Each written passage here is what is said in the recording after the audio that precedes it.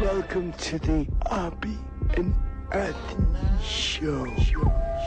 Never before has one radio show been so extreme.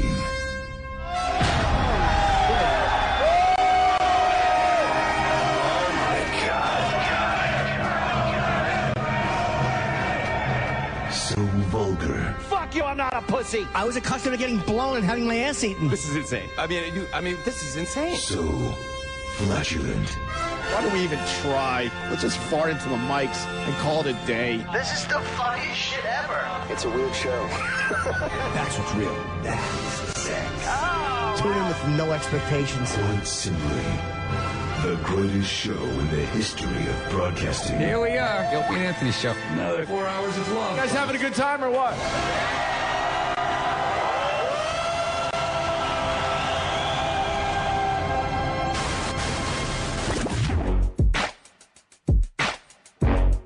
Yeah, check, yeah, check it. I'm up early in the morning, yawning. Put Opie Anthony, yeah, Jimmy Tranny pointing. Opie like brother man, Ant wants to join the clan. Jimmy on the other hand, he working the other hand. Turn my headphones up. They're horrible people to say in this old objectionable human beings, and I want you to know unacceptable to my scene, but I'll give it a go. 50 Cent, Larry King, Opie and Anthony Show. Go. I know you're feeling the flow, while Opie's mother hucking, Jim's trying to get blown. And we come to play around and we still in the show. I know you never heard nothing like this before. How important is your board? Bored you'll never be, and don't worry about getting shot when you're with Anthony. Oh yeah, on the edge of your chair. Cause you really want to hear Opie, Anthony, and Jimmy. Just keep it right here. It's the Opie and Anthony Show. Yeah, the Opie and Anthony Show. Yeah, check it. It's the Opie and Anthony Show. Yeah. It's the Opie and Anthony Show. Yeah, 50. Yeah, now Mike Tyson up in this bitch. It's the Opie and Anthony Show.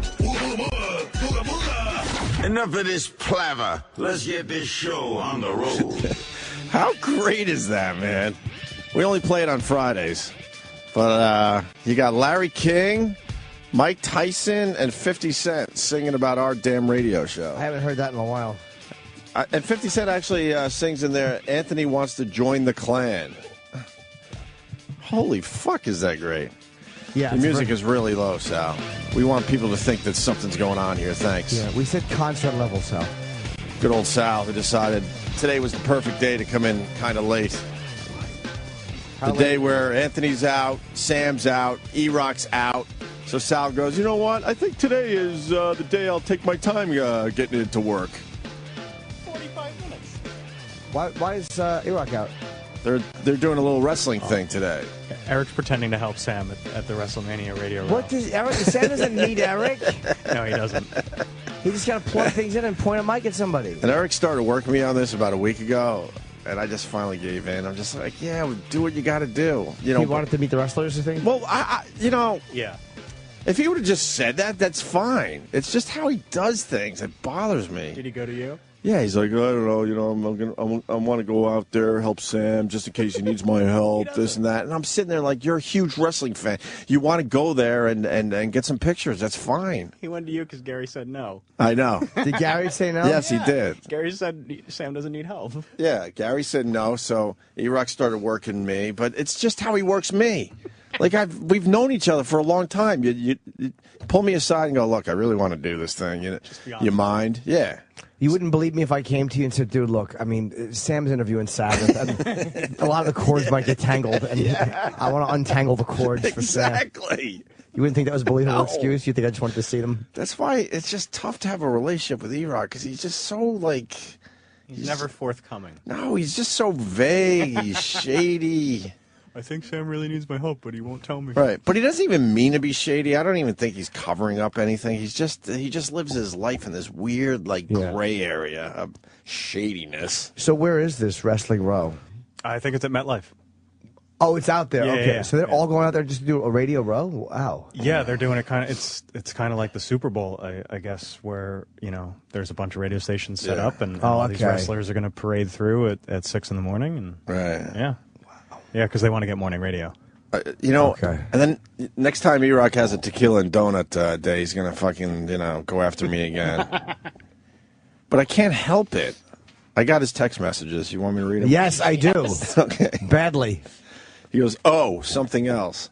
2 weeks from now, so we go back a while, obviously. Friday before WrestleMania, which obviously is today. They're doing Radio Row, which Sam will be attending that morning. Gary doesn't want me going. So I don't know where this goes after that. So the show is down both of us. You see how he did that?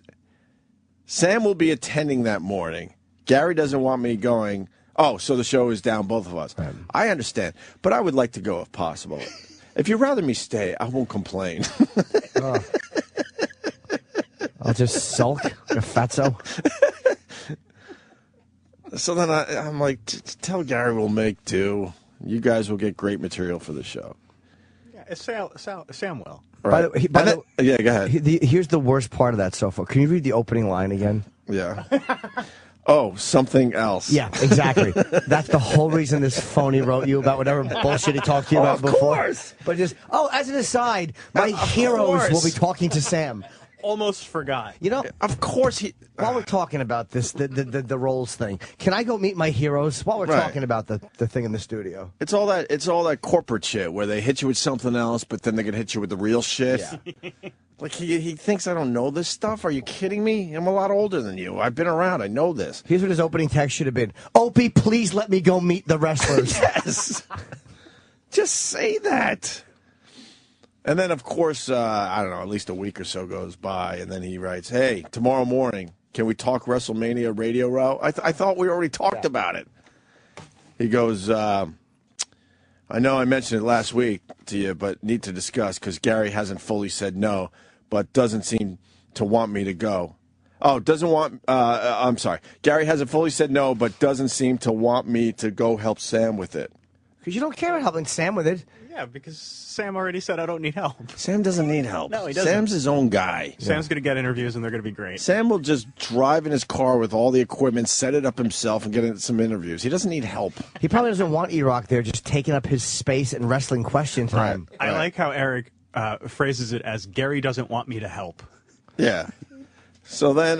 Gary's hurting the show. Yeah.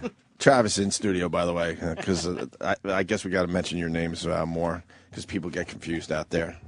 So I do sound a lot like Sam. And then he finishes with, then I'll leave you alone about it. Wants me to talk to Gary again about it. And then he writes, then I'll leave you alone about it. Well, it would be great if you came on the air today screaming about why isn't E-Rock here? We need the help. In the end, fucking got him in trouble with Gary. Like, why did you let him go? Gary was like, I didn't let him go. Right. In the end, whatever. In the end, we'll have a good show. You know, people are out today, but in the end, we'll have another fine radio show. It's just how we set this shit up a long time ago. And then yesterday... forgot to talk to you today. Can you tell Gary Monday or Tuesday? He's just always working some angle. But he's not slick at all. He's horribly not slick. That's the beauty of E-Rock, is he's lumbering, but he acts like he's fucking sneaking around. Yes. He's really not slick at all. So now I need to know from Sam. He would be a terrible cat burglar. Yeah, he really would be. He would just trudge through things and leave fingerprints everywhere and knock Hummels over. He's just a lump. He's a lump, E-Rock. And mentally, he's a lump. He's lovable, but he is lovable. He's just, hold on. I think Eric is irreplaceable on the radio. Oh, of course. I would say that in a second. Calling Eric? I'm calling Sam. Hello? Sam, you're on the air. Now, Dude, I'm listening to you on my headphones. Oh, you're listening? You just yeah, dude, this is the best show of the week so far. I love this. Oh, you love it? Yeah, it's fantastic. You could the telling of the story couldn't be more accurate. Oh, okay. You could pot up our ISDN thing on your board, and you can talk to me and Eric. Can you hear me right now?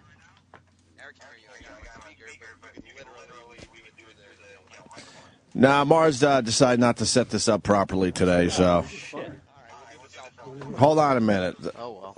No, wait. We're good. Hello? You hang the phone up. Hello. It's kind of echoey. It's only in my left. And it's only in our left ear, Mars. Eric, talk. I'm talking. You sound fine on this end. I can hear Eric in both ears. You can? Yeah, unfortunately, yes. Eric. I could only hear him in my left I ear. only hear him in one ear. You were hearing Eric through the phone. Yeah, see, I was doing this. I just hung up the phone. Can you hear me? I can hear Sam in my left ear. Yeah, we could only hear him in our left ear. Would it be funny if someone we all had tumors on the right side? And that's all it was? What are you going to do, Mars? What about the people that only have speakers on the fucking right side that are working in their cars? We're going to be all fucked up. It's going to be a one-sided conversation. Let's get this done. This is why we needed Eric here. Yeah. Yeah, Eric would have fixed this problem. You got it fixed, Mars? Yes. Okay. Mars, you sure? Sam, talk. Hey, what's up? Okay, yeah, you do have it fixed. Okay. Now it's on my right ear. So, Sam, do you need E-Rock's help today? I'll tell you exactly what I told Gary. Okay. It wouldn't hurt for me to have an assistant on hand. Right. To just take care of everything that's not, me being purely talent. Right.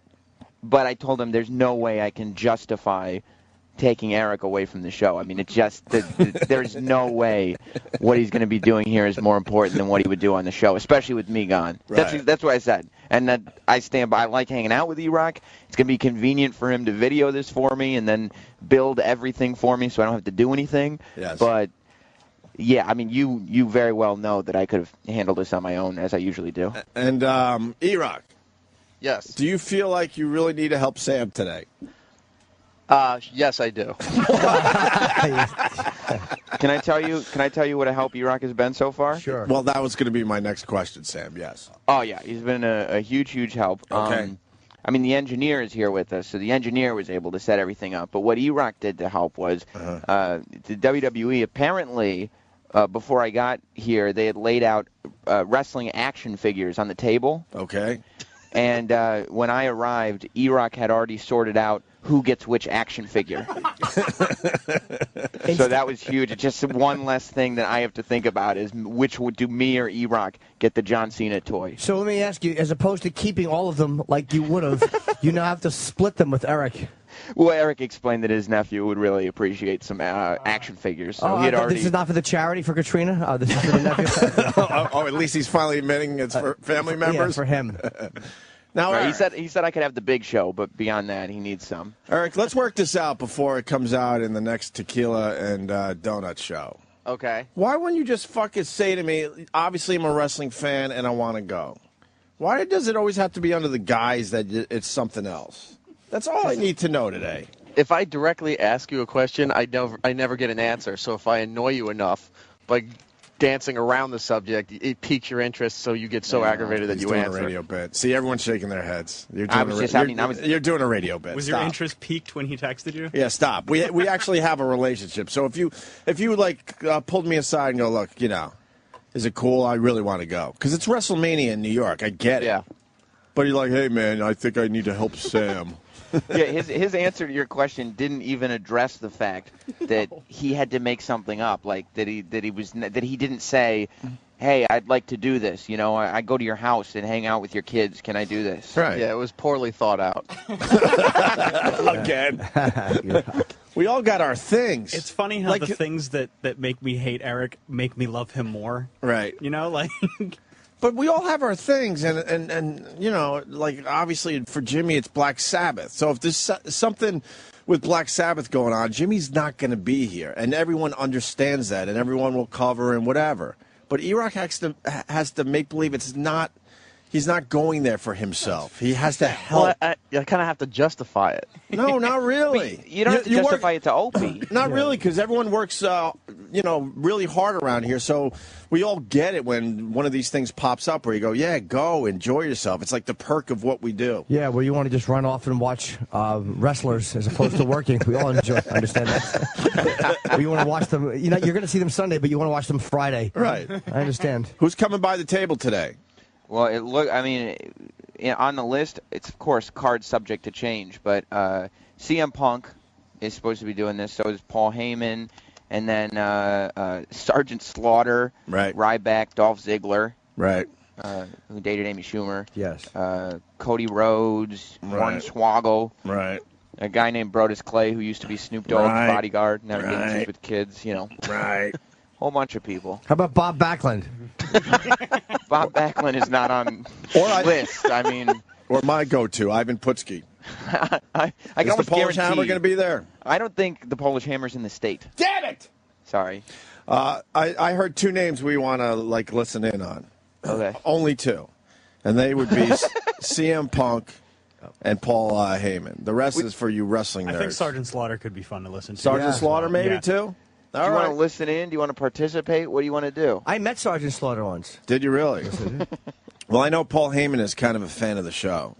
He's a fan of Sam. I know that. Oh, he's a fan of Sam and not a fan of the Well, Opie and Anthony I'm show. just saying I know for a fact that he's a fan of Sam's. Okay. Maybe he's a fan of the Opie and Anthony show through me. I think I'm bringing a lot of people on board that way. That could be it. Yeah, a little too much wrestling. You said it, not me. Way too much wrestling. Paul Heyman and CM Punk we'll talk to today. I texted CM to see if he can come on, but he said he had a crazy morning. We could have him on right now. I mean, through this, we could have him on, thanks to E-Rock. No, I setting just this wanted to brag that I texted CM. Oh. I needed a reason to do so. That wasn't really legitimate. Now that Fandango is a big star, he doesn't tweet me anymore. Oh, dude, you know what? We went to the press conference yesterday. Yeah. And Fandango, he came out. It's a press conference, and they go back and forth because they were trying to do a legit press conference, like guys with suits who aren't on TV, like, you know, the chairman of the New York Giants organization comes out to talk. And then all of a sudden, Fandango's music starts playing. And Fandango comes out. And he interrupts the press conference, and he walks out, and he's dancing with the girl that's with him. Right. And he gets up on stage, and he tells the press how to pronounce his name. Right. And the whole press is just looking at him like, what the fuck is going on? What is this? And there was just one woo in the back, and that was me. and he pointed to me and did the call me gesture with his finger to his ear. You don't think that the press really cared for that? They didn't know what was going on. They don't know him yet. I mean, in the wrestling world, he's huge, but outside that, not so much. And he didn't stop for questions. There was no explanation as to what. He just came out, he danced, he told everybody how to pronounce his name, and then he bounced. Right. What about The Rock? You guys getting him? Oh, my God, with this Rock. The Rock was, he did the press conference, but not only is he not doing Radio Row, he didn't do one-on-ones at all at the press conference. I heard he was supposed to be on the Today Show yesterday. He didn't do that. I mean, he's the Hollywood Dwayne Johnson. He is so fucking famous. Holy shit. He is so famous. He wants to do my show this afternoon, and I said no. I don't want him. I don't need him. That's bad advice. I don't believe in it. Yeah. Oh my God. And Kenny was bothered by the Fandango surprise appearance. I heard about that. I think a lot of us got text messages about it. Why? He thought Fandango might have been hitting on him. I swear to God. I know that. You heard in the car. Yeah, but if Fandango, he didn't give me gay vibes at all. I picked those up, but I don't think he's gay at all. He kind of. I thought he was just like a fun guy. Yeah, just being silly. Yeah. And he actually went the other way with that whole thing because, off mic when we got to meet the man that plays Fandango, he wanted to make it perfectly clear that this is just an act. Yeah, he's cool. This is my way into the big wrestling world. And he even said that his truck driver dad was a little bothered by the character he chose.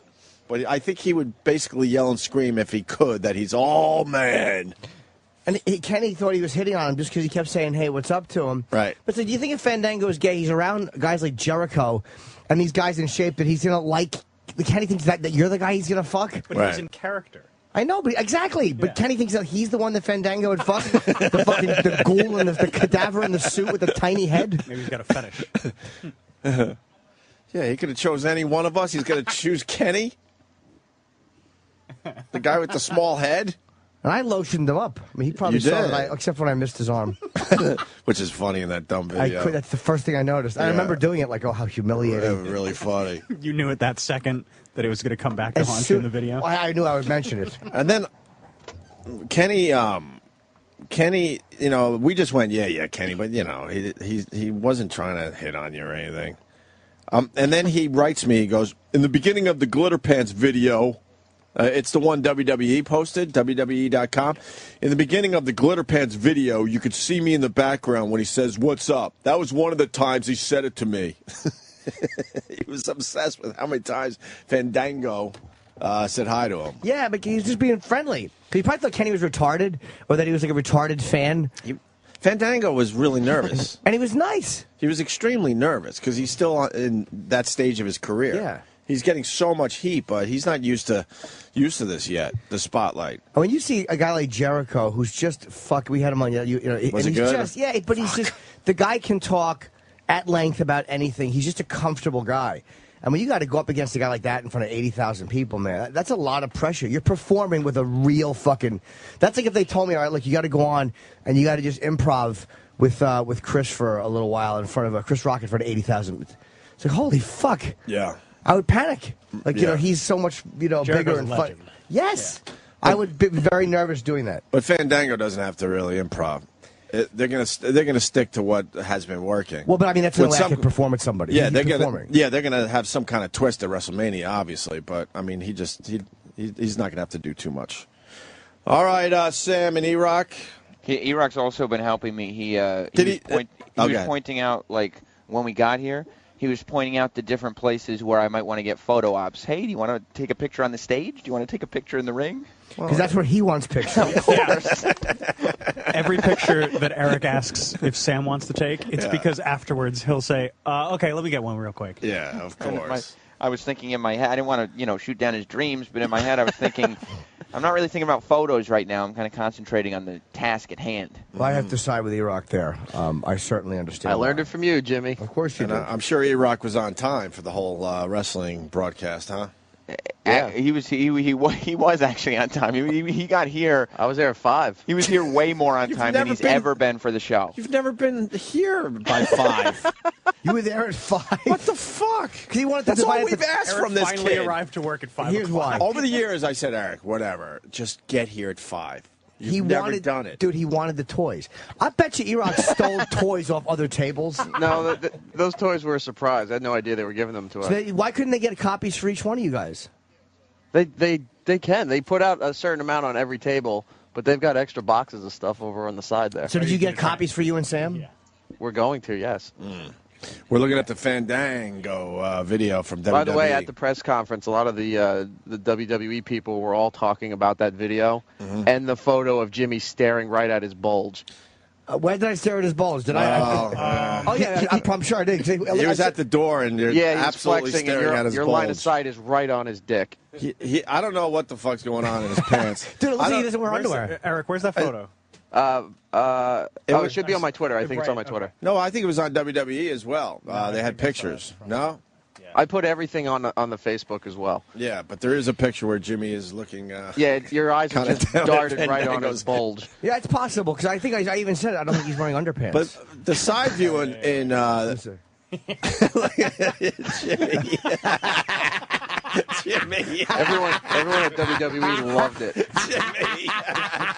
You have like a half smile, like, yeah. Jimmy. That doesn't look good. No. That's really one of those photos that needs a little explaining. Well, the best is your eyes are definitely down looking at his crotch, and there's just a nice little smile on Jimmy's face, a little boyish smile. I was probably just amused, but it doesn't look that like I was just amused. Looks like I'm really enjoying the festivities. He's flexing at the door before he leaves or when he first got in, and I think you're right. He doesn't wear underpants. No, that's because the side view when he was stretching as you're oiling up his back or lotioning up his back, you could see his fucking something was going on down there. That's very funny to me. It's hilarious. It's hilarious. Look at Roland backing up. All right. So when do you guys start interviewing? They should be starting to bring people around in 10, 15 minutes. Oh, or so. no kidding. Yeah, so we can just let you know when Punk or Paul Heyman is here. Yeah, give us a heads up. We'll we'll do a little something and. That Fandango thing is not the buzz of WWE; it's the buzz of the industry. I went to an indie show last night to do color commentary. Right. And one of the wrestlers in the ring, pointed me out and from the ring mentioned the Fandango video that he had seen. Everybody's talking about it. Oh, really? Good. Yeah. Well, it's good. A series actually did put it on their site by 6 p.m. or so, which was good. That was good, because you never want to get stuff out early. You always want to wait a few hours until it's on all the wrestling sites and then throw it up. I was telling Jimmy, when you got a video that you know is going to work, you got to get it out there immediately. This shit is immediate. And the shelf life on these videos are barely a day at this point. And it turned out SiriusXM put up their version at, 5 or 6 o'clock that night? Yeah, it was just after you and WWE.com and My What's the Haps and all those videos went up. Look, and as soon as he walked in, I'm like, fuck, I didn't have my regular camera set up, so I'm like, I got to film. This is so obvious.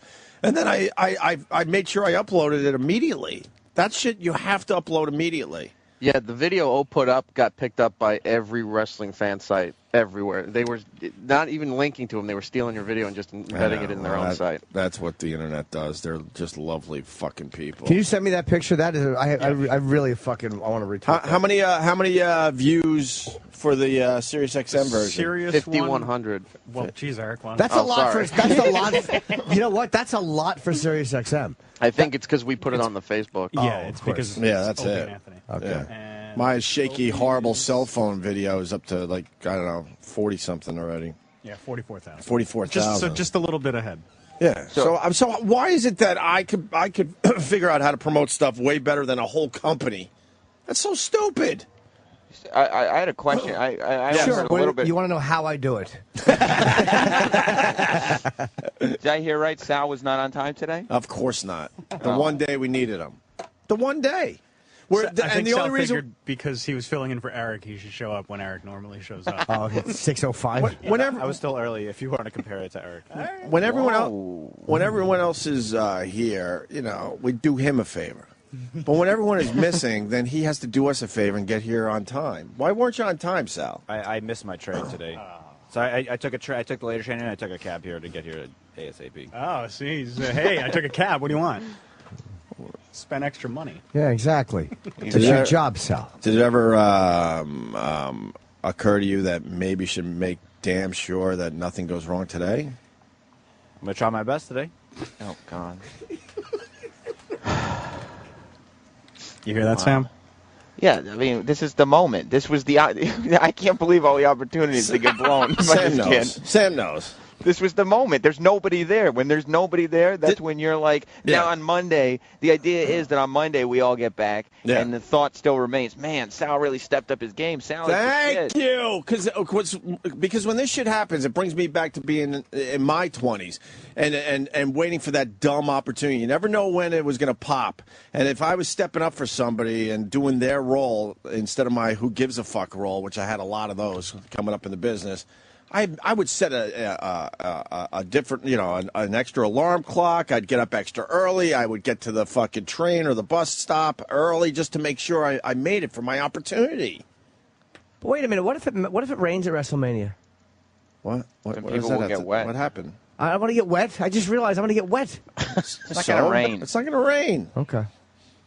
But we're talking about Sal. What does that have to? What the fuck's going on? It just hit me. I just realized that. Like, what if I get wet at WrestleMania? Sounds hopeless. What does that have to do about Sal not seeing an opportunity? A lot, because let's just say Sal was an umbrella salesman, and it rained at WrestleMania. He'd show up at fucking Monday morning with umbrellas. See? Sal, you kind of blew it, because now we all are looking at you like, the one day that you could have stepped up, you're marching down the hall at like 5:45. Everything's going okay so far, I think. What? It couldn't be going worse. Well, because we're listening to Eric. Oh, yes. Always deflecting. You're obsessed with Eric. The fact is, Eric works. As much as we beat the shit out of him, he's irreplaceable. Yeah, The day Eric moves on will be a bad day. Exactly. The only person cheering will be the fucking chair in that room. So stop obsessing about Eric. You're not even close to what he has done You're for this no radio Eric show. Nagel. No, not even. Nothing. And that is always meant as a compliment. That's what Sandusky was fucking said to himself. Yeah. You know, get it. All right, I guess that's it. So Jim's tired. I am always tired. So we'll check in with you guys in a little bit. All right, sounds good. Sam and E-Rock live from WrestleMania. Go play with your toys. Yes, Sam, give me updates on Eric all morning long. That's all I want. That's all I want today. I absolutely will. Keep checking your texts. Right. All right. Yeah, thanks. All right, there they go. Sam and Eric. Mars said he wants to step up and be third mic today, by the way. Did you mean it, or are you just fucking bullshitting too, like fucking Sal does? No, I don't bullshit, man. I'm down for the third mic. I could mispronounce more words than anybody else on staff. What would you talk about? We could talk about what's going on in the No, paper. you can't. No. I mean, look, why not? You do it. As soon as I walked in, no, but I by the time you see me, I've read a shitload of newspapers. You want to talk about the Knicks? Not really. Okay. No? How about Miami? Give a fuck about basketball at all. No. Okay. Another team. No basketball. Another sport. Another sport? How about MMA? Okay. Not really. No? Okay. The Knicks are what? They got a nice hot streak right now. Yeah, they won 10 already. 10. They won 10 already. 10 in a row. That's They won 10 already. Well, I'm referring to the streak you're talking about, right? Yeah. 10. They're a 10 winning game streak. This is going nowhere. 10 winning game streak. You can hear the radios turning off. Yeah. You said you wanted some mic time. Yes, I'm here. Well, this isn't good mic time. No, this is not good, Mars. No, not at all. Well, No. I'm trying to talk about something. But you were excited. I thought you were prepared to talk. Oh, hell no, I'm not prepared at all. All right, then why would you suggest being on the show? See, I'm on mic right now. Thanks, Mars. Yeah, but just being on mic is not enough. That's what some people think, There's a though. lot of things to cover, Yes. I think. I think. What do you got on Ebert? That's a huge story today. Huge story. Mr. Jawless passed away. Why? Why? Mars? Huh? Why? Why what? So, Why is he missing a jaw? so how do we know that it's not going to rain Sunday? How do we know? Let's look at the weather. So I'll just be stuck outside in the rain? The watching- forecast calls for 10%. 10% rain. Chance, I mean, chance. But it's going to be cold out there. No. I mean, the high is supposed to be about 62, but yeah, it'll be chilly at night. Why am I doing this? It's going to be fun. It will be fun. Why Just am I wear going to extra sit? socks? you'll love it. You've never been to a WrestleMania? No, but the ring is covered with a fucking top, right? Well, how much of the audience is covered with the top? 0. Why? Because that's how the stadium was built. Yeah. Yeah. It's an But outdoor stadium. I really wouldn't worry about rain. It's not going to rain. I But wouldn't. it's going to be cold. Yeah, it's going to be cold. I'm not going to enjoy that, sitting in the cold. Well, you want them to warm it up just for you? I think it'll be all right. Yeah. Wear your jacket. That's fun. Yeah. Sitting outdoor in someone's yard with my fucking wear a coat hat. on. It's going to be fun. It's not going to be fun. Yeah, it is. Well, You're get some of going your to winter WrestleMania. stuff. You got like a winter hat? I do. All right. You got gloves? Yeah, but You could get exactly, who glove wants warmers? to do all that? That's why people go to football games. I know. I want to sit indoors and cheer. I think it's going to be pretty warm, though, with all those people there, too. I think you'll be fine. Oh, I don't know. It's going to be miserable. You're going to sit there in a coat, and take you're your going ticket. to look at Fandango. No, You got great seats. Where are we sitting? Show me. I'll decide if I'm going. You're the first level up, third row. How come we're not on the floor? Wait, we're not on the floor? I think you'd rather be there because No, if you're how on the come floor, you're level with. Yeah, but everyone. the ring is tiny. You got to be really close. And that's where all the celebrities sit on the floor. That's right. Why are we never No, part of the celebrities? Obviously, sit in the third row on the first level. You sure? That's where you guys are. Yeah, but a lot of these events were always just outside the celebrities. I'm not trying to spin this. I think I hate knowing I'm almost a celebrity. you would rather. I'd rather be a nobody or a celebrity, not a almost celebrity. The ring is right here. Yeah. You guys are right here. That's in the far. third That's row. off It's the not far. field. It's not far because I'm going to. That would be a that would be a beautiful seats for a Jets game. Beautiful. I would love those We're not even seats on for a the Jets field? game. No. No, but I'm saying when you're not on the field, you're elevated above. No, I understand everyone that. else. I would rather have an elevated I've view. seen UFC close up. I've seen it from the third row, and I've seen it from fucking. I was in the first level. second row for WrestleMania in where the hell You guys are was gonna that? be like Anaheim. Huh? You're going to be like right there. Wow, that's horrible. That's great. So you got bad seats and you're gonna get rained on, Jimmy. Like right. Is that here? Like that's Yeah. literally your seat. Yeah, but why are we not in the fucking ground where the celebrities are? Not that we're celebrities. I just want to meet them. Oh, I see. You're going to WrestleMania for photos. Yeah, of course he is. I don't know if there'll be any celebrities around. They invite a lot of There will be, celebrities, yeah. and they're A all lot on of the celebrities floor. go. Yeah, and they're or all on they're the floor. Or they're in boxes. No, above they're on you. the floor because they want to, get them on camera. They're in warm. No, celebrity they'll be boxes. down low because they want the camera time too. Because a lot of people watch WrestleMania. I remember this from the Anaheim show we went to many, many years ago. Yeah, those are great seats. We were sitting right next to one of the Jackson brothers. Forget which one. You were in the first raised level. We were in the second row, and then Michael Clark Duncan was sitting right next to us. There were so many celebrities right around us for that one. We're not in celebrity row. No, we're not even. Is in Sam sitting with us? No. Where's We're he sitting? In a box, right? Well, yeah. Sam's got press box and friends and family box. How do you get friends and family? Because he's very in with the WWE. He told me he was going to bring me to that section. Well, maybe he will. Maybe he's just keeping it as a surprise. I don't even know if How come WWE didn't give us friends and family? Yeah, we're friends. We at promote least. everything they do. Would you rather be in a box all the way up high with a bunch of other people, or would you rather have your own seat? How about on seat? Yeah, that's what they did. I don't even know if I can go. I mean, look, the press box where, I want to go. Yeah, go. What, you want to watch my kids? No, I got to watch mine. Exactly. I got a situation. I don't know if I could get a babysitter in time. And my wife's got stuff going on, so I don't know if I don't know who could watch my kids. You gotta get someone. You got a huge family. TV? What? TV. Yeah, leave them in Just front of the TV. Put them in front of the TV? That's not yeah, bad. Just tell them to keep it down.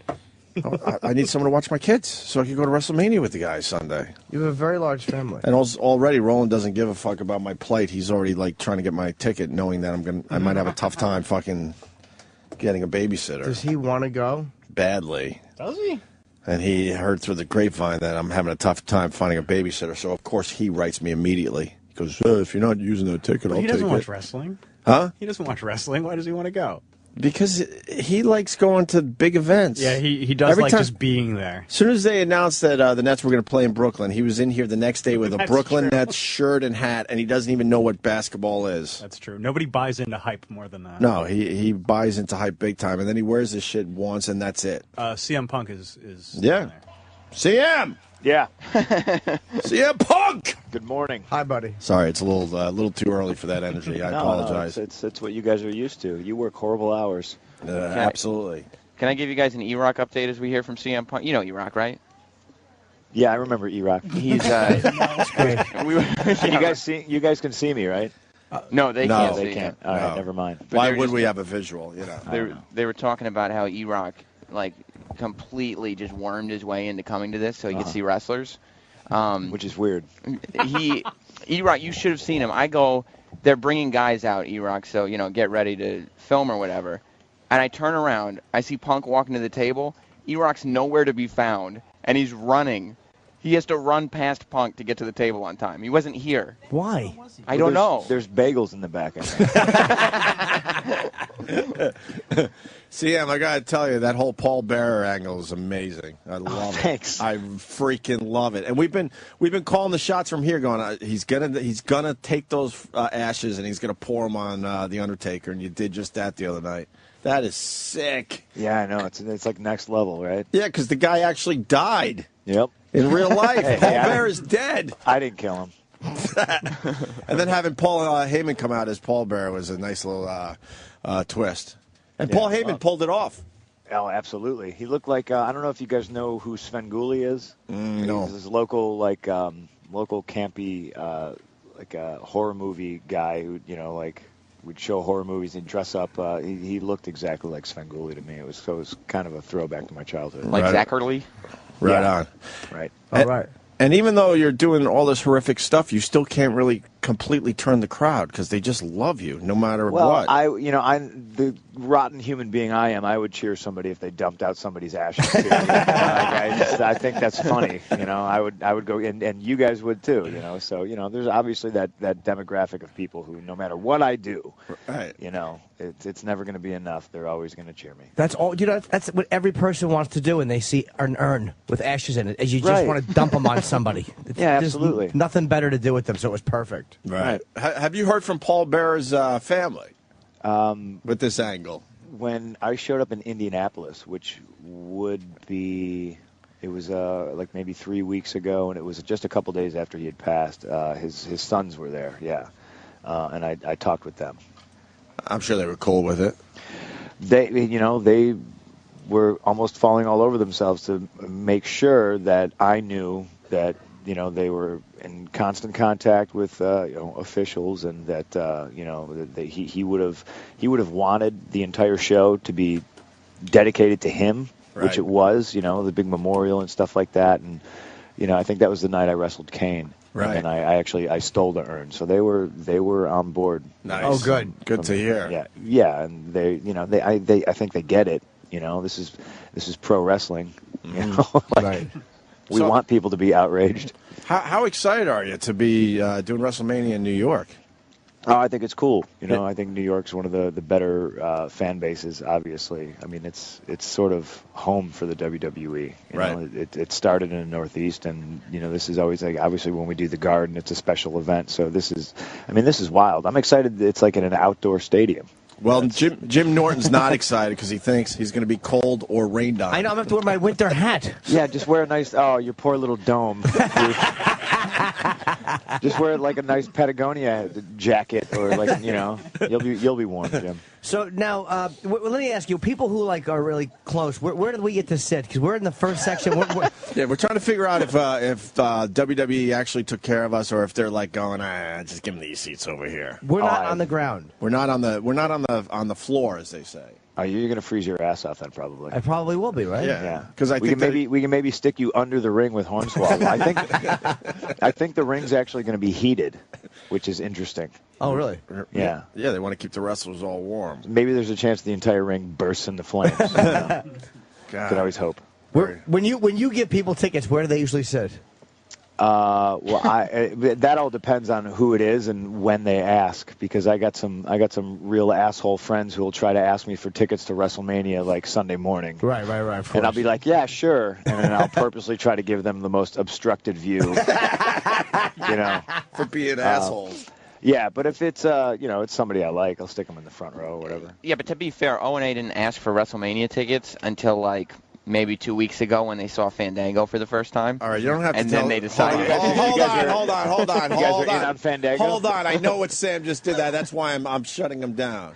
Why did you have to tell CM Punk that we're into the Fandango thing?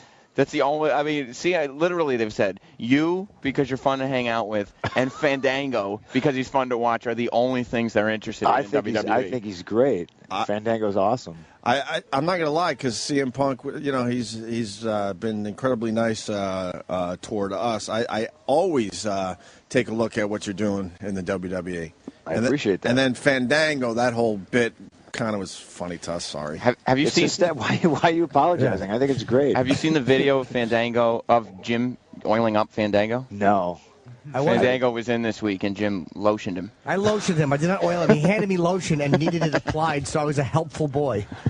Did you apply it to the front or the back, Jim? It was only to his forearms and to the small of his back and a bit on his chest, wherever the lotion was needed. Well, it's so strange. Jimmy's lying. I didn't turn the camera on in time to see him lotioning his pecs. Did I lotion his pecs? Yes. I missed that shot. I did miss that. But not his dick. I didn't lotion his abs or his dick. No, you were too busy staring at his dick. Remember? He wasn't wearing underpants. You know what? It's hard not to stare. He's got those high-waisted cock pants that are very popular. And they're glistening and they're shiny pants. How do you not look? I think Jimmy just did you tweet the picture? Of course I did. Jimmy tweeted the picture, so it's Jim Norton on Twitter. There's a great picture of Jimmy staring at his dick as Fandango is kind of flexing at our door here. I wasn't staring at his dick. My eyes were sleepy. All right. We just want to say hi, CM. I'm sure Sam will do a real, interview for the wrestling fans. You and Chris are the main reason I'm going. I really want to see you guys. So it's my first time going. I'm looking forward to it. Cool. Yeah. Well, it's always a good time. I mean, WrestleMania is ridiculously huge. So even if you're not into wrestling, like the spectacle of it all is pretty. It's pretty overwhelming. Yeah, absolutely. You're gonna love it, Jimmy. I know. I'm looking forward to it. Yeah. All right. Take care, brother. Thanks, CM. Good talking to you guys. Thanks. Right on, man. Be good. CM Punk. What time does it start? It starts at 7. Okay. It starts at 7. Yes, I believe. Anthony's going, right? As far as I know. All right. I don't want to go by myself. I got to go with somebody. No, I'm gonna try. I wonder if we have Do we have friends and family parking? No. That I would assume not, because you didn't get any parking passes. We gotta get parking passes. Why wouldn't they give us parking passes? I don't know. You know, we're big promoters of wrestling. I would have thought by now you had proper mic technique. That's kind of your thing, isn't it? See, I knew Sam would do a legit wrestling interview with CM Punk. I'm sure he's not talking about Fandango's cock. No. We don't even have wrestling passes. You know how much of a nightmare it is to get in and out of that joint without a it's gonna fucking be bad. good parking pass? Mm-hmm. Yeah, I don't want to fight. 7. I don't want to fight. I'm 80,000 people. You will have to leave by. You can take the choo-choo. If you leave at 5 from where you live, which is we can pretty much see where WrestleMania is going to be from where we live, you'll barely make showtime if you leave at 5. Where does the train go? To where? The train is a nightmare. Oh, is it? This will be a good I did the train test. once after a Jets game. It's a nightmare. Why? Because it stops at one place for a while, and then you got to wait for the train that goes to the stadium. Wait, probably through Penn Station, Newark, right? Penn Station to that, I forget the name of the fucking town, yeah. Oh, I just want to fucking... They should have gave us some nice passes. Why wouldn't they give us... They should have. Who do we need? Who do we know over there that could help us out? Sam. No, I'm talking about. I'm going right to Giant Stadium now. Well, Roland or somebody could find out. Roland might be able to get you some passes. Some passes, yeah. I mean, come on. Yeah. We promote a lot of wrestling events. Maybe Roland will trade you a parking pass for your ticket. Yeah, but then how am I going to go? That son of a bitch! Like he doesn't even care that I'm having a tough time finding a babysitter. He's jumping on the opportunity for him. Look, now we go to his text. Hey, if you don't use your WrestleMania tick and no one wants it, I would love to go. How about you help me find a babysitter, Roland? Or how about you offer to babysit the kids? Although that would never happen. You wouldn't leave Roland. No, why would your you? Children? Roland has seen my kids and he gets very scared. I don't know what that's They're about. smarter than he is. Roland, why do you get being a good babysitter? Why do you get scared when you see my little Or kids? Why do you get scared? Because kids always need something, and I have nothing to provide. All right, fair enough. Because they're like, help. I'm like, no, stay down, stay down. You don't want to pick them up and help them? No, because then if they squirm, if I let go and they hurt themselves, they look at you like you're the bad guy. What are you, Rain Man? Yeah. Fucking Roland wakes up screaming, hot water burn baby. You're one of those guys that drops babies. I'm just scared of them. I don't want to drop them. No one's, I think most people are kind of a little nervous and scared around like newborns and little babies, but How come we don't have parking passes at WrestleMania? I have no idea. Can we get them? I mean, it's... Roland, tell them how hard it is. If you have to don't go have from here to Secaucus, transfer either to the train or the bus to take you to the stadium. But I mean, why can we get WrestleMania? And everyone else is doing that, by the way. So then you're on a really long line and waiting. if you don't time it right, you can wait in the train or bus line for 3-4 hours. Thank you. That's what that's like the Jets game out with 4 hours because I timed it just wrong. And then you have to run around, and then they start shutting down the gates. Like you have to keep on running around the stadium until you go out. There you go. Yeah. It's like 3-4 hours. Secaucus Junction with connecting shuttle bus. Yeah. So that's like an hour and change. It's not fun. I left the Jets game early. They were getting blown out. And the U2 concert, I missed the train. It took me like 4 hours. I'm not doing this. So then I left early, and I still had to wait for the next train, which wasn't 4 hours. It was probably about a half hour. So I actually, even though I left the game early, the game now let out. But I was like way up. Remember the Jets game up we front. went to? And then I had to wait at Secaucus because the trains aren't timed out properly. So then I was at Secaucus for about 45 minutes. So I could see my apartment pretty much from Giant Stadium. It took me over 2 hours, and that's the most convenient way back home. And you have to wait till midnight when it switches back to a regular train schedule. Or you can just take a bus straight from the Port Authority. That Really? would actually probably be the easiest thing to do. That takes an hour and change, too. Yeah, but you know what? Yeah, At you wanna least be it's on a- just you're on a bus. and but you the wait till you line get there. after is like a monstrous line. Yeah, no, I wouldn't want You want to take a Port Authority bus to Giant It's like- Stadium and see I'm not- WrestleMania? You guys have fun. I'm not going. Yeah, the line's like 3 hours. Maybe we can just get parking passes. That'd That would be be the easier. easiest thing. Yeah, I think right now all the parking passes are gone. Because like all the VIP parking passes for every big event is gone by a month. But we're the Opie and Anthony show, goddammit. I know. There's got to be one left. I don't know. We are so not famous. Because it's just because like a we Super were Bowl almost parking pass. We were almost famous about 10 years ago, but right now we are so not famous. Maybe They one of throw our us a ticket halfway, in the middle of nowhere's land for WrestleMania without fucking parking tickets. I'll check with one person for parking, but Yeah. it's going to be tough because every media outlet's there. Roland, how about this? How about we get a helicopter and we go over there nice? That's Trump Jr. All right, let's give him a call. Because his dad's going to be there. Really? Yeah. And where do the helicopters land? I think they land right where they practice that little time. Oh, the practice facility, Yeah. which is right there? They land right. You want to try to get a helicopter? That's what U2 did. Let's use the next Probably three. $2,000. Huh? It's probably $2,000 to go from the city. Oh, no, we're going for free. It's like 3 ribbon tugs. No, we're going for free. My goal for the next 3 hours is to get us a helicopter ride to WrestleMania and a babysitter so I could go. Why don't you just get a car service? Or why don't we get a helicopter, no babysitter? Car service is possible. Yeah. I wonder what Ant's doing. That's why I'm thinking, because he I don't know if he wants to drive. If you're going to go, you got to kind of go early as well. I would assume he would drive and stay in the city. What I'm getting at. Would he drive to WrestleMania? I don't see Anthony so. wanting to drive to WrestleMania. I don't see him wanting to take public transportation. No, I see him wanting to get at least to get a car. Giant Stadium is convenient if you go very early. And if no one else is going. Right. I mean, it's good for football games because a lot of people tailgate, so you could go there early and set up. This. You think they'll tailgate for this? Yeah, sure, definitely. absolutely. 100%. Any excuse to tailgate. All right. We have a good show today. We actually just had this huge conversation with Vince McMahon about this because. I hope he's talking about my parking passes. You know, he didn't like the fact that I was going to be not with parking passes, and Jim might have to walk and get shitty seats. If it's windy, he'll be cold. Yeah, that's not going to be cold. It'll be fine. I like those guys. It's going to be a lot. just an early spring night. What do I do with my ticket if I don't go? I can't. I'm not going to not do what wrestling would want me to do because they were generous in giving me the ticket. I'll give it a rolling. Okay. No, I could do that, but will they be mad? No. They don't care. They obviously don't care. Look where they put us. All right, we're going to break. And do we have a good show today? Jane Levy, who's in the new Evil Dead, who I cannot wait to see that fucking movie, is in studio. Scary. And it looks terrifying. And Chris Hardwick will be in. He's got this show after The Walking Dead. Talking Dead, which I have not seen. And I have not. I'm like 4 episodes behind on The Walking Dead, so I hope he doesn't blow it. Right. Don't tell me. All right. And who's Pat LaFrida? The King of Meats. He's going to come in. And, That's my nickname. The King of Meats. Yeah, he's going to bring you different burgers. He owns the joints in City Field.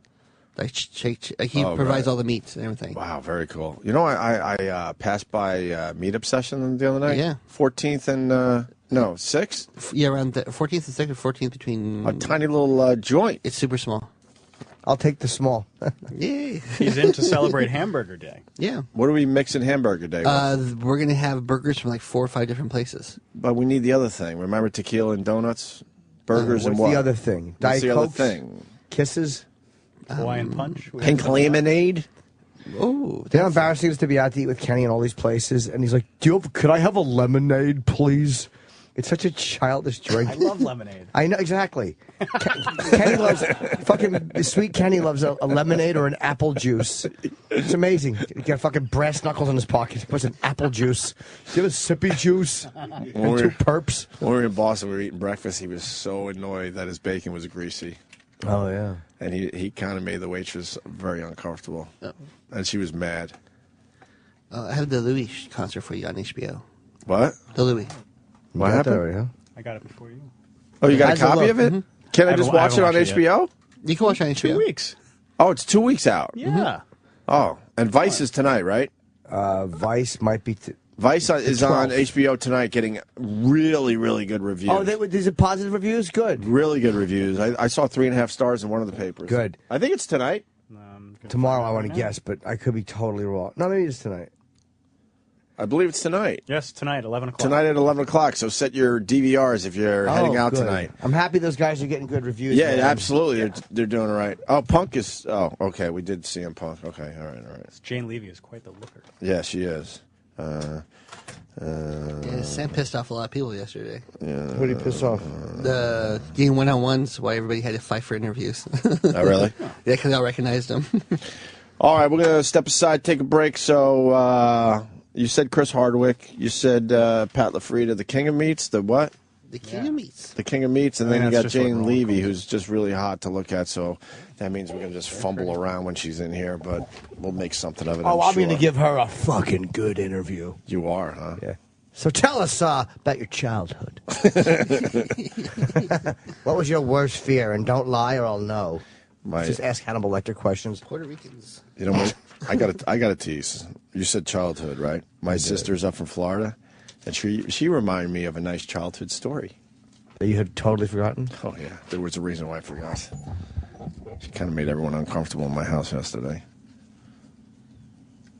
Does it rhyme with no festation?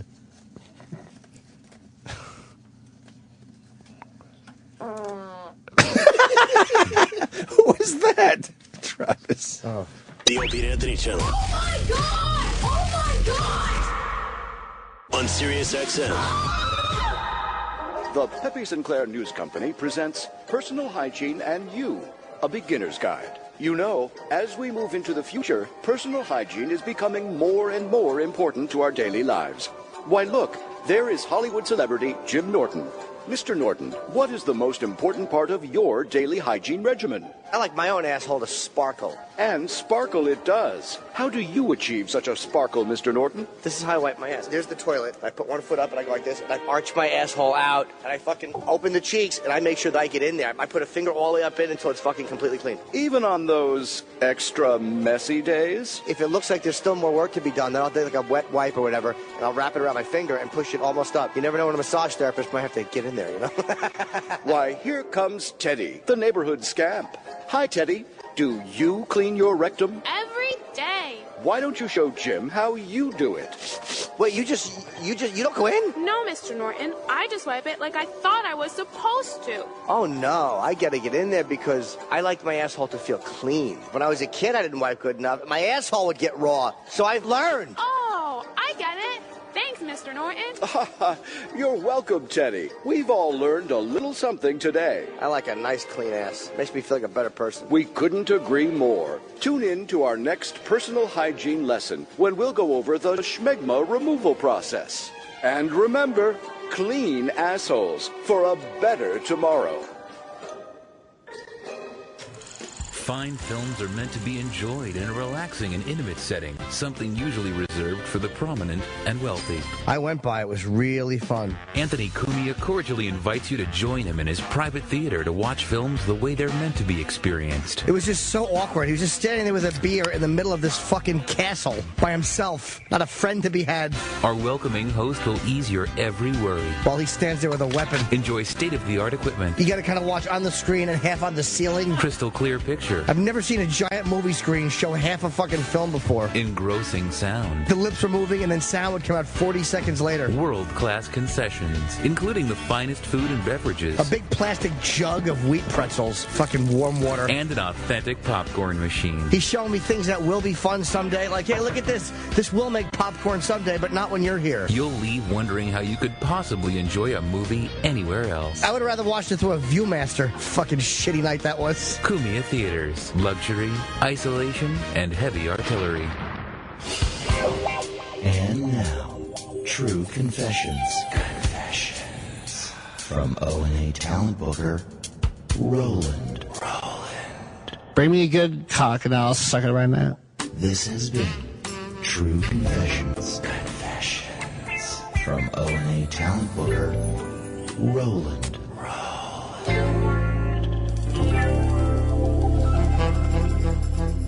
What the fuck? What the fuck? What the fuck? What the fuck? What the fuck? What the fuck? What the fuck? What the fuck? I said, what the fuck? What the fuck? What the fuck? What the fuck? What the fuck? What the fuck? What the fuck? What the fuck? I said, what the fuck? What the fuck? What the fuck? What the fuck? What the fuck? What the fuck? Oh! What the fuck? What the fuck? What the fuck? What the fuck? What the fuck? What the fuck? Oh! What the fuck? What the fuck? What the fuck? What the fuck? What the fuck? What the fuck? What the fuck? What the fuck? I said, what the fuck? What the fuck? What the fuck? What the fuck? What the fuck? What the fuck? What the fuck? What the fuck? I said, what the fuck? What the fuck? What the fuck? What the fuck? What the fuck? What the fuck? Oh! What the fuck? What the fuck? What the fuck? What the fuck? What the fuck? What the fuck? Oh! What the fuck? You guys on the air right now? Are we on the air? You guys on the air right now? Are we on the air right now? I love it. Fucking air! You guys on the air right now? Are we actually on the air right now? Yes, we're on the air. Are we actually on the air right now? Yes, we're on the air. We're on the fucking. Oh, yeah, we do that. You guys on the air right now? Oh, you guys on the air? Are we on the air right now? We're on the radio right now. Are we on radio? We're on the radio right now. Are we on? Are you on the air? Yes, we're on the air. Are you on the air? Yes, we're on the air. Are you on the air? Yes, we're on the air. Are you on the air? Yes, we're on the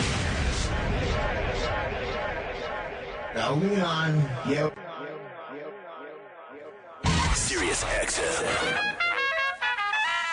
It's the Opie and Anthony Show. Yes, it's me and Jimmy today. Sam is at WrestleMania. Yep. And talking to wrestlers with E-Rock. Who's not missed at all, by the way, E-Rock. So far, not so much. No. But E-Rock's there because he's a huge wrestling fan, but he kind of told me that he wants to go to help Sam out. Is E-Rock sitting with us? I don't know. Where is That's he? a very good question. Hey, Sam. Yeah. Is E-Rock sitting with us? No, E-Rock's up in the press box. Oh, press box. Is that a better seat?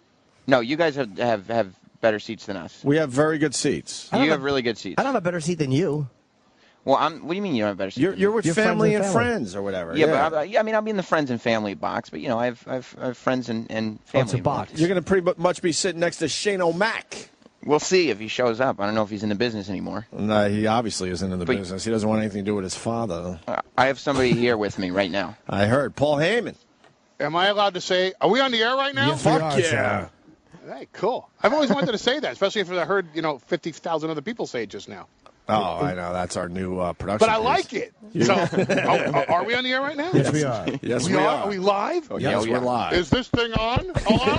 Hello? Wow, this is cool. Yeah. And they curse, too. You know that they curse? I didn't know. I try not to. Really? Yeah. Why the fuck not? Sam's trying to be a professional broadcaster. Yeah. Yeah. With that voice of his. It's a terrific broadcasting voice he has. Hey, what crisp. The headline event, I guess, is The Rock against John Cena. And when is Lesnar? When does Lesnar fight? When does he fight? Yeah, like what? In what, the true main event against Triple H. Oh, okay. So is that right before the main event? I have absolutely no idea. It's Rock and Cena. Didn't they do that last year? Yeah. Is Rock fighting Cena again? Oh yeah. Yeah, they already did that.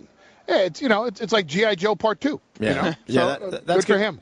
That's gonna be one of those matches that you go and get a beer or something, or check out the merch. Rock and Cena is going to be the bathroom break match. Yeah, Paul Heyman knows because they did it already. Yeah, exactly. Who wants That's to why see that shit again? Not me. I'm here to see Brock Lesnar versus Triple H and CM Punk break the streak of the Undertaker. Yeah, Paul Heyman, of course, rolls with CM Punk, and they're taking and Brock Lesnar. Yeah, and Brock. And Brock, I guess. You helped us get Brock on this radio show, I believe, through Ariel Helwani, right?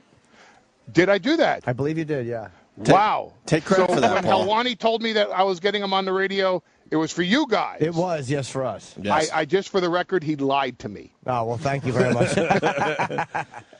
So, was Brock actually in your studio, or was it a call-in? No, he was in No, studio. Brock was in studio, that's not an easy get. Was anybody injured? Jimmy took a hold from him. He put two things on me. He put a knee bar and some kind of a leg twist. That both were remarkably unpleasant. Is that Norton? Yes. Yeah. Yes. I am the biggest Jim Norton fan in the world. Oh, thank you, man. Of course he is. I swear to God, I am. Thank you. And the whole Anybody who's willing to fight Jesse Ventura is a freaking hero of mine. Well, thank you, sir. And the whole time, I'm hoping that he knows the Opie and Anthony show, but of course not. He has to go with the Jim Norton. No, Jim Norton's very popular. Yeah, I know you're popular. Is that the show that we're on? Oh, really? Yeah. I got to go. This isn't your thing, huh? No, I was actually, and because they don't remember me because I'm not that memorable, but I was actually on O&A about 8 years ago for the ECW One Night Stand pay-per-view. No, you were on Ron and Fez. I was on Ron and Fez? Yeah. Well, Way that's to why go, Opie and Anthony Paul. wouldn't have me. Way to They go, wouldn't Paul. have me. Way to go, Why I Paul. think Opie wanted me, and Anthony wouldn't have me. Thank you. Son of a Yes. bitch. Yeah. Right. But if Jim Norton was around, I'd have been fucking front and center on that show. Yeah, Let me tell you. Norton was here.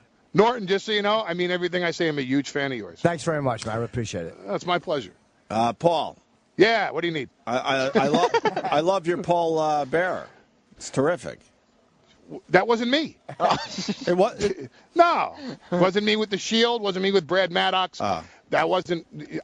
Listen, I forgot. guys. We're not allowed to give away Easter. the It was tricks. Easter Monday. It was Easter It was Monday. Easter Monday. The dead had truly risen. The Undertaker has a lot of powers, and what I think is the man overstepped his boundaries, and he brought Paul Bearer back from the dead, and I don't think he really liked what he had to say. Oh, I see what we're doing here. Oh, I see. They won't allow it, Paul. They won't allow what? So Sam, you're the What? you're the. Is this like a no bullshit zone or something? I mean, they tried. Okay, I was Paul Bearer on television, and I liked doing it, and I hope I pissed a lot of people off when they saw it. You kidding me? I would take credit for that. That was amazing. Thank you. I did a great job, didn't I? I think you did a great job. Yes, and I did see it. You know which county Paul Heyman lives in? Huh? Westchester. Oh, really? Good for him. I try to bring up Westchester. Now, do you really? Yeah. Now, do you guys really think the Undertaker's going to lose at WrestleMania, breaking his streak? I do. You do. I truly believe it. I mean, it's time, isn't it? Well, you would know by now. So Well, it's 20-0, man. I mean, come on. I mean, isn't it time? I mean, isn't CM Punk the right guy to do it also? But, Paul, let's make history today. Okay. You already know what's going to happen at WrestleMania, so why don't you give us the exclusive before it happens? How great would that be? It would piss off a lot of people. CM Punk is going to defeat The Undertaker this Sunday and break the streak. There it is. And if I'm wrong, have me on the air next week and skewer me for it. I'll bring Jesse Ventura in with me. He and Norton can fight in the studio. Yeah. And we'll sit there and call the action. You can tell me how wrong I was. I really was scared that he was going to hit me. He's a big angry guy, man. He's a frightening dude. Yeah, but he just had his hip replaced at the time. You could have taken him. Oh, okay. Oh, really? Yeah, just punch him in the hip. And, he wasn't really in the Navy SEALs, right? Well, he was a UDT guy. Wasn't that before the SEALs? He says he was a Navy SEAL. Jesse was in the military during the Lincoln administration. He just sounded like... Hear that? One person laughed in the studio. It was like an engineer or something. One guy. One guy. Me and Travis enjoyed that. Look, we're jaded. I'll tell you right now, that was very funny, but we're jaded. We just don't laugh at everything anymore. Hey, the Jew's funny. Go back to the Catskills. Yeah, I'll try the veal on Thursday. No, that day, Jesse just sounded like an asshole. There's a reason for it. Yep. He is an asshole. He certainly is. I like that about him. I mean, I think that's why the people... I mean, have you guys ever been to Minnesota? No. I hear it's lovely, though. Yeah. When it's 32 degrees in the middle of July, you're going to be an asshole. These are just naturally bitter people, and they voted and elected a man to be governor who was as naturally bitter and angry as they are. It's an odd place. It's an odd mentality, that part of the country. And that he was a weird... he wasn't even about him. That was just a fuck you to the system. It's kind of like Ross Perot getting like 19% of the vote. That's just a fuck you to the other guys. But it's even different because he actually went into office on his wrestling name. That is true. I mean, think about that. I mean, I guarantee you if CM Punk decides to run for mayor of Chicago, he's not going to do it as Mayor CM Punk. Ladies and gentlemen, I am Mayor Punk. I mean, he's going to say, okay, here's who I am. But, I mean, he went on his wrestling name. That's Wait, funny. Jesse Ventura's not his real name? No. No. Oh, I didn't know that. I forgot. I used to know what his name was. Oh, my God, that's funny. I think it's something like James Norton. I don't know. Yeah, exactly. Wow, I did not realize that. So Jimmy's worried about his seats at WrestleMania. He's worried he's going to get rained on, and he's worried he's going to be a little cold. Paul Heyman, could you set him straight? You know you're a big fan of Jim Norton's. Yeah, actually, Jim, how old are you? 44. Okay, I'm 47. So you grew up the same era that I did when the Super Bowl, which I don't really follow anymore because football is fake. Yeah. But the Super Bowl back then, when it was real, was always Bob Greasy and Roger Staubach and Terry Bradshaw throwing bombs in the snow. Yep. I mean, it was always in the snow back when I was a kid, and that's when I was following it. So listen, even if it snows on Sunday, who cares? It's an event. You go there, you have a good time. You go outside, you roll a couple in the car, you come back in, you eat a pizza, you'll stay nice and warm for the matches. But you're forgetting that I've become a pampered twat in my 40s. I've become a pampered twat. I'm a gentleman. I don't like outdoors anymore. I like parking passes. I really am the worst. Then come hang out backstage with us. I don't have any passes. Yeah, we don't have any passes. Come find me. Fandango threw some tickets at us the other day. It was nice of him, but he didn't throw the parking passes at us. He has no pull. Norton, find me. Come hang out with me the whole show. I love the find me guy. I know. I don't think you're the find me guy. How is that going to happen? I'll go to security and I'll be like, "Could you get Paul Heyman?" He asked me to look for him. Excuse me, Mister. Where's the guy who was on TV? Right. He told me to come get him. Right. I'll give Sam, not Sam, my assistant's private phone number. I was about to say that's dangerous. Okay, thank you very much. Hey, what do you think of Fandango there, Paul Heyman? He's getting a lot of heat. I really don't think about him at all. No. I don't. Why would I think about Fandango? I have 2 clients that are in the two of the 3 main events at WrestleMania. Why would I care about anybody else? Yeah, that's pretty Is cool. Fandango seeking representation? He might be. Well, if he brings the dancer along with him, and she has other dancers with her, I'm quite interested. If not, I'm very happy with the 2 that I have at the moment. Very good. Not the 2 dancers, the 2 clients that I have. The 2 dancers are replaceable. I hear you. All right, we just want to say hi, Paul. Hi, Paul. Yeah, we're big fans. Well, thank you. And we love to see CM Punk especially. Whatever happened to Ron and Fez, by the way? They're still here. Are they really? Yeah. They still hang out? Yeah. Still on the radio? Yep. Satellite? Well, Ron is.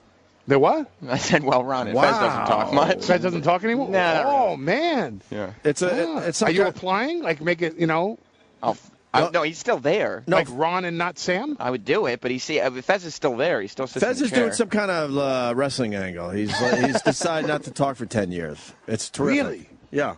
And he gets paid? Oh, yeah. Oh, yeah. Oh, really? Oh, yeah. Oh, wow. This sounds like a good gig. It's just a wrestling angle. He's doing like kind of a wrestling angle / Andy Kaufman thing. It's brilliant. So he's going to wait until it means something. It's like Clarabelle, right? Yeah. You know, it's like the howdy doody thing. He waits till the goodbye, kids, and boom, and that's it. Oh, man, he spoke. And he went on to be Captain Kangaroo and hang out with Pee Wee Herman in porn theaters and stuff like that. All right. Well, thank you, Paul. Nice You talking done to you, with buddy. me? Yeah, we're kind of done. I've severely disappointed you, haven't No, I? not at all. Not at all. Really? Yeah, man. You told the world that CM Punk's going to beat The Undertaker, wrecking his fucking WrestleMania streak. Hey, I'll go That's further than huge. that. Brock Lesnar's going to beat Triple H. I hope so. Whoa. I know so. Good. Yes, me. I'm giving you answers here. All right, so Brock will win, and so will CM. Yeah. Brock will win. CM Punk will win. And we'll take the money, invest in some satellite stock, get Norton his own show. That would be nice. I have my own show, actually. It's a 1 hour a week. I'm doing it today, actually, because Sam is there. I had to go on contingent on Sam's schedule. I really am finished in this fucking You thing. need to be on daily, Norton. Norton, you need to be on daily. Hey, let me ask you, Brock's health is good, too, because of the diverticulitis? He's doing okay? Awesome. Awesome. You know, it is actually the first time in his career that Brock Lesnar's 100% healthy. Oh, good. The doctors discovered that he's probably had that diverticulitis since he was about 18 or 19 years old. Oh, wow. Wow. So even when he was the NCAA Division I heavyweight champion, even when he was the WWE champion, even when he was the UFC heavyweight champion of the world, right, he was battling diverticulitis. They don't think his body was ever more than 60% healthy at its peak. Wow. Yeah. So imagine now what Brock Lesnar is capable of. That's not hype. That's for real. I'm happy to hear it. I'm happy to hear that he's doing well. Good. All right. Well, that's an uncomfortable silence, wasn't it? No, not at all. They just wrap it up? I was just happy to hear. Nice. Well, I expected Sam to jump in, but I just said I'm happy to hear he's Well, okay. Sam's sitting here dreaming of going back to Scarsdale. It's 7. What time is it now? It's 7:30 in the morning. He's sitting there saying, "Man, let's see. The train gets in at 7:45, and Is Sam asking the wrestling questions? Yeah. I did my shit with CM Punk after you guys. I'm gonna do my shit with. You're gonna do the hardcore wrestling interview now? Yeah. And you're gonna hope the blogs pick it up? Hope. I mean, I'm all over the place. Are you kidding me? I'm a phenomenon. So if I go Sunday, I'm gonna find you. I'm gonna hunt you down. I'm gonna go to the guy at the back gate and go, look, you got to go in the back. Right. He'll I'm be telling with you, I'm Brock. giving Sam my assistant's private cell phone number. You got to tell the guy to leave his post to go find Paul. Because you Heyman. go back there, and he's with Brock and CM, two of the 3 most famous guys here. Could you get? Yeah, he has nothing better to do before the big matches. All right, well, I'll see you Sunday night. Yeah, right on, Paul Heyman. Thank you, man. Hey, thanks for having me on the air. See you, buddy. Come by and say hi. I will. Yeah, come by anytime. I'm going to take them up on that. I know. I'm going to show up with Brock and Punk. Dude. And, we can muscle our way into that studio. Thanks, buddy. All right. Very cool. Yes, that was very cool. A lot of wrestlers have really good taste in comedy. What am I going to say? That's always frustrating. Why? They just, guys like him and CM, they just enjoy a good laugh. Nothing wrong with that. Oh, there's a guy just on Twitter that's offering up his daughter to babysit my kids. That should work out well. No, I don't know if it would. Holy fuck. I mean, I appreciate the offer, but I only trust, I think at this point, my sister to watch my kids. My other sister's up from Florida meeting my daughter for the first time. And I don't know what it is with women. There's some kind of weird ritual where they have to change the baby's diaper. Well, it's probably their instinct. The first thing they do is just check to make sure the baby is clean. Right. That's probably just what they do. But they get excited. Like all the women that are, in my family, they all can't wait to be able to change the diaper of the newborn. What is that? I'll tell you what this is about. Because guys don't want to do that. When they change the diaper, it's all of a sudden inside they go, oh, this is what I was meant to do. It's the same reaction they get when they clean a toilet. Oh, okay. It's the same when they exact cook thing. eggs for a man. Right. It's just their instinct. What was the story that was brought up? The scissor your sister. Oh no. Well, my wife notices when I'm around my siblings, I'm a little uncomfortable, and I come from a big family, and we kind of we don't get together a lot, and there's always this weird tension in the room and stuff because I think it brings us back to our childhood, and growing up in a wild household. And yesterday, my older sister, who got way more than the rest of us from my mom because of a stepdaughter situation, I think.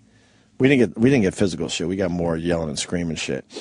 And she told the story. Well, we were eating dinner, and my son wasn't finishing his meal. So I said, I'm gonna break out the egg timer. And my sister knew what that meant, and she started laughing. Basically, when we weren't eating, my mom would break out the egg timer, and we had a certain amount of time to finish our meal. But I don't remember what happened if we didn't finish the meal. I think we just always were worried that something could happen, if that makes sense. But then my sister took that fun little egg timer bit and then decided to share with us that in her case, if she didn't finish her dinner before the egg timer went off, she had to eat it the next day for breakfast. And if she didn't eat it for breakfast, it was dumped on her head, and she had to go to school that way. Wow. God damn. Yeah, and I think I kind of remember that. No, was that her your mom's total OCD about the food, or was that her being cruel or just crazy? My mom was an asshole toward her. So she hates your mom, or is she close to her still? She still tries. What? I'm like, why would you do that? Who cares? Gives a fuck. Because she still tries. Yeah, she got way worse than the rest of us. But supposedly, I believe her. Oh, yeah, the food would be dumped on her head, and then she would have to go to school that way. So she would try to, pick it out of the way, right? Yeah, get herself together at the bus stop. Wow. Isn't that infuriating? Yeah. Because it went from a fun little thing last night, because I remember the egg timer, and then she shared that, and then she kind of looked at my wife and went, I'm sorry. No, that's because you felt the whole energy in the room just go, ugh, yuck. It's a great story. Kind of like the energy that's being sucked out of the room right now. I'm enjoying this. Doesn't bother me in the least. I mean, it bothers me that, that was done to her, but I'm way past all that shit. So, Fox is interviewing wrestlers as well today. I guess this WrestleMania is kind of a big deal, huh? Oh, Brodus Clay. Okay. Brodus Clay, yeah. Sam will be interviewing Brodus Clay. You think Sam would know who he is? Yeah, I think so. He would know. He would know what his duties look like. Brodus Clay's duties look like. We have, by the way, Jane Levy is coming in 11 minutes. She's a huge part in this movie. In Evil Dead? Oh, she is the lead. She's the lead in Evil Dead? She's taking over what Ash's role was in the original. Oh, I didn't know that. Yeah, she's kind of... And she's hot? I mean, from the photos I see on the internet. Yeah, she looks pretty hot. Dude, that movie looks fucking frightening. You want to see it, right? It's getting very good reviews. Good. For a horror film, right? It's hard for horror films to get good reviews. You definitely want to see it? Absolutely. When's it come out, Travis? Today. It is today. Yes. I can't go today. I got a pop lock competition. And you gotta go to like North Face and get all your gear for the WrestleMania. I just bought North Face. You kidding me? I went and I fucking spent like $600 on North Face recently. 'Cause my jacket, my dumping, I couldn't go to the Comedy Cellar anymore without Keith Robinson going, "Hey, stupid, stop wearing garbage bags." my fucking my bomber jacket was awful. And plus, me and Kenny looked like a couple of queers. We go on the road. You guys had matching jackets. It was so awful, and we'd always check into hotels, and Kenny would always tell the people, we have separate rooms. Everyone thinks we're a couple of queers. He says that loud. And so I said, I was walking one day, like, just go to North Face and get a new jacket. You need one. Yeah. And I was so happy with my decision, but I can't throw my old one out because there's people that don't have winter coats. So I want to give it to like Goodwill. I can't throw clothes out because there's people that fucking. When I bring up these stories, the phones just start ringing. This guy writes, "My mom abused me. She made me eat my throw up." Ooh, fuck, man. Let me hear this guy. This is really fucking hot. I don't know. I mean, is it true? I look at my kids and I just can't fucking fathoming doing any of this shit. I can't imagine why you would do that. Well, you're not crazy. I know. How sick do you have to be? How old were you, James, when this shit went down? I was probably about maybe 4 or 5 years old, and I used to sneak down the middle of the night. They'd send me to bed real early, so I'd sneak in the middle of the night, eat Oreo cookies, peanut butter, and shit like that. And then I get up in the morning, and they'd know that I had done it, but they would never say anything. And my stepmom used to feed me cream of wheat, and I hated it. And one particular night, I just gorged myself. Girl Scout cookies, whatever I could find. I ate that cream of wheat, and I had a bad gag reaction, was throwing up. She was standing over me with a fly swatter, hitting me, saying, "Don't you do that, don't you do that, and you better eat all of that." Wait, she was mad that you were throwing up? Yep. And where was your dad while she was doing this shit? At the hospital, he was a doctor.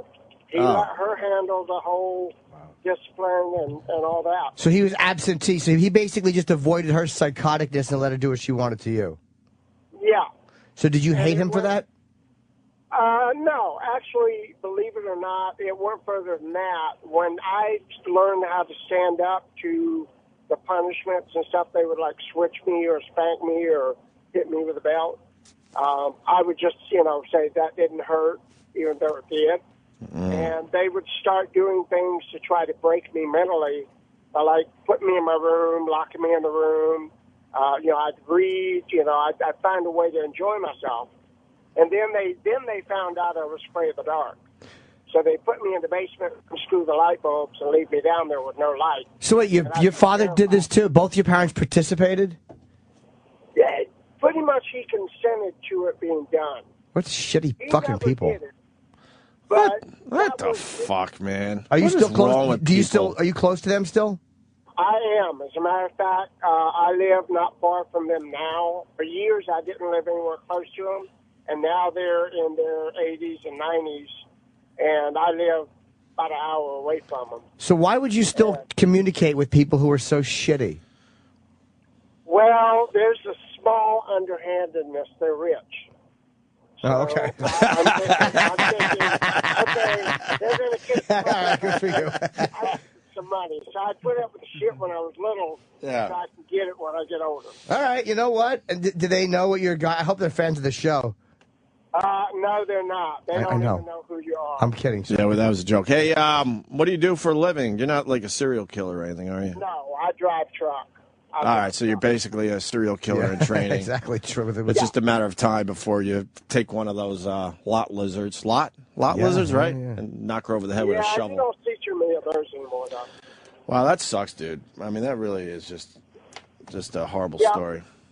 The thing is, I was talking to him the other day about it, and I just kind of laid it all out. And I said, for all the shit that I took when I was younger, it's amazing that I'm the most obedient and civil person in the family now. Right.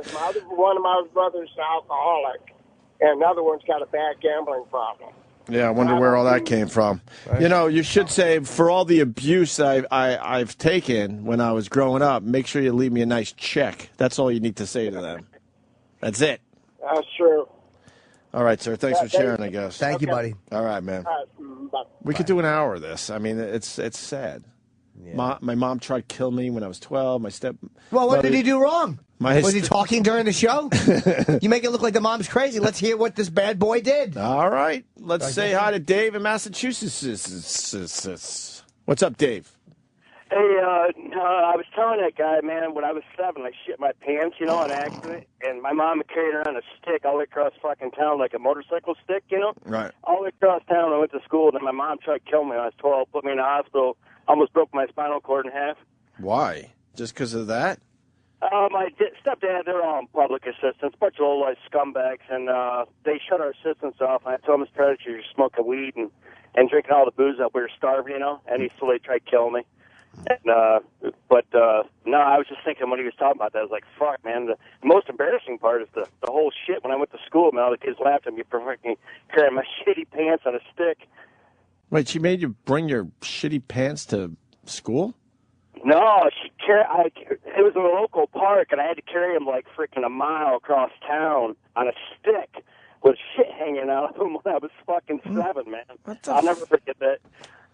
What the fuck happens to these fucking parents? Oh, I think it meant bad kids who shit their pants.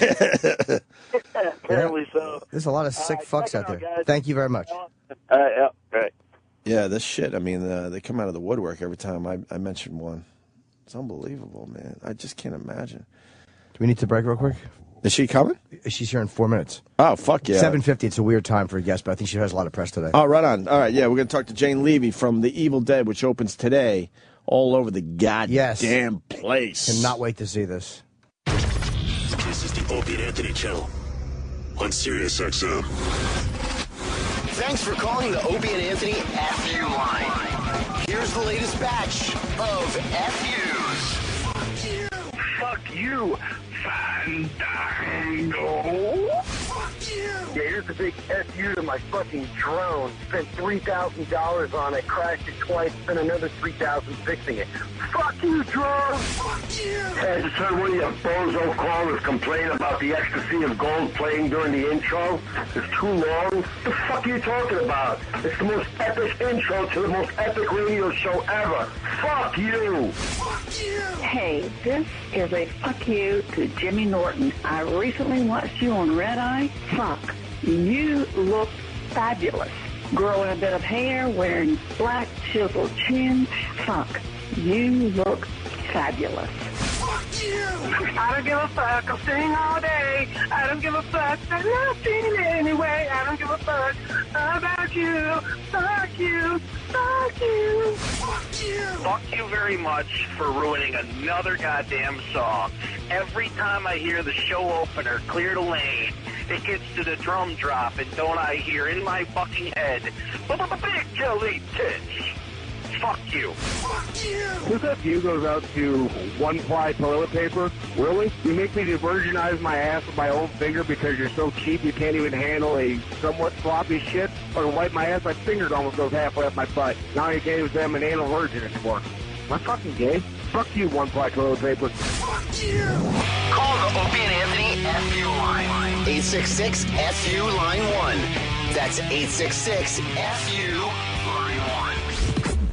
Attention college students. Are you having trouble punching up that term paper? Yeah, my professor is killing me. Need to doctor your dissertation? Oh man, would I ever? Impress your professors with a flurry of words from the new Vossopedia Online. Awesome! Simply type in your question, and Vossopedia spits out the appropriate terminology. What's the capital of Georgia? Havana. Wow, it's so easy. Man, I can't remember the name of the U.S. prison in Cuba. Guantanamo Bay. Oh, that's right. Vossopedia Online is the most useful research tool since the paperweight. What's the name of that mountain with the president's faces?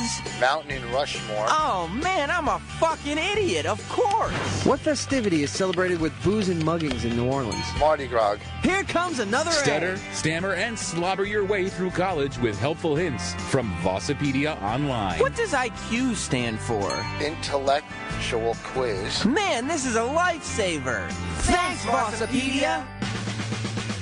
I know you say that we're some sick motherfuckers.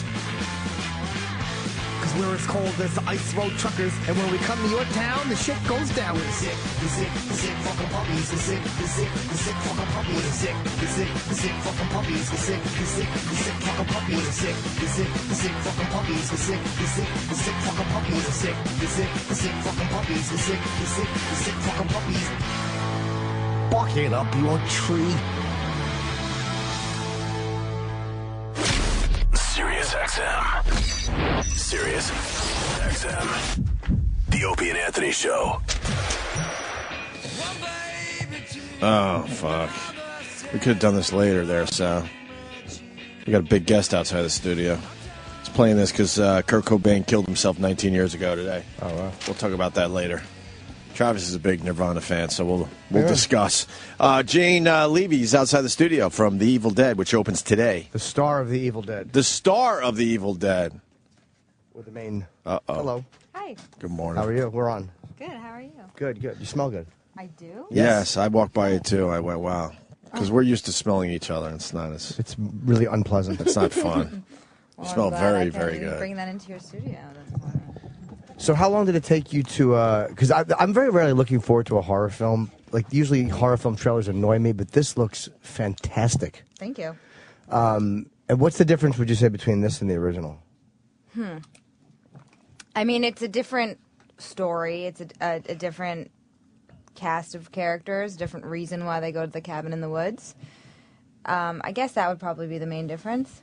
And there's no CGI, right? Wasn't it all makeup? No CGI. Yeah, it was all makeup and practical effects. Wow. Practically, magic tricks. Right.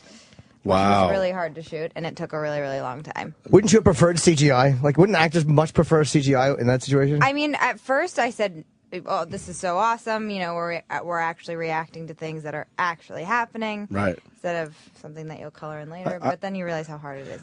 I got a dumb question I've always wanted to ask. It's not bad. Do they like surprise you sometimes when you're on a horror film? Obviously, you're a very good actress, but do they every once in a while give you a little something like, all right, she has no idea what we're about to do to her? Yeah, the director liked to play those games. Really? Yeah, nothing too extreme. I take a shower and burn myself in this movie, and the director wanted me to be surprised, so he made the water freezing cold. Oh, really nice my one time. God. Yeah. I figured to say he scalded you. That's actually a good idea. No, he didn't actually scold. But he also made us. This isn't like trickery, but he would make us jump rope before scenes so that our heart was pumping, or he'd make us run sprints, or he made one actor. We were shooting in the woods in New Zealand, and he made one actor go out into the woods by himself for 20 minutes, and he wasn't. Someone went and got him in 20 minutes, but he was like totally alone. You're in New Zealand, which is so isolated, near the ocean, in the middle of the night, and I don't know. See, there's some tricks. Yeah, to get certain things that are just naturally happening, like Right. the heart pumping or being afraid or uncomfortable. Right. Oh, very cool. It's kind of like what they do in porn. They fluff. This is like horror fluffing. Horror fluffing. Was this your first feature, like your first main? No, it's not my first feature, but I've only really been in one other movie before. This is the biggest part, most responsibility I've ever had, which was terrifying. How long did it take you? It was a 70-day shoot, which is forever. Yeah, that's a long time nowadays, huh? Yeah. They turn these movies around a lot faster than that. Yeah, 70 days. How long were you in makeup? Makeup when I was evil took 5 hours, 5 to 6. Every day? Every day, but I'm not evil every day. I think I was evil 37 days. No, I mean every 70 day you're playing evil. It's 5 or 6 hours in Yeah. the makeup chair. I don't know how people do that. What do you do? What do you do to kill time? You learn to turn your brain off, and you learn to become jelly-brained. Really? Because you can't do anything. I mean, you could listen to music, sort of, but Right. my palms were being painted, my legs, everything, so you couldn't... Wait, so you can't check your Twitter for 5 or 6 I mean, hours? you That's could- crazy. you could sometimes. But, Right. I mean, I don't have a Twitter, so... Oh, why? I have lots of reasons. Yeah. Mostly it makes me nervous. And every time I tweet, I feel really self-conscious. I had one. I've had Oh, one no. 3 times. Are you a heavy drinker and you're afraid you're going to say really nasty things? No, but it is a lot of responsibility, which is like a swipe. I mean, you could just do so much. It's so you could be so careless. You could be careless very easily. Yeah. It's a poison world, too. I'm starting to realize. You think Twitter's so? not a good place. Well, it's It's not a good place to be. It's like reading everybody's mind. I mean, we all have horrible thoughts, Right. but it's basically reading each other's minds in a way because you're saying things that you just think and you're firing them out. I know the worst part about Twitter is when it becomes just a complaining session where everyone just you're like, I don't really need to know about. But you had Twitter 3 times. I know. You keep going back in. No, I will never have it again. I haven't had it for about a year now. You're done. Yeah. What did you do wrong on it? Or what did you do that you didn't like? I didn't do anything wrong. I just felt embarrassed. You know, if someone were to come up to me on the street and be like, I saw you tweet at anything I tweet, it was embarrassing to me. It sort of all feels like self-promotion. It feels a little bit narcissistic. And I know It's that all there's- those things. You by just the way. named why I like it. Yeah, it's all those things. I know there's value to it, but it's not for me. Okay. But then again, when you're doing movies, it's like you really don't need to go out and, you know what I mean, to Twitter. I'm just desperately trying to get the word out there. But if you're doing a press junket, you don't need to tweet. Yeah. Now, back to Evil Dead. I just read a little point we have written down here. You didn't sleep and you had nightmares because you were did. so far away from home? I sound like a baby, but it's true. Yeah. You sound like a baby. Yeah, I was so far away from home and I couldn't sleep. But it's hard to wind down after all the adrenaline Right. on set. So what time would you start shooting? Like 5 a.m.? Well, if I had to go through makeup, I'd be picked up around 3:45 in the morning, and then I'd go into makeup when I got there, which when we were shooting in the woods took an hour, and then I wouldn't start shooting until maybe noon because of all the makeup and waiting for my time. That waiting, man. I don't know how you get yourself ready for the scene after all that waiting. Yeah. Well, I'm so mad, and I play a demon in the movie, so I Right. just Yeah. use that. Yeah, sure. Did it itch? You're Everyone ready. actually. Did it itch at all? Yeah, totally. What was the worst part of it? There had to be one part of the makeup that you dreaded the most. Glycerin? They'd spray glycerin on it. I mean, every day I would have blood pus and KY jelly put on my face. That's every date I have. Which is the grossest combination. So, okay, so it was just the feeling of all that stuff combined on you, which was gross. Yeah, you know, and it gets stuck on your neck, and your neck starts to stick to your neck, and then Right. Ugh. What's the getting it off process? it took an hour. Then you have another hour? Yeah, I know. Poor me. That is a rough way, though. I mean, I remember when, not that I did a lot of Michael Jackson watching, but when he talked about making, I think, Thriller or whatever it was was just the makeup, he said, was a nightmare to sit there for hours while they're just touching your face and someone breathing in your face. And, Yeah. it's very violating with your space. Yeah. Yeah, absolutely. You get really close to those people. You do, right? Yeah. Do you watch The Walking Dead? I don't.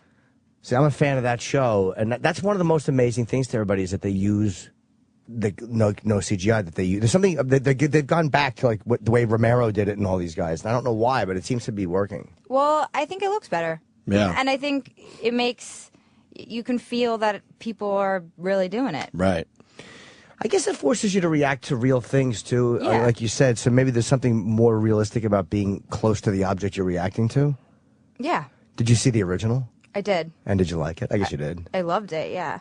It was one of the few horror. I'm really babbling, but I love the original so much. It's one of the few horror films that like holds up. And is there a campiness to this? Because I think the first one didn't necessarily have it like kind of the second one did, where they're kind of winking at the camera, but it's still scary and gory. Was there any of that in this one? Yeah, I think a good way to describe it would be winking at the camera, because the whole campy thing, I don't think anyone tries to be campy, or maybe they do. I don't think in the original when they were making it, that's what that was on purpose. I think in 2 and 3 maybe it became a little more tongue in cheek, but you know they just were kids making a horror film with not that much money. Yeah, but speaking of the first movie, people are checking in. Is Bruce Campbell's character Ash making a return? Unfortunately, not. Oh no, No. In my dreams, in my wildest dreams, he would be. But Ooh, maybe spoiler alert. I Why know. would you answer that? I'm sorry. Oh, my God. I know. You see, We studio set you executives up. are now throwing their Oh, my hands up. God, Why would you say You have to that? say, like, I don't know, maybe. Watch it to find out. Watch it to jerks. find out. What are you doing? That's always the worst when somebody writes a kidding. book. They write a tell-all book, and there's Right. quotes all over the paper, and they're like, well, did that actually happen? You have to read the book. Well, you told the fucking Post. I think the movie's going to do just fine, whether Ash is in it or not. Maybe Ash is in it. Maybe she's setting us up the other way. Absolutely, so we'll be surprised and See? scared. See? I helped you out right there. Usually when you see trailers for a remake of a classic It's horror film, it's an horrifying. abomination. And this, I cannot stress how badly I want to This go out trailer and see this is movie. horrifying, and obviously it went viral. Everyone saw it. Oh, my God. It's creepy. Yeah. It's hard to capture creepy anymore. Usually they have to use that jumpy camera angle that Anthony's always scared of, like they Right. used in The Ring or a few other ones. It's rare that you just see something that's creepy on its own. Yeah, absolutely. Yeah. I'm really proud of it. You are, right? Yeah. I'm really, really proud of all of us. But honestly, when you're doing a movie, like Ope said, did they do anything you're not expecting? But is there anything that really is scary to you about, or is it just such business because you got a camera guy and a boom guy and all that stuff in your face? It's really business. It's so technical. We were all just trying to get through the day. Not scary. Right. I mean, I was buried alive. Wow. That was scary. I made me feel bad. How inside. do they bury you alive? Well, we did it a bunch of ways because of setting up camera. I don't know. But there was one way where Fede, the director, what happens, I don't want to give too much away, but Okay. Fede wanted, the director wanted one actor to know that he was talking to someone instead of just talking to the ground. So I wasn't even on camera, but I was put in a box under the ground, about probably 6 inches Right. underneath the ground. And But they that's- covered me up, and I had to stay down there with just my cell phone for, I don't know, 5 minutes. And then the other way I did it is I had a plastic bag tied around my head, an oxygen tube behind my ear, blood stuck all over my face, and I laid in a ditch until they just covered me completely with dirt. And I Get had outta here. No lie. That's what That's happened. claustrophobic. Wow. And how annoyed? And I was screaming like a demon the whole Yeah. time. How annoyed were you when the other actor said, "What's my motivation?" And they're like, "Sorry, you got to get in the box. You got to get in the box so you have someone to talk to." You had to be freaked out. Yeah, I was. It was You the had one to time be. I never said no to anything in the Right. movie, but it was the one time after they put me in the box under the ground. I said I'm not going to do it again. I only let them do it one time. That's the type of thing like, a tragedy occurs. Yeah, no kidding. That's horrifying. Yeah. Especially having dirt thrown in your face with a little oxygen bag. I know.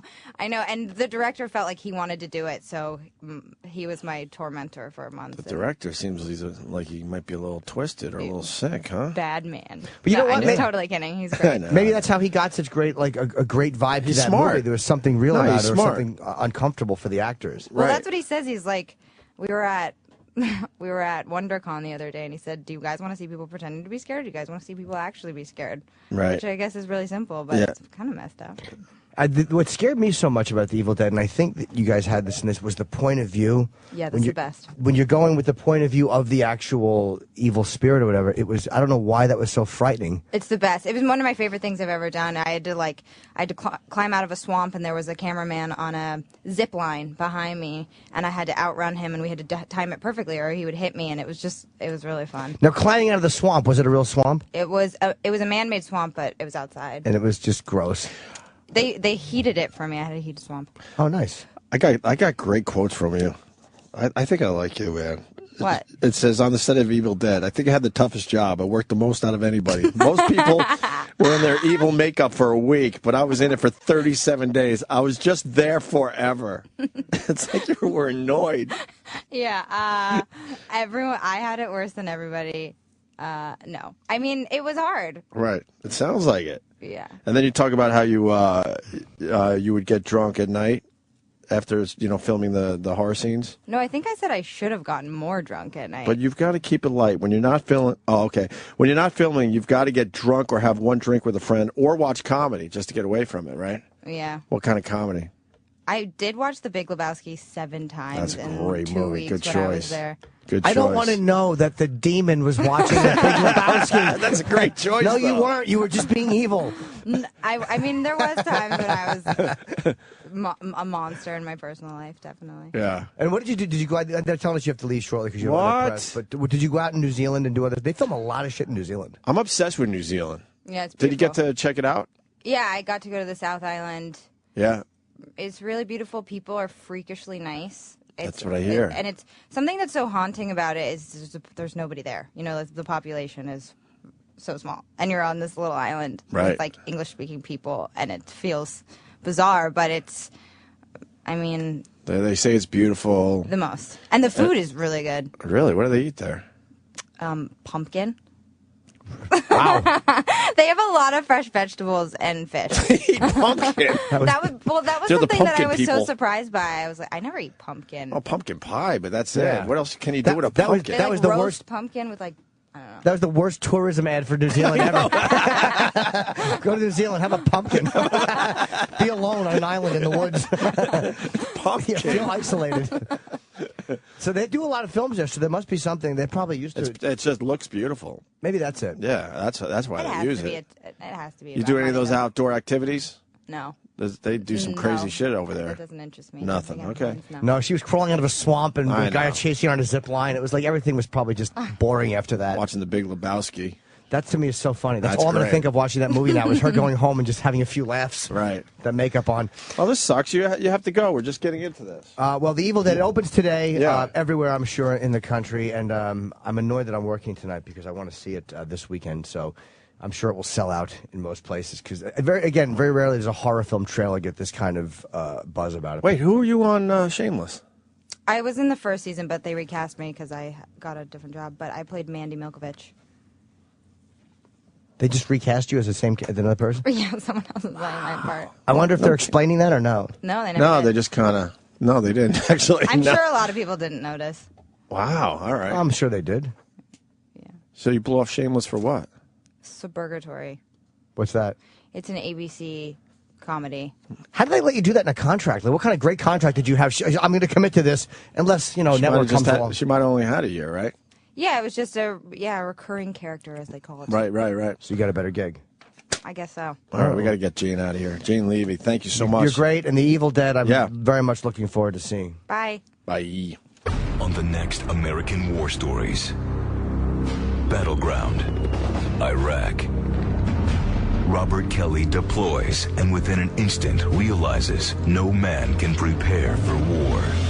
we thought we were going to starve. So we brought little bars and stuff but there's going to be no food.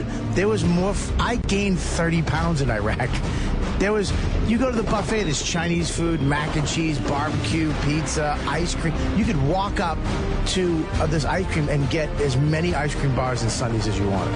But no matter how rich the rewards, every American soldier has to experience loss. I was over there. I had 2 milkshakes. One of the Marines goes, "You going to have both of those, fatty?" So I gave him one, and then my other one fell. I had to go back and get 2 more. So tune in as we chronicle the victories and the defeats for American hero Bob Kelly. I broke my knee, man. On the next American War Stories. Coming this fall, daytime TV is back with a bite. Hell yeah. Spend your weekday afternoons laughing, loving, and learning with Mike. I'm not going to say anything about the vagina. Heavyweight champion of the world, Mike Tyson leaves the ring behind and hosts his own daytime TV show, giving dating advice. That's how it is. Everybody knows. You stick with your ex even though you break up till you find somebody whose sex is better or just as good. Sharing personal experiences. Don Keenan, give me my per diem. I couldn't eat, motherfucker. I'm going to beat you a grown man. I ain't eat, motherfucker. Fuck you, nigga. And getting a little rowdy with the studio audience. Fuck you! Fucking do it! Yeah! Mike lets the audience in on his more reserved, well-read side. Yes, sir. My diction super carries for your comprehension. I will endeavor to exclaimate more profoundly. Yes, ma'am. Buddy isn't afraid to let loose now and then, too. Booga, booga, booga. Booga, booga. Weekday afternoons this fall. It's Mike. Woo! Hosted by Mike Tyson. What do you say, champ? Who's that old guy over there? Uncle Paul, with the creepy old guy stare. Uncle Paul, now he's coming over here, slowly limping down the hall. It's too late now, 'cause here comes Uncle Paul. Let me show you how to make a big boy love you. In today's episode, Uncle Paul tells us about teaching karate. My friend was a karate teacher. You'd get in there and everybody would take off our clothes. Yeah, let me show you the crane. Give Sensei Paul a kiss. Shh. Get over here and drink Uncle Paul's snake oil. Judo, judo, chop, chop, chop. Chop your penis. Who's that old guy over there? Uncle Paul, with the creepy old guy stare. Uncle Paul, now he's coming over here, slowly limping down the hall. It's too late now, 'cause here comes Uncle Paul. Welcome to Should I Suck a Dick or Not? The show where nationally known comedians meet our panel and try to decide, should I suck a dick or not? Today's guest, Joe DeRosa. I do a bit about this, about like the stair step up to it. It's like it's not as easy as would you just swallow the cum. There are many levels of things you need to get through first. I might be fucking all in. I might want to go all the way. Here's the thing. Now, what would you do with the dick? That's the thing I don't know. That's what he hasn't really answered. I wouldn't be into swallowing any jizz. You have to. That's the thing. Why are you making these rules? Florentine's rules. It makes it more interesting. Rules. If I've had my own jizz on my face, what's the difference? It's another man's. Wow! It looks like Joe DeRosa is going to suck dick. That's all the time we have this week. Tune in next time when Ricky Gervais tries to decide. That's not only a dick, that's the biggest dick in the world. Should I suck a dick or not? New from Puddinhead Records, Opie and Anthony present Sittin' and Singin', the handicap hits. Hey, rolling with the devil. Yes, I'm rolling. It's all the rock you know and love, done specifically for people without leg mobility. 'Cause tramps like us, baby, we were born to roll. Just because your legs don't work doesn't mean your ears don't. Just ask Van Halen. Hey, I wish I could jump. I'm never gonna jump. Might as well just sit here. The hits just keep rolling in. If only they could walk. Ah, yes. I would roll 100 miles and I would roll 500 more. But my hands would hurt because I'm rolling, get it? I sit in the chair that you're in. Now face north. You roll around 90 degrees and still just sit here. It's Sitting and Singing the Handicap Hits from your pals at Pudd'nhead Records and the Opie and Anthony Show. Robert De Niro It's not what you say, it's what he sees. in his directorial debut, We can't accept that. starring Chaz Palminteri I didn't give it to you. I gave it to your son. and Rich Voss. Louie, Beans, I want my money. A Bronx Tale. Beans, you can't dodge me forever. Come on, what are you doing about? What are you yelling about, huh?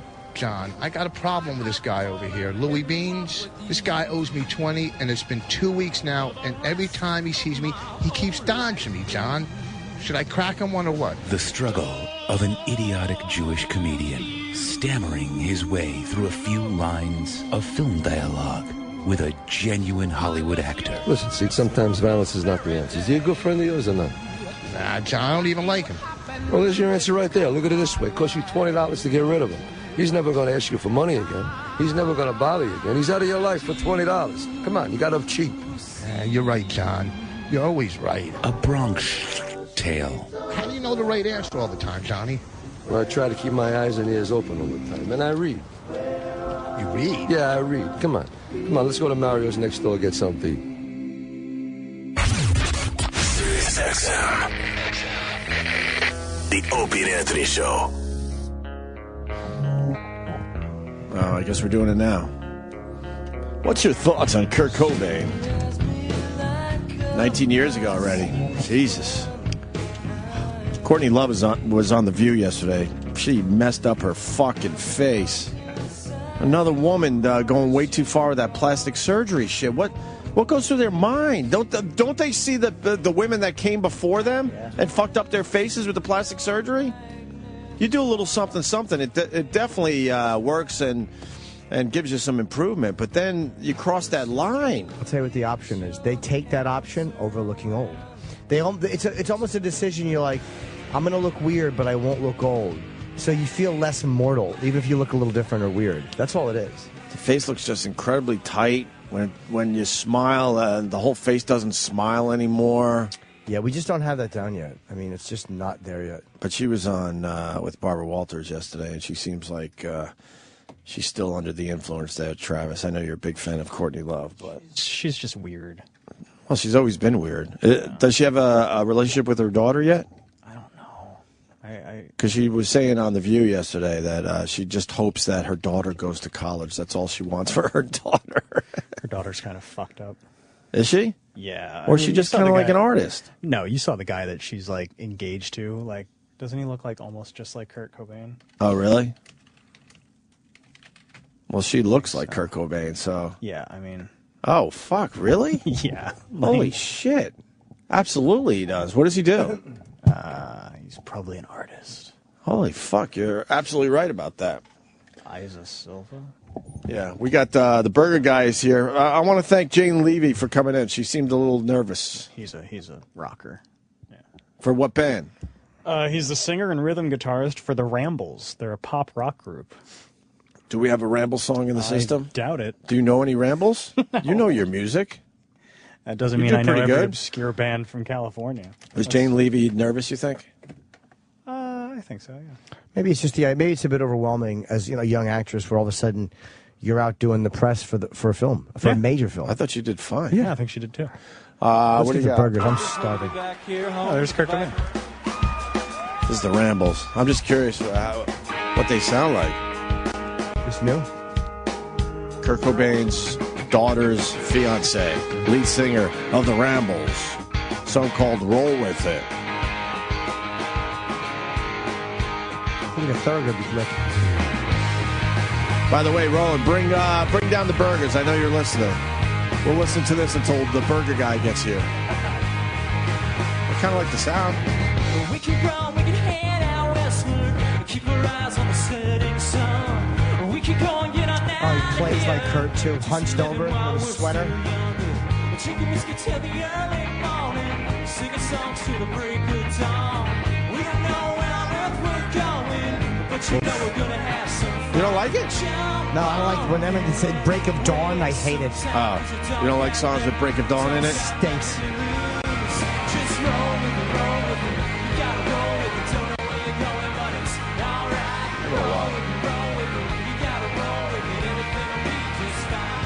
That's not bad.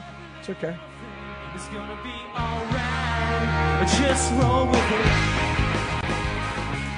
Roland has entered the studio. What's up, Roland? Roland, sit over here. Roland set up Burger Day for us. Yes, burgers are on their way. They're Well, making them nice isn't and he the fresh. burger guy? He's Palafrida. Wait, the burgers aren't here? No, they're coming. They're on their way. I They're thought making fresh. I thought he would bring the burgers. No, but he wants to, like the last possible second for a burger, so he can travel well. Oh, see, I don't know this stuff. So I'm not a if he came foodie. early and To he me, can- if you gave me a burger, I would think, wow, this is great. No, he came a little bit early, so if he came early with the burgers he get on, it'll be really soggy. So where are you making the burgers? Uh, A couple different restaurants were making them. Really? So we are. Oh, you're on. Oh, you're on. It's a couple different restaurants participating this morning and making burgers to order. So What do you mean participating? yeah, there's like 4 places. All right. 4 different restaurants Nice. are actually preparing burgers, especially for this show this morning. So Wow. They got up early and. And do we have to judge the burgers, or could we just have a burger? We're just going to be just enjoying it, just showing you the different types of burgers that Do- are available in the Do you know Roland personally? No, I don't. No. Oh, really? You guys met today? Yeah. And who are you? I am Pat Lafreda. And what do you do? I'm a meat purveyor, so I make the burger meat for many different restaurants in New York City. Now, what makes a good burger meat? Well, a lot of things come into it, but first of all, being Isn't it just chopped meat and you just fucking make it into a burger and throw it on a grill? No, not really. No? There's so many different blends. There's so many different countries of origin that he looks very nervous. What's A wrong? burger meet, is that where all the burgers hang out and get to know each other or something? There's a club. Double buns. Double buns. No, but you hamburger makers can put anything into a hamburger. Obviously, that's why when you go to a fast food restaurant, you can taste that it's Good. $3. Delicious. $3 hamburgers. Oh, no, I just Man, taste $3. deliciousness, man. Are you kidding me? Whopper. It's very hard for Whopper. restaurants in New York City to be able to charge $18 for a burger. It's got to be different. It's got to be great. What's in burger meat that makes you go to the bathroom right away and have a mudslide? Not the burgers we sell. Those are the fast food burgers that you're talking about. No. His quality meats. It's like amazing. What, you're associated with quality No, meats? no, like his meat's like pure Actually, Quality Meats Yeah. is one of my customers. So Really? All right. Now I got some respect for you. I love that place. Quality Meats Meats. is a great steak place. great place. Minetta Tavern's another. Yeah, 58th Oh, I like Street is Minetta. Quality Meats, I believe. In 58th. City Field, he has his burgers there. City Field. Oh. Delicious Shake Shack. Yeah, I was there yesterday. They said that you guys have a suite there. Where? City Field. We have a suite? That's what they said. Probably serious. Oh, serious. No, they said We're not really Opie part and of it. Anthony. No, I swear to God, we don't have a suite. I've never been to City Field. Really? And I'm a Mets fan. I've been to the new Yankees joint, but not City Field. Yeah. Oh, and you cook for City Field, or you No, we supply them with you meat. supply the meat? Right. And for the Yankee Steakhouse also. So if you've been in the high-end New York Yankee Steakhouse, right, we do all the meat for them too. Damn, you must be doing all right for yourself. You got some good clients. Busy last few years. It was Jackson Hole Burgers, by the way. Oh, okay. I'll give them a fine plug today. The burger was delicious, but within minutes I was on a toilet. Yeah. Within minutes, my stomach was gurgling, and I had quite a movement. Not sure what kind of meat. So what's in that burger that makes that happen? I'm not really sure, but it could be anything. It could be imported You products. know, mentioning this to Pat is almost like if he was a beer distributor and you explained when you got roofied in a bar. I don't know why he doesn't want to talk about explosive diarrhea. What's wrong with this guy? Who did you book for us, Roland? I'm not saying your meat does this. I just don't cause the diarrhea. We could talk about diarrhea all you want. Yeah.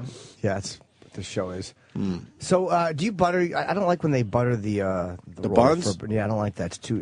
It's delicious, but it's too much.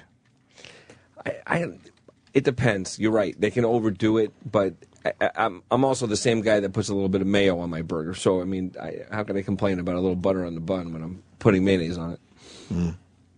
Fascinating. Where's our burgers? They're coming. I know. My stomach hurts too. By the way, you guys have a crack security team here because they said, can you please bring a knife to cut the burgers? And I'm like, we're not a restaurant, so I kind of brought the smallest knife we have. Shit. Which is like a mini sword. It's sticking out of the inches. bag, and I'm like, they're going to give me a hard time coming in here. And I'm like, You walked through security with that? Yeah, it was sticking out of the bag. That's the same knife Michael Myers killed everybody with. Are you kidding me? And I'm like, I get all the way right into the studio with this knife. And Now it's I not. like this guy, Roland.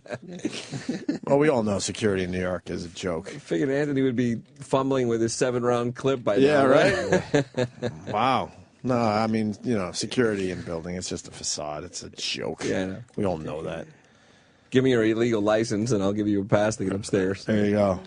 So what was Mad Cow? That has nothing to do with you, obviously. Is that done? Remember we heard about that for a long time in England and then nothing? Yeah, and then it became a band.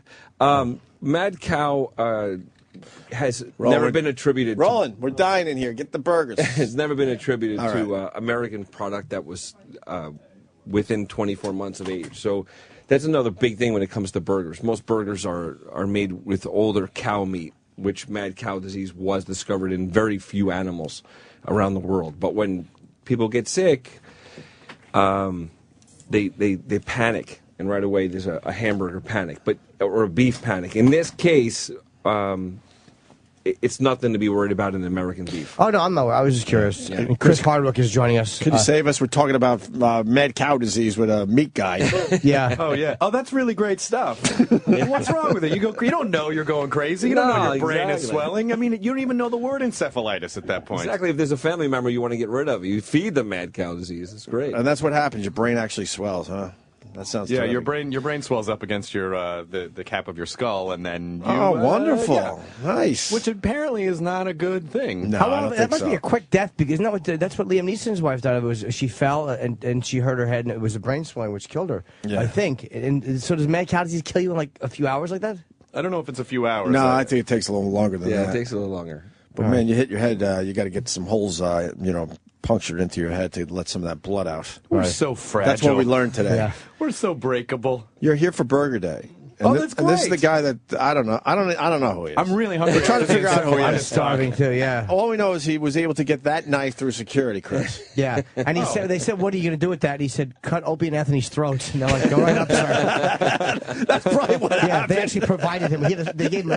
He had a smaller knife, and they gave him that. Jimmy's so right. It's weird. They didn't even give him a badge. They just Just go right up. go up the back elevator. Yeah. I held it to security, and they let me in. He supplies the meat for a lot of big time clients in New York City, and somehow we got Burger Day happening. And did you supply the meat for the burgers? I supply all the restaurants that are going to make us burgers today. Right. How do you know when you're looking at bad meat? Oh, it's Like, very- where it's- do you go to pick out your meats? Well, we go to farms around the country. We visit the farms, so we know exactly where our product's coming from. Are they still shooting the cows in the head with that bullet thing? No. How do they get rid of the cows? They only it's humane actually. They only make them from cow suicides. It's and it's all the comedian cows who have the highest anxiety suicide rates. No, they do. It's called knocking. They do knock the top of the brain, and it puts them out as fast as possible. They don't know. What do you mean knock? What is the process? It's a piece of metal that protrudes through with like an air hose, and it hits the top of the brain and the top of the skull, and the animal's basically done from there. Why don't they just poison them? Oh, that would be better. I answered my own question. Or electrocute them. Man, yeah. It's a very quick process. It's very humane. Yeah. What's not humane actually is the halal and the kosher slaughter, where they hang them and bleed them with a sharp knife and they bleed out. Oh That's my God. That's Isn't that amazing that a religion just says, "Go ahead, fuck the animals, bleed them out." That's just so silly. I don't know why I had to ruin the fun. This cow owed me money, and you just like you gotta hang him up and bleed him out. Yeah, and you punch him like Rocky while he's bleeding. Talk shit to him. Yeah. But I'm hungry. And Yeah, here's what who wants happened. burgers now? Roland said that you want a burger at 8:30 in the morning, right, Chris? Absolutely. the burger guy is here, and we're like, "Oh, good, Pat's here." But then he came in, and we're like, "No, there's no burgers." Roland goes, "Hey, they've been on a plane." FedEx. No, here they are. He's FedExing Here they them. are. Here's Roland with the burgers. All right, Chris, thanks for coming in. I'm kidding. Okay, that was it. Oh, we got, this is Bill's Burger. Pat LaFrida. Whoa, Bill. We actually like you. You know, just. You know how happy I'd be if you dropped Whoa, those burgers? whoa, they look good. I So know. what do we got there, Roland? We have sliders. I can't eat a slider. Why can't you eat a slider? I'm lying. I'm just trying And we have lamb burgers. I don't want a lamb Yes, they burger. want a lamb burger? Have a Diet Coke. Don't we want just burgers, Pat? Let's start on this side. Here you go. Oh, thanks. Is there lamb burgers in that? No. This is I beef. don't This is believe in Are lamb. there any regular burgers coming? Yes. Okay, I'll wait for a regular burger. Okay. It is a regular Pass them burger. around. This It is a smells great slider. fucking. It smells amazing. What other burgers are coming? I want. Schweppes. Shoot, I just ate breakfast. I don't want to waste one. I don't want to waste one. No, You it's should okay, I have don't wanna one, waste Jim. one. Tell me how it is. I may have one. The anyway. burgers finally got here and no one wants them? It's amazing. You should have it. Where's the ketchup? It's in the there. burger. Where's Kenny? It Hey, smell, Kenny. and I mean this in a good way. They smell like White Castle burgers, but a And little it looked like better. White Castle burgers. They do, right? They actually look a little healthier. No, we're acknowledging we're not eating healthy right now. Oh, they're fucking good. They're good. Oh, This is yeah. my favorite slider in the city, so if there's a place to go for a slider, it's Bill's. Don't your listeners get mad at you for eating on the radio?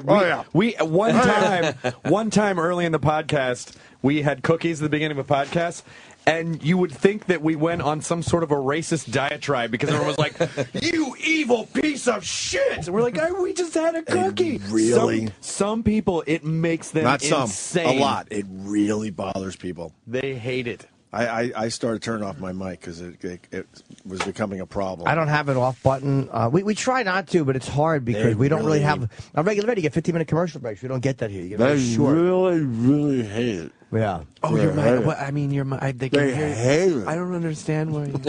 Here's why they hate it too, because they secretly hate us and they know we're having fun, and they don't like that. Some people, though, for some people, chewing food is like is like on a chalkboard to some people. Actually, hearing other people eat drives me insane.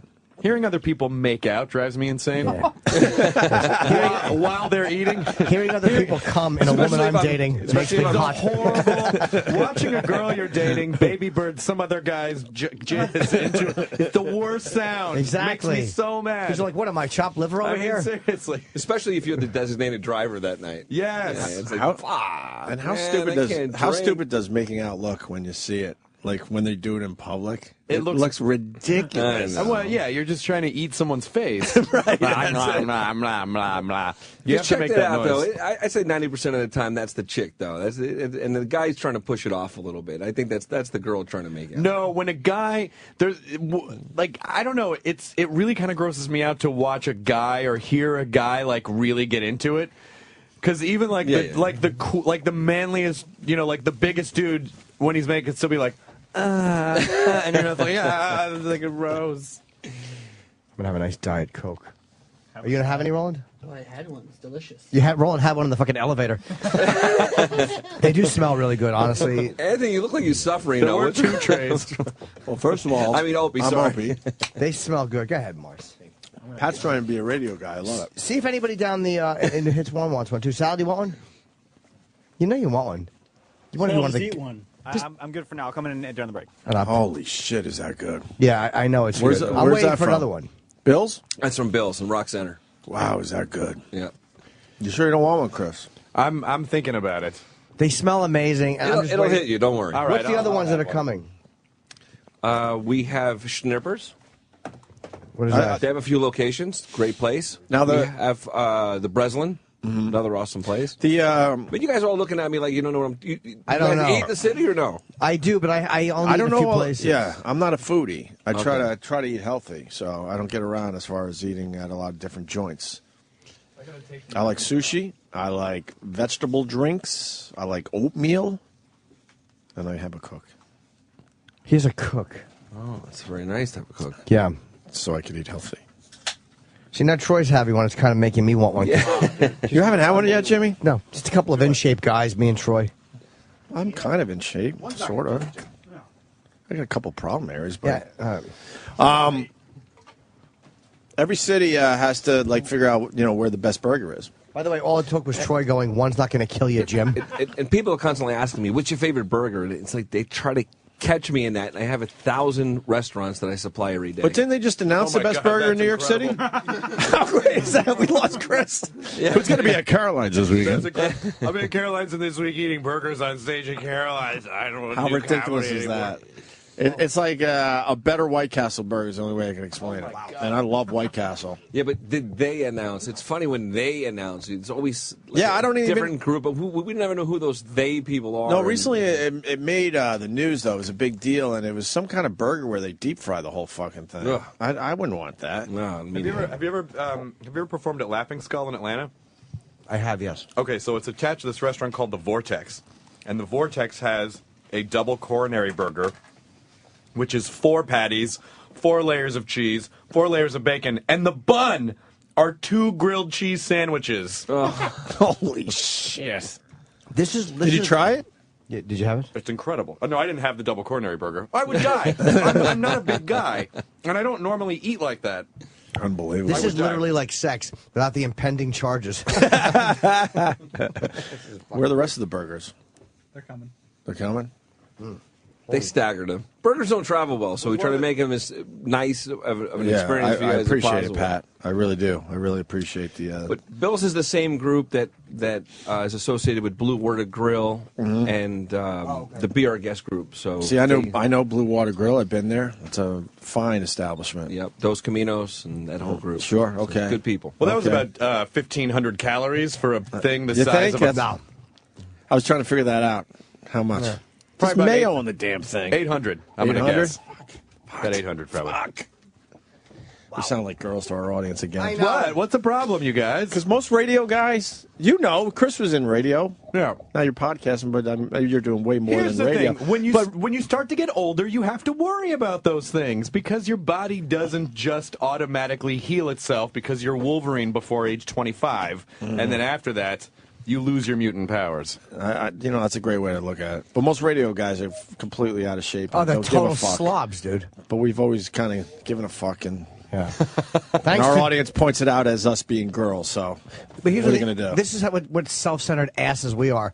We had burgers coming, and we're like thinking the audience is going to be excited for us. No wonder they hate our fucking guts. They're calling hey each guys, other- Burger Day. Like, oh, good, the guys get to enjoy free burgers. Gives a fuck. Kelly and Stan, Jim Norton's finally going to have that burger. Guys, he enjoyed it. The slider. Pull the kids out of school. And you know what? Jimmy's 100% right.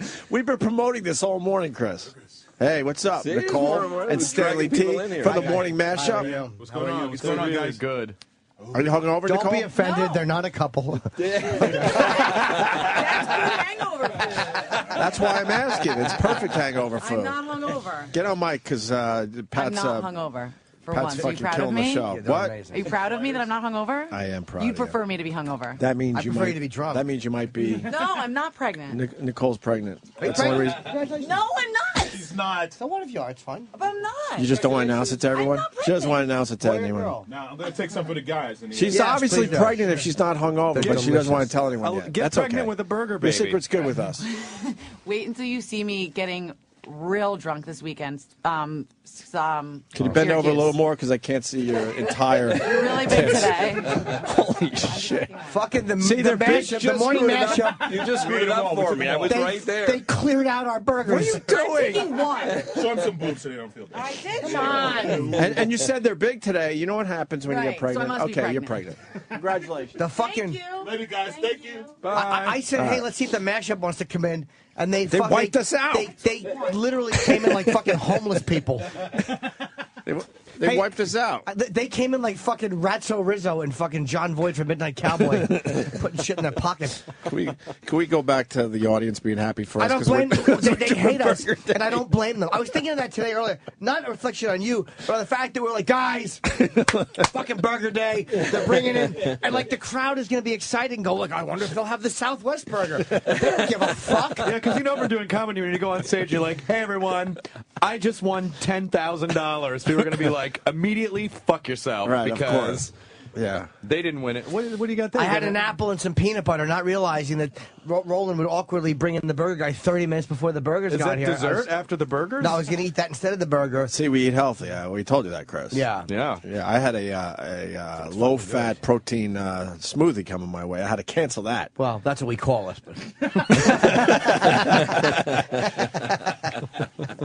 Fucking Chris Hardwick is becoming a huge star. Yes, Holy you fuck, are. man. Caroline's this weekend, right? Yes, sir. And I have not seen all The Walking Dead. Sorry to interrupt you, so don't give Okay, any. I I'm will not give any I'm like 4 episodes. I wouldn't anyway shy. for people who are listening because it sucks because not everyone gets to see it right away. I want to be on your show next year. I love that show. If you good. haven't, I love The Walking Dead. Well, I'm sure we'll be back. We did pretty well this year, so I think we'll be back. I'm addicted. I cannot wait every week. Are for you that next addicted to episode. Walking Dead or his show called Talking Dead?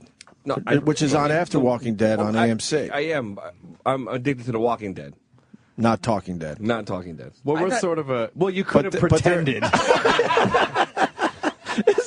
could have at least said. It's like after The Walking Dead, we're going to the experience. But he made sure he The Walking said Dead. he made sure fan of The Walking Dead, not of the Talking Dead, which is his show. I'm just like the kid going for a layup, and then the grown up just smacks the ball down and goes, "Sit the fuck back down." It's part of the experience, Pat. I work overnight, so I get done at 6 in the morning. I get home, I go to my Netflix, I pick up The Walking Dead, I barely make it to the end, and then I pass out. So when they say stay tuned for Talking Dead, that doesn't interest you at all, right? Stay tuned. Yeah, by the way, I don't like Chris's subtle blow off. I'm like, I'd love to do your show. And he goes, looks like we're coming back. Went really well. Of course you can come back. I kind of heard that too. You should come do the show. I would like to a lot, but I require first-class airfare and hotel. Oh shit! Okay. He will come do your show after he finds Paul Heyman this Sunday. I'm going to go find Paul Heyman and get some good wrestling. Yes. Yeah. I don't follow up on any offers. Yeah, we don't know how we're going to find Paul Heyman, but the offer's out there.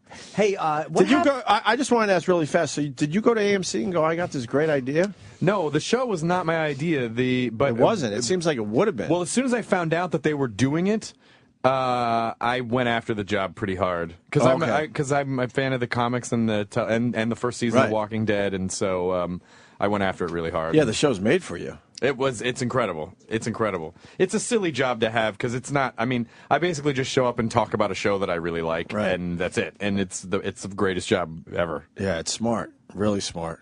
I'm kind of everything I do now is something that I like working on, which is a weird place to be because I didn't. When you look at like the 18 years that I've been working, that does not represent the majority of those 18 years. Gotcha. You got one of the most popular podcasts too. How many people are you doing for real?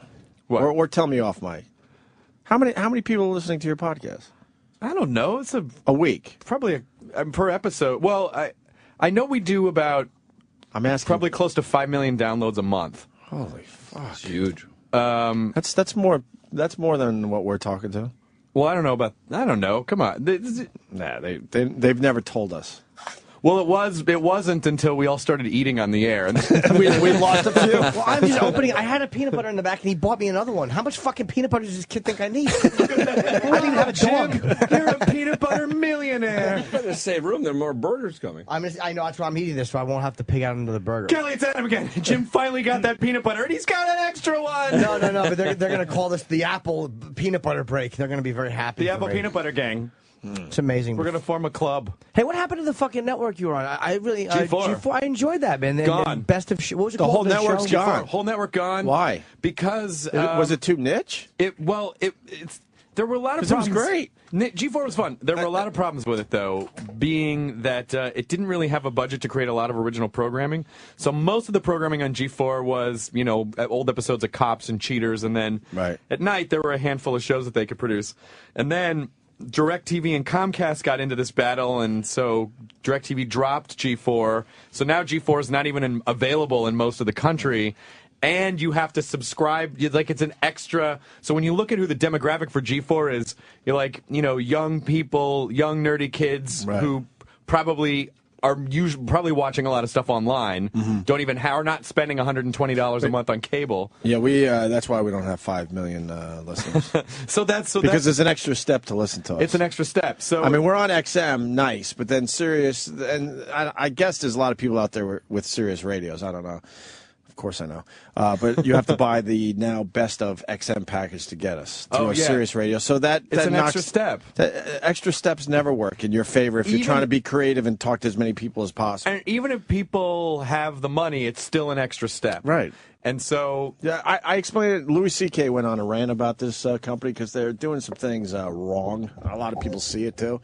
And I brought up the fact that I don't have my own show in my car because I don't feel like dealing with it. Oh, yeah. I got a Sirius Radio, and I could walk down the hall even. I just don't want to fucking deal with it, so I don't have it. I didn't have G4 because I had DirecTV, and I was like, am I going to switch over now? Exactly. Yeah. So it's a pain. And you got to fit, and you got to, like, for this company, you got to pick out a car and the radio and hope they match up. Right. Like, if you like a particular car, but they have XM, but you want Sirius, you're fucked. Well, particularly now because people we're so conditioned to just have everything be as convenient as possible that no one wants to make an ounce of extra effort to do anything. Yeah. So it's like, I'll sit on the couch. If it hits me in the ears or the eyes, fine. Right. I love telemarketers. Their opening line is free cruise. You just got to do... Click.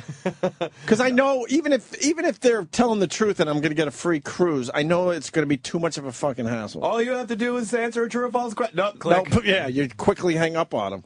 And that's their opening line. Free cruise for you and your family. Nope. Oh, it must work. I guess. Otherwise, they wouldn't keep doing it. It must work on some people. Must go, oh, I want a free cruise. Right, yeah. But there's still people I'm sorry to interrupt you. There's still people like that losing Nigerian fucking email scams. Of course that cruise thing still works. People believe anything. Yeah, but at what point did they start to call our cell phones? That's when I think everything went down. Oh, my God. I get so mad because I'm on the do not call list. And there's one company. There's no such thing as a do not call. There's not anymore. And I'm on the company's list where when I see the number and it's from some weird area code, and they're always like, hang on to lower your credit card. And then if you talk to them and you go, hey, how'd you get my number? They hang up because they're not supposed to be doing it. Oh, really? I make my 2-year-old daughter answer those phone calls, and she's like, I just did duty. And the guy's like, can I speak to your parents? But they're relentless. They just don't hang up. Man, it just makes me wish I had a team of hackers at my disposal to track down the telemarketers and just... be able to call them right back and go, hey, you just hung up with me a second ago. We're coming to your weird warehouse in rural Massachusetts. Holy shit, more burgers have arrived for Burger Day. Snippers. I'm looking at the women, not the burgers. Hi, ladies. Hey, Pat, beat it. These are large burgers, though. Like, the slider was just the right... Oh, no, I can't. I'm so... I don't know how much... How many burgers are we supposed to eat? These are the smash burgers. It's Burger Day. You had one slider. Where are you going? And Opie's already calling it out. You're leaving? Wait, who are you two? Get back in here. Oh, you work for Pat? Why are you guys panicking? We don't bite. No. How old are you? 25. Okay, you're old enough. Why are they panicking? Well, I'm not sure. Tara, get back in Is that here. your girlfriend? No. Oh, okay. Are you married? No. You want to go out? Oh my God, Chris, you're gonna want to look you at like this. to be single? I don't want to. I don't need for anything physical. I mean, just do what I need. Is it nice that Are we eating right now? She's good. Women, she's good. Delivering you hot burgers at this time in the morning. I know she's great. It's like she's heard that question a million times in her life. She pointed at my burger with her coat still in her hand and said, "Aren't we eating right now?" Which is, go ahead, fat boy. You thought I was being slippery about Talking Dead with that right there. He was like, "Oh, are you guys eating?" And then when we all turned around, she ran out. Yeah, she's good. She knows. Roland, what's a smash burger? You said that. I have no idea what a smash burger means. It's different. Like they smash it. He's just guessing because they of the title throw it of against the wall. He has no idea what that means. How do you not know what a smash burger is? But you handed it to me all excited. You went, "This is a smash burger." They get it really drunk and they put it behind the wheel of a car. Smash burgers when they take a taller hamburger and put Squish it it on a down. flat top and squish it down, and All right. it's supposed to get a nice char all around the top of the and bottom of the burger. Now we got two different burgers in front of us. I'm not gonna be able to eat three burgers, Pat. Which one? Should I go smash burger or the other one? I've been a burger judge so many times. All you need to do is take a bite of each. Oh, yeah, that's taste, gonna and happen. That's it. That's a great title, burger judge. There's a lot of burger competitions. Yes. It's amazing. The city went burger crazy. And Oh. for New York Food and Wine, there's like 5,000 people show up at $300 a ticket, get sold out in 30 minutes. And Burger judges? and then there are like prestigious burger They deal with judges. burger crimes. So you have your king. Burger judges. I got out of judging burgers because it's usually 30 of my customers all looking at me like, I'm the winner, right? Oh, really? God. You like the Park Meridian and what they do with their burgers in that little joint in the lobby? Pat's making a disgusted face. He's not happy. I'm not very. No, Pat's not happy. I'm not impressed. The not lines are out the door. Yeah, every day. The lines are longer at the Shake Shack. I would say. Shake Shack has a good burger. Yeah, I got one of those in my neighborhood. I helped develop that concept. Did you really? Yep. Holy fuck! You get a little of the action. Oh, they buy the meat from me every day. So it's that's not the real action. You That didn't get a is- taste of the company. Why are you not a reality show? Like, there's every other kind of process reality show. We- Why isn't Burger Judge or Meat Mafia? Guy. We actually Meat we Mafia. actually have a reality TV show called Meat Men. So I'm brilliant. Yeah. What do you mean? I just didn't know that already existed. Wow, you guys are really throwing passive-aggressive jabs at each other's TV shows. No, I don't watch your show. Why don't you get a reality show? Oh, you have one. Didn't know. To all the viewers, I just held up a key card to. Hang on a second. Does Meat Men have an after show? I'll host It's called Talking Meat Men. Talking Meat. Oh, okay. I didn't watch it because I thought it was M-E-E-T. I love. He goes. I watched The Walking Dead, but not The Talking Dead. I didn't even As know the there was host a of the show Talking is right in Dead. front of your fucking face. That's all right. Are you part of Meat Men? I would say I'm part of Meat Men. Yes. So you're not even part of the reality show? Yeah, no, I am part of it. It's my where's- father, myself, and my cousin. Are you guys just doing it on a camcorder for yourselves? Where Yes. could people see this thing? Food Network. You're on the Food Network. Yep. Oh, wow! Look at you. We were a little risque where they would say that we were a family network. It's very nice to be here and speak your mind and say whatever you want, but I wonder if my sister knows you. At one point, She loves the Food Network. At one point, they told me, "Hey, you got to speak to your dad and your cousin." I was like, "What's wrong?" They said, "We can only use about 15% of their content." Oh, really? I'm like, "Hey guys, you either have to tone it down, be a little bit more politically correct, or they're not going to air you." That's not how Meat Men are. Meat Meat Men say what they fucking Yeah. feel like. Exactly. Yeah, my father was a meat man, and I'm a meat man. We talk like meat men. Meat Men. That was I only had that little slider, but that was very delicious. You want to try the smash burger? No, I do. I really, I want to, but I won't stop eating it. Maybe a couple bites. How's the smash burger? It's delicious. Is it better than the slider? Personally, I like the slider better, but this is still a very good burger. Troy, smash burger or slider? There's bacon on this shit and mayo. The What? slider just is a perfect amount of burger. It's so juicy. Well, I would have had another fucking slider, but the morning mashup took And our then tray. There's bacon and lettuce on the And smash cheese. burger. It's very What is that? Mayo. Just a regular burger? It's a good question. There's no. What is this one? That's just Where a are the burger. girls? Where are the girls when we need them? I scared them out. I What's didn't in mean the to. I was just kidding. Yeah, why won't they hang with us? Like that's that creepy guy in a bar that. Why do 2 they hate a.m. me so much? I was just being friendly. Wait, now you're calling Jimmy creepy? No, he's right. No. I was. Troy, you going to take that This is shit? my perception of what they were thinking. No, they were absolutely right. Oh, okay. It was a good call by the girls. Yeah. Who's that creep? Well, you know me. That's the City Field Amazing Burger. Oh wow. Oh, that's there what you you go. guys serve at City Field? Yes. Holy fuck. Jesus. It's huge. And there's the big knife again. Yeah, it's the fucking, the fucking Simpson murder weapon. How much meat do you have to Correct. send out every day? How much meat do you go send out every day? Every night we work at night. Every night we process about 100,000 pounds of beef. We send out. So how do you process beef? You grind it, form Yeah, it, just think portion about it it. into steaks. We have a dry age room that holds 6,000 primals of Where's beef. your, Do you have a quarter? A quarter. Where's your Yeah. operation located?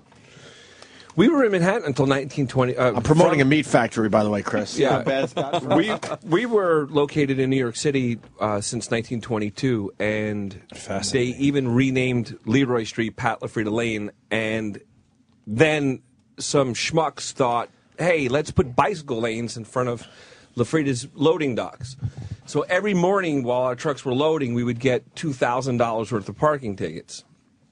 Wait, So- but your loading dock was there before the bike lanes. You think they care about that? No, I know the city doesn't give a fuck about any of that You shit. do think there's one fucking bicycle driving down Washington Street at 6:30 in the morning? Not a one. But they're waiting for you to fucking But this block yeah. the bike lane, right? Overweight traffic cops waiting to nail my trucks every morning. $2,000 a day?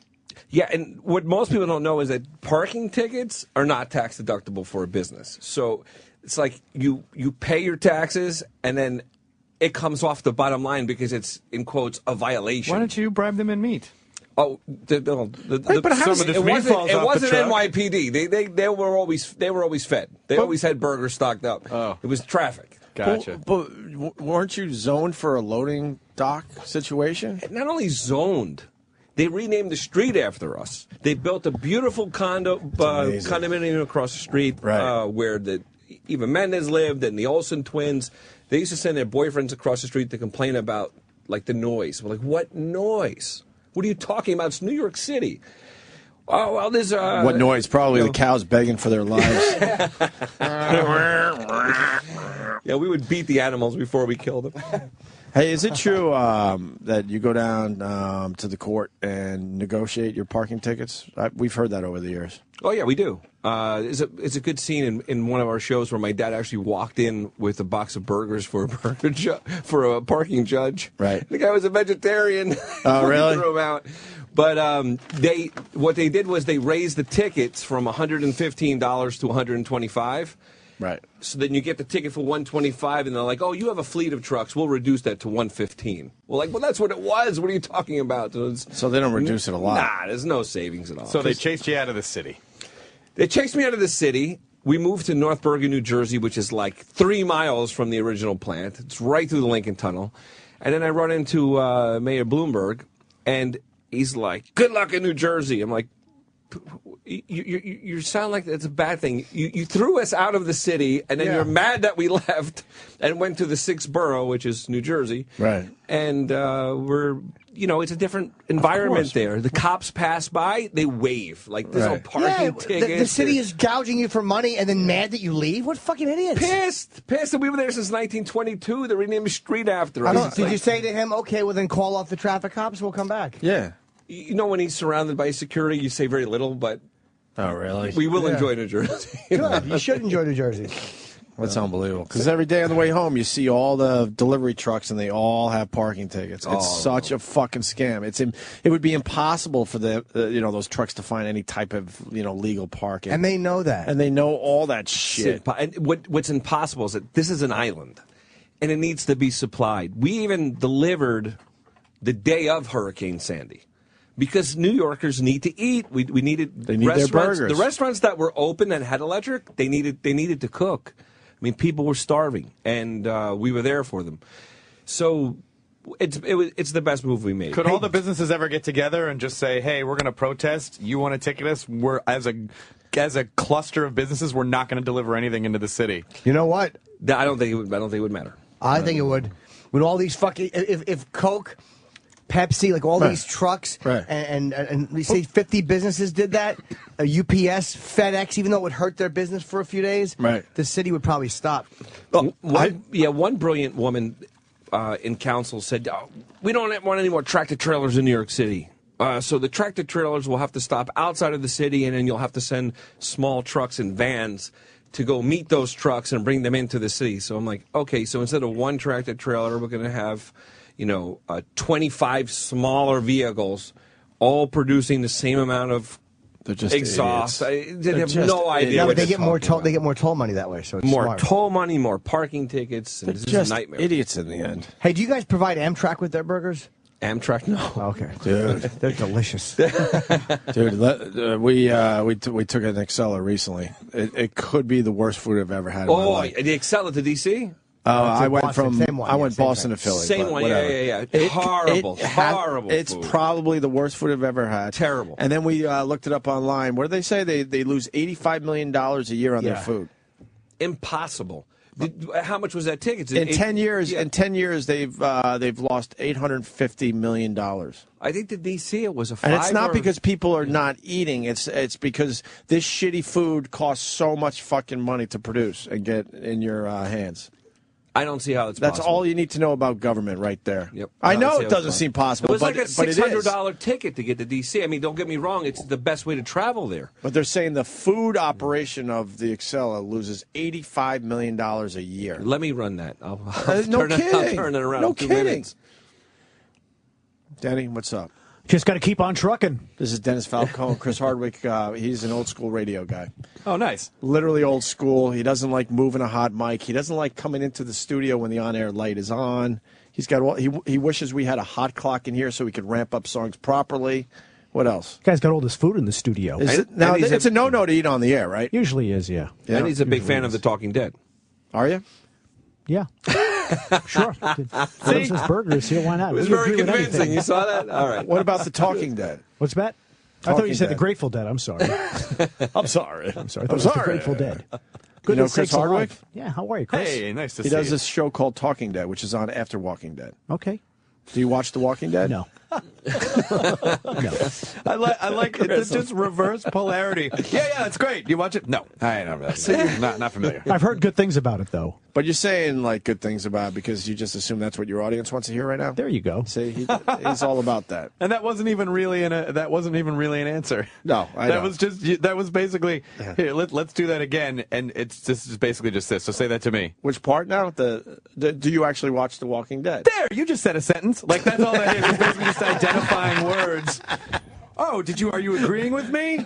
I'm saying what you're saying, sort of. He's one of those radio guys that doesn't want to give an opinion. Sure. Because that might piss someone off, right? Right. Right, Dennis? I'm a music jock. You keep it nice and fucking right down the middle of the road. Keep it right on the line. Between the ditches. You want a burger? Sure. What kind you want? You want a smash burger? Yeah, this is a good one. Yeah, smash I burger's don't know. good. Some of the vegetarians in the audience might be offended by your choice to eat a burger. Are you sure? No. Yeah, they can do whatever they want as long as you don't. The thing is, I don't like pushing my opinion on somebody. It's like, boy, I watched that show last night. I thought it was horrible. Well, maybe somebody I hate when a disc jockey says, I hate this song. I really hate that you're trying to push your on-the-fence point of view on me right now. That is true. Yeah, you should really have an opinion. It's like, I mean, you guys slam a song, slam an artist. Okay, fine. So But it's how like, would you talk about The Walking Dead if you were doing a radio show right now? I would do my show prep about it. I would say I've never seen the show.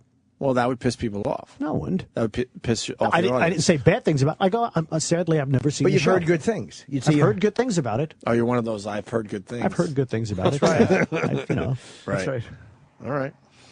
We should take a break, I think. I know. I completely frightened his assistants out. Two people Yeah, have brought what us was that burgers. about, Pat? With the girls? Yeah. I don't know. Now that I know you're the star of Me Man, I'm going to treat you differently. I know. I thought we were just I want to be on your talking to a reality show. schmuck. I mean, imagine those poor girls that they get up early today. Which is go very nice. Beg chefs to get out of bed early, cook us burgers. Right. And I guess, I don't know. That city shit drives me nuts. I obsess about the parking tickets. Well, they give chased away. this great business out I'm of the city. obsessed. It's enraging. There's very little manufacturing in Manhattan anymore, so Pat, as you could see. I did a quick video. We get off the air at 10. There was a Coca-Cola truck outside our building, and I noticed the parking ticket, so I asked him about it. He ran it. He couldn't wait to show me how many tickets he got already that morning. And he said, I've only been delivering for about an hour and a half at this point. He had 5 or 6, I believe. And he says, I'll get at least another 5 today. Like, what does the city expect? Where are you supposed to park your fucking truck for each delivery? It would be impossible to get your shit out there. You know, What do they say to you? Nothing. They're as nasty know. as possible. They just know. About it. They know, and I think we refinanced. If they told us, okay, you're refinancing ground zero from it. Okay, great. It's 12 years later. There's not even a building up yet. What are you talking about? Where's the money going? You know, it's how they spend it. Where does that money go? Couldn't tell you. I don't think they could tell you. It's just that more frustrating that they take the money and then they spend it, on anything but good causes. Right. It's amazing. All right, we're going to take a break. Should we get the plugs in for the burgers, Pat? We have. You got people getting up early today, so yeah, we should at least get the plugs in. We had Breslin make us a beautiful lamb burger. We had Schnippers. We had Bill's Rock, and we have the new amazing burger from City Field. So, whereas in the old days growing up, we all went to baseball games and had stale pretzels and dirty water dogs, like they've completely changed food. All right, in large format places. You brought up something I just happened to rip out of the paper today. Guess how much it costs a family of 4 to go to a Yankee game? Because you do bring up just tickets. You bring up the old days where Sure. No, I know where you're going. Yeah, a family of 4, so you got a mom and a dad and a couple of kids. Does that include food? It includes. I'll tell you what it includes. Family of 4. You get the 4 tickets. You get 2 beers and 2 sodas, so everyone gets 1 drink for the entire fucking game. 4 hot dogs. So that's it for food and drink, parking, and then they threw in 2 programs and 2 hats. I guess $225. I'm going to guess $375,000. 175. Guy that ruins the bit by guessing too high. Well, you either go a dollar or you go low, super low, or super high. Well, the Mets are close to what you said, Chris Hardwick, who's going to be at Caroline's this weekend. I'm great at plugging things. The Mets are at $223 for a family of 4. I was $2 off. Is that bad, though? That doesn't sound that bad, actually. It doesn't Where are the sound that seats, bad. though? They're in 11th place for the fucking league. For 4 people to take your fucking awful family out? That's not bad. It's bad, Where are the Dennis seats, though? Falcone. No, What's wrong with you? That's not. Because everyone- How much could the seats be? No, it's horrible because you're going to eat more than a hot dog each, and you're going to want more than 1 drink 4 each. tickets This is and the bare. parking? This is the bare minimum you're going to spend. At what stadium? That's City Fields, Oh, it's 223. Citi Field. 5th place Giants, 237. Phillies, 257. Chicago, 3rd place, 298. Yankees, 337 for a family of 4. Number 1. And I'll tell for the you, bare minimum, and they're just behind the Red Sox. If Red Sox anyone's- beat them by 60 cents. If anyone's been to Citi Field lately, I can understand that because they have completely changed the experience. It's no longer just going to sit and watch a game. They have all kinds of things and events going on during the game, Right. and taste of the nation. They have different foods from. I mean, what other stadium can you get fresh sushi in? Like, Right. Yeah, Yeah, but- it's But a pretty amazing all that stuff's experience. going to cost you even more, though. Yes, probably. I think the average family of 4 is actually hitting up close to $500 for a game when it's all said and done. So. Well, they should stop eating and drinking. It's probably because the father has 9 beers, gets drunk, and abuses his family, and they have to bail him out of jail and get the car towed. Fuck him. Fuck him. Exactly. Stay home and watch the game, dopes. All right, Pat. Thank you so much. Thank you guys. for Very having good. me. It was Are enjoyable. you going to plug your reality show that you're supposedly doing? Well, our show is Meat Men. Our company is Pat LaFrida Meat Purveyors, which is actually, I'm the 3rd generation, so it's my grandfather's name. So you had no choice? You had to go into the meat business? No, I was a stockbroker for a Were year you really? after college. Yeah, I fucking hated it. I Why? hated it.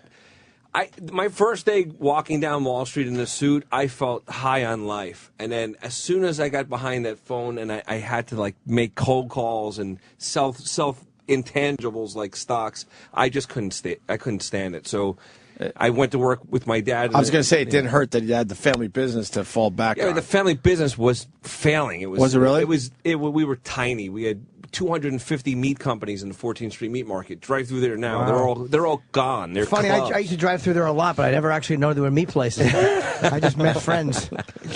So we've grown it into a very successful, huge business. Good for you. Good, man. All right. Well, the food was tremendous, and despite the listeners hating when we eat on the air and not being excited for us, but the food was really good. They gotta learn how to be excited for us when we do Burger Day, I think. No, they don't care. But I think they should be a little excited for us. I'm going to leave here. I'm going to go catch up on my Talking Dead, and then I'm going to sleep. Oh, that's interesting. I was going to go watch Meat Man right after this. So it worked out okay. Awesome. Thank you for having me, guys. Thanks, Thank you, Pat. Pat. You come back and see us. Chris Hardwick, you're staying, right? I will stick around. All right, good. Chris is playing Caroline's this weekend, 212-757-4100. Dennis, if you want to hang out, too. Do have some work to do because it's Friday. Got to get ready for the big weekend. All right, thanks, Pat. See, But I'd like to roll some of those shows on a VHS and watch them back. Which ones? Talking Dead, Walking Dead. He's Meat even Men. got the radio lean. I love it. You saw that, right? Yeah. It's leaning into the mic. I love it. It's great. He worked at K-Rock in L.A. I did. Did he really? So he's a radio guy. KROQ. So he knows this KROQ. shit. Was it Rodney?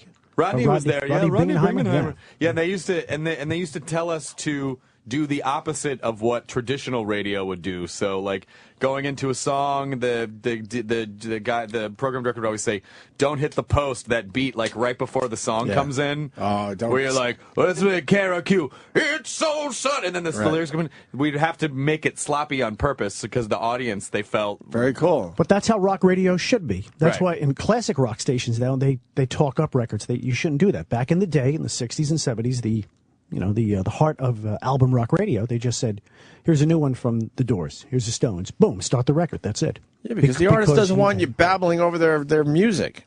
They spend a lot of time getting those intros together. I talk through half the song. what I have to say is important. I would hate when a disc jockey would come on in the middle of the song and say, "No more calls, we have a winner." That's irritating. The girls have come back. Thank you. Presents, that's why. You have presents? Are you guys freaked out by us? On me right now. Okay. Are you guys creeped out by us or Jim Norton or anyone in this room? I'm or a nice all of us? person. You're all right? Not intimidated at all. No, she, You no, sure? not intimidated, but creeped out. Oh, you guys All want right. this knife? No, you can take the knife. That's good. She's cleaning it. But true murderess. Very nice. You gotta eat my meat aprons for you guys. Thank you. Eat my meat We only brought aprons. 4, so if All you right. like for Oh, that's cool. Chris doesn't Oh, want this is sweet. But I don't. Oh, well, this is nice. Yeah. You know, I'll give this. I'll give this. This To, will be perfect. You'll cherish it. I go to a lot of adult movie theaters. Thank you. This will be nice to wear. clean, all that. Sorry. What is your name? My name is Kate. Kate, what do you do for Pat? I'm the head of special projects and events. Which means what? I don't know. What does that mean, Pat? Everything. We have a lot of activities, not just a butcher anymore. Are you based out of New Jersey? I am not. I'm based out of New York. Okay, will you? Do you want my address? I certainly do, but not for any creepy reasons. I want to send you something. Jim just wants to show up naked wearing an apron. I wore the thing you gave me. Eat my meat. Here, talk into this one for a second. If we're going to chat with you, even if it's only for a second, because the listeners want to hear. Ask her out again.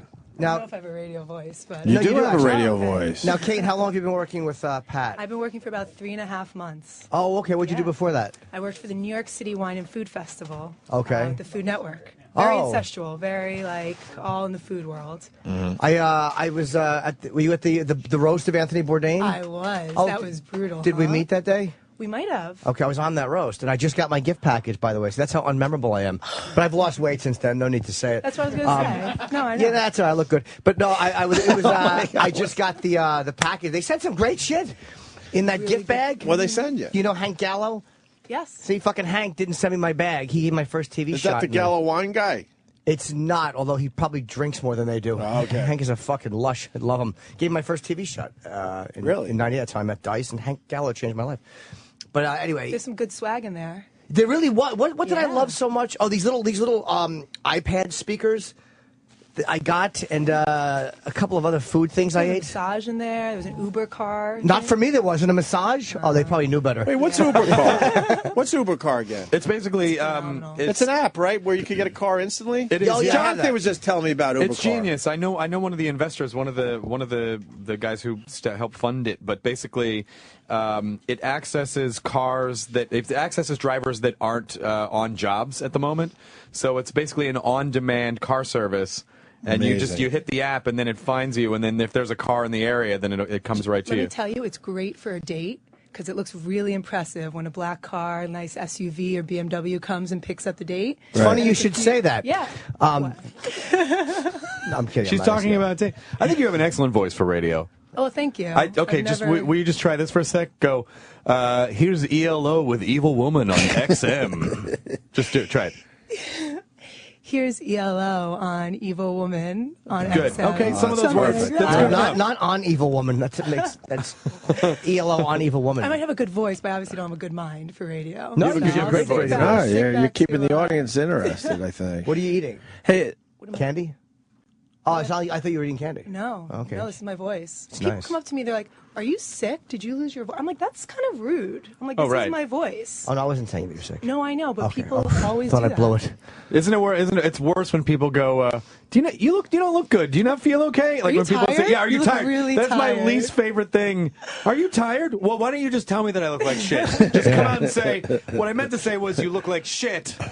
Yeah, they come up to me and say stuff like that too. Do you have a tumor? I'm okay. It's very personal. Okay. Well, thanks, guys. I gotta get back to What? What happened? We're just getting to know each other. Oh, did I chase you out with the tumor line? I always blow it You with the kinda beautiful blow it, women. I Jimmy. always You were I doing do well, a cancer too. joke and they lose them. Kate is a very strong, independent woman who's obviously funny and does not have time for our bullshit. I do have another job. Yeah. It's on another radio station. Oh shit! Wow. Yeah. No, I'm just kidding. A meat-themed radio station. No, well, I appreciate the gift, the apron. She came back in. I was like, oh, probably she wants to just get to know each other, chit chat. Why don't you trade Twitter accounts? There's a line She's of not on defense Twitter. there. You on Twitter? I am, but I'm not a big social media person. I'm not on Facebook. Don't give out your Twitter. But you're director of special projects. You should be involved I'm in on social Pat, media. Pat LaFrida, at Pat LaFrida. There you Now go. Jim's going to be like, you're going to be asking out Pat's Twitter account. I'm going to start following Pat. So what's going on, Pat? What are you doing? How are you? Please tell Kate I said hi. I'm in my apron. Do that to him. I should send photo. How about we should do that. I'll send a photo of Pat. That was too Pat. blue. All right, well, it was nice Dennis, to we're meet you. working blue right now. I'm Take sorry. it easy, Kate. Thank you very much. Thank you. By the way, Dennis Falcone doesn't work blue either. No, he's clean. You don't work blue, right? No, I don't. No, I never did. It's too bad. That's not what I'm all about. You have to know your limitations. As Dirty Harry would say. Would you say, this is Dennis Falcone, you're listening to My Balls on XM? No, I'd play Red Rubber Ball, though, by the Circle. See, he goes around it. He goes around it. Yeah. Hey, Uber car, is it expensive? I don't think it's terribly expensive. It's more than a cab. But not outrageous? Well, I've been hearing about this for a while, for whatever. I tried calling one. See, that wasn't in my fucking gift bag. Or maybe it wasn't. I threw it out. Anything that doesn't look good, I throw out. But it shows you where cars are in the city, and your credit card's already in there, so they'll come to you. But I tried it in the rain, and it was double fare because there was not many cars out. So they'll tell you, hey, check here if double fare is okay, and make sure you know they don't gouge you. Like, they let you know when there's a problem. But wouldn't everyone just put double fare as an option? No, because nobody would use it. This was a weather-related Gotcha. incident. Wow, okay. More with Chris Hardwick, who's playing Caroline's. Dennis might stick around for a little while. And that's that. Stay there. The Opie and Anthony channel on Sirius XM. Welcome back to Yenta Explorers with Marge and Gertrude. Let's join the ladies as they head down to the deepest, darkest parts of the ocean to explore the Titanic. Boy, this elevator sure the heck is taking quite a long time. I hope no one pushes all the buttons on the way back up. Oh, stopping at every depth. Oh, I know. Yeah, this is like going up into the plane, but going down into the ocean. Where's the clouds and stuff? Oh, you're funny. Up, where's the whales and the sonar and notch? Hey, stop here. I'm gonna get off and buy some girdles. Floor 5, shoes, hats, and gloves. Ladies' foundations and other picture postcards. I'd love to go cave diving under there. That's craziness. Sure would. Hey, cave diving, what are you doing? Oh, let's journey to it. Why don't they go down there and just lift it up with a bunch of ropes? Just pick it up, push it. It's like, it's underwater. Everything's lighter in the water. I'd light a ciggy down there in a second, you can bet. Quick, get me a Benson and Hedges, I see the core. Where's my Chesterfields? Quick, get me a Moore, I see the big circle of fire. I'm smoking. I'd love to have a Titanic pickle sandwich. Hold the relish, darling. This is the last one of its kind. I'm going to have a little bit of pickle with a side of pickle juice. Get a Starline plate. I'm starving.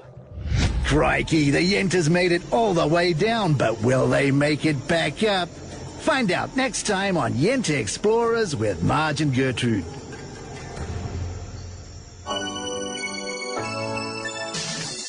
Chipperson on the scene.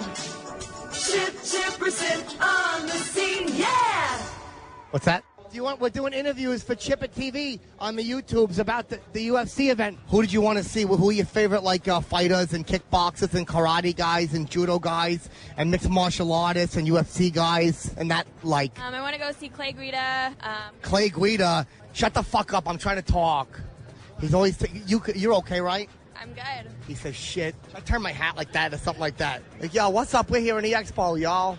Clay Guida. Clay's a weird name. What, does he live in the earth or something? Who do you want to see win the big boxing fight? The boxing fight? The mixed martial fight. I'm for Chael Sonnen, man. I'm an American. I got to go with the American. Yeah, my mother always said that there's too many of these goddamn uncircumcised guys coming in here, Chipper. They're all uncut. I've been saying all day, silver is gold. Silver is golden, man. No one can beat him. He's the best on the planet. Yeah, and Chael Sonnen, they're going to change him to Chael Moonin. Chipperson on the scene. Chipperson on the scene. Yeah! Fucking home run, Chipperson. Sirius XM. And now, the Opie and Anthony Show.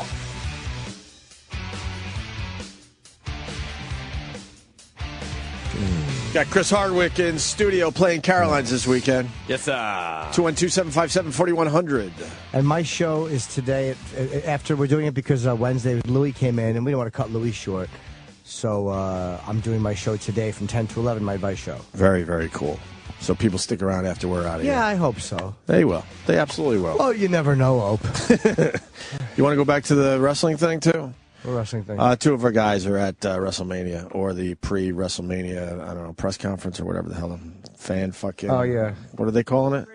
Radio Row. Iraq Dream. I'm not, I'm from Memphis, where a lot of wrestling was born. Yes. And so I remember seeing it basically like public access wrestling when I was a kid. I was never really I never watched sports or wrestling or whatever. But since the podcast, I've gotten to know a handful of wrestlers, and they're fucking awesome guys. Like, super nerdy, super cool. They just happen to have these Hulk bodies. Right. That's absolutely the truth. Sam? Yeah, buddy. Hey, man, we got Chris Hardwick in studio as well.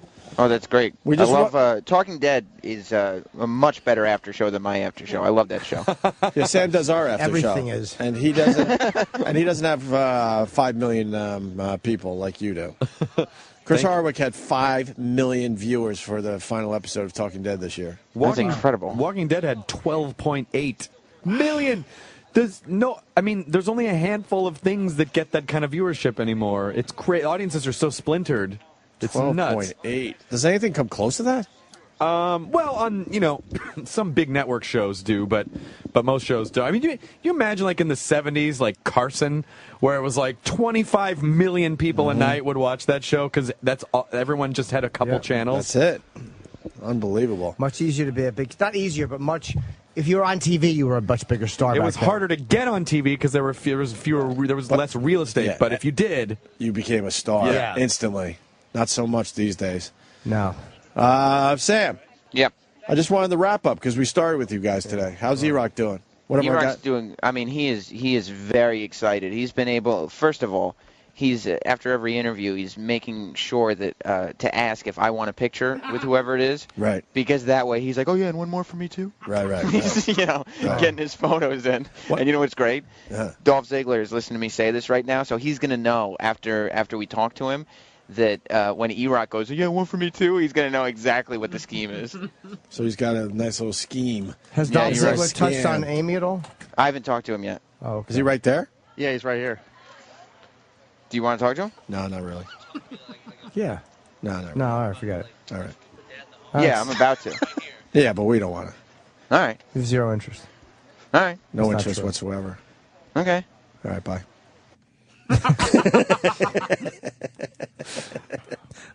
Hope that guy has a sense of humor. Yeah. Great if Sam's fucking picking his teeth up off the table right now. How great would that be? He just shattered Sam's dumb jaw. Sam? Yeah? Yeah, we weren't kidding. All right. So, back to you, Chris. Yes, sir. We're talking about podcasts. Yes, sir. Talking about Walking Dead. What else is going on in your world? We do the Nerdist TV show for BBC America. Yeah, when did that start? That started in 2011. We did a handful of specials, and then now it's on for 10 weeks, and it's sort of an expanded version of the podcast, but it's fun. I don't like having guys like you in because it just makes me more frustrated. With Yes. how awful this place is. How did you turn the podcast into a TV? You didn't wait for somebody else to do it. What did you do? That's our idea. We're like, look, we do so much visual stuff. We could easily get a half hour a week, an hour a week. Yeah. And it doesn't have to be on some massive over-the-top network either. Well, for us, it was, I'm a huge Doctor Who fan, and so that's how I... You mean awesome? Says the guy who follows chess matches. Fair enough. I have things that I like. That are weird. And which, by the way, I support. I played tournament chess. Did you? That's right. We had this great conversation about because I never knew. You were like, oh my god, and we started talking about Kasparov and all these matches. Magnus Carlsen has agreed to play me. How do you play regularly? I'm lying. Okay. I wanted to add something. No, I just play for fun. I remember when I shot the comedy special, we went. The after party was on this street, and which I'd never been on before. And we go down the street, and there's all these 24-hour chess. The chess forum. One of them just closed. I'm guessing it's in the Village, and it was like on Thompson or something like that. One of those streets. Yeah, and I was trying to figure out like how do these places stay open? You basically pay like $5 an hour or something to sit down and play. But what keeps They've just been open for so long that do they own the buildings, or what do you think the deal is? Well, one of them closed, and I'm guessing online chess has hurt a lot. Did you used to go in there? No, I never played in those places. I would always play at the Cellar with Keith or those guys. But I'm guessing it's a community thing. But now with online chess, you can stay home and play and smoke indoors. Yeah, I forgot that you were a big chess guy growing up. Yeah, I love it. You were really good though. I was pretty good, but I can't play anymore because it's too. It hurts my head now. You play chess with friends? No, because I'm not. I can't do it recreationally because so much of my young life, I was trained to where you're basically trying to fry the board with laser eyes. Oh, really? It just. Did your instructor ever knock all the pieces off so you could see it better? No, like in Searching for Bobby Fischer? No. And throw the rook at your head like the Rutgers coach? Call you a faggot? Did you remember the old SNL sketch with Jim Belushi where he was the Bobby Knight style chess coach? Yeah. Knight to rook 4, what are you doing? That's funny.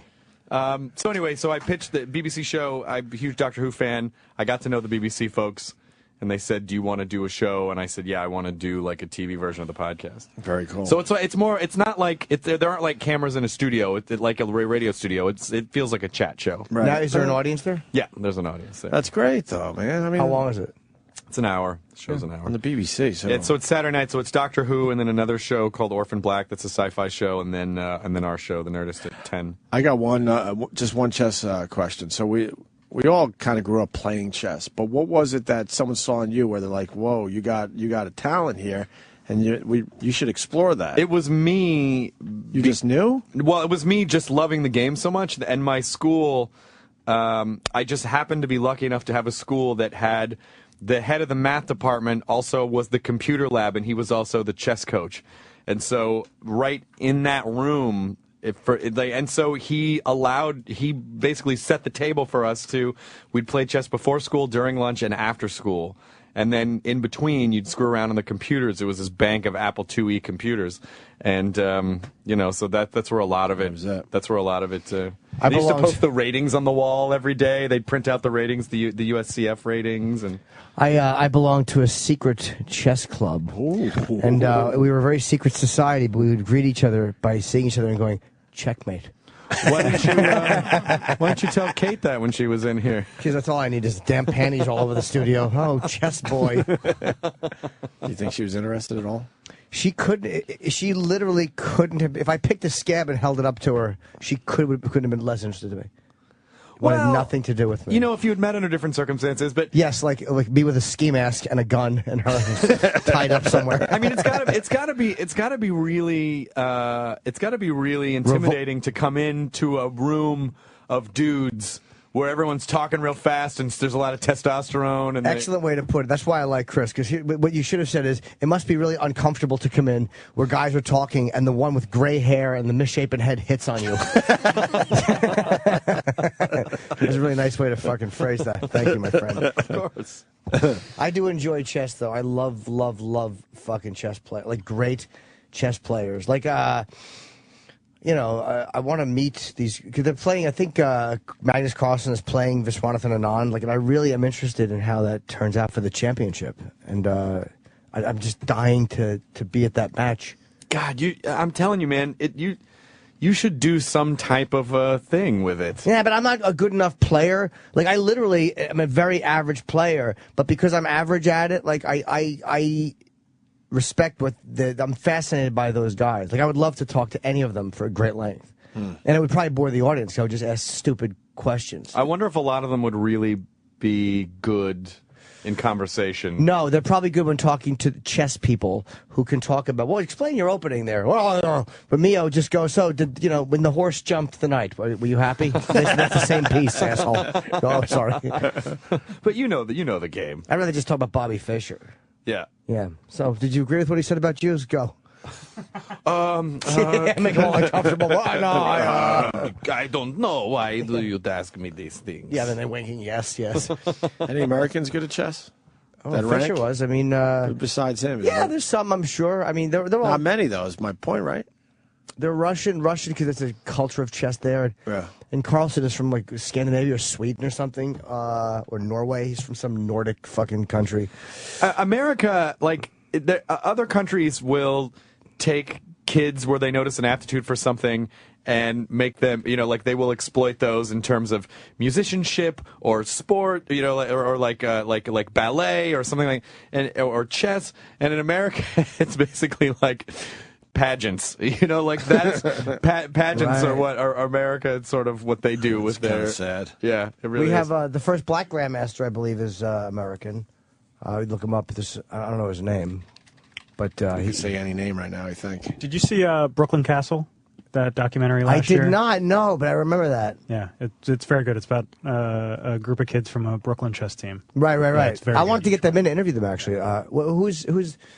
Who's Maurice Ashley, yes, the first black GM. You know something about chess there, Travis? Just Google this. No, I just like good documentaries, and that was I good. love a good documentary. Brooklyn Castle. Speaking of which, Vice is on tonight. Let's not forget, give those guys a plug. Vice is on tonight. Shane Smith's show. Love those guys. From HBO, Vice on HBO. It's going to be I haven't seen it yet, but I know the show. It's going to be fun. It's tremendous. It's going to be good. He saw the first 2 episodes. First 2, and they showed part of the Korea episode, which was oddly moving. Like, because it wasn't all about Rodman, because there was a couple of the Globetrotters there, and they were showing some of the game.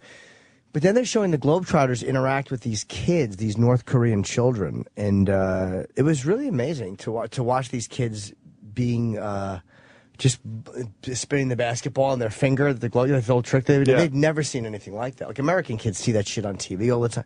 They'd never seen it, and to watch them reacting to it was really moving. It was great. Wow. Vice guys are fucking tremendous. They were all there, too, at the premiere. Shane was there, fucking Sarouche, all of them. The whole fucking, and the one guy was telling us about getting drunk with Kim Jong-un. It was very interesting. And then Shane's teasing that one line. Was it in Afghanistan, the border line? Oh, no, Pakistan, India. India. The border, in Kashmir. He went right up to the line. He was kind of fooling around with it a little bit. It was great. And basically, if you go over the line, they will shoot you. They said that they will. If you walk into Pakistan, if you take one step over the line in Pakistan, they'll shoot you.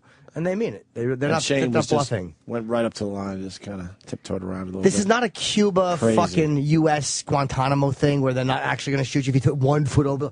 If you ran in, they might. But if you put 1 foot over the line in Cuba, they're not going to shoot an American. But in Pakistan, India, you put 1 foot over the line, they'll shoot you dead. Yeah. I know I'm saying that like an authority figure. They're never going to. I'm repeating what I heard, but with fervor. And they're never going to figure that one out. No, they hate each other. Yeah, it's Hindus and Muslims. Yeah. They're not going to figure that one out. Oh, what do I know? Yeah. I just want another Carlson Anand match. That's all I care about. Can you look it up? When is it? If I can get tickets, tell Roland to book them. Thanks. So, Chris, when are you sleeping if you got all these projects? I don't sleep very often. I sleep on planes. Do you really? I can't sleep on planes at all. I don't have a problem sleeping on planes. I even fall asleep while you're getting blown. That's happened to me a few times. Jesus, really? For real. Getting blown, is that where... Yes. Oh, a mouth bath. Yeah. Oh, what a great Are way you to kidding, phrase it. though? No, I've been very tired. I've been very tired. Jim, you're fascinating to me because I think you should do a political show or something. It's because it's like... the girls come in and you sort of make like, I'm gonna put a ski mask on, and you make these, but you have so much insight into things. I really think you should do some kind of political something, or I don't know. Thank you. Nobody agrees with you. I agree with you, but nobody agrees with you. You're a fucking smart guy. You should really, you could fucking take over. Weeze says he likes talking politics with you.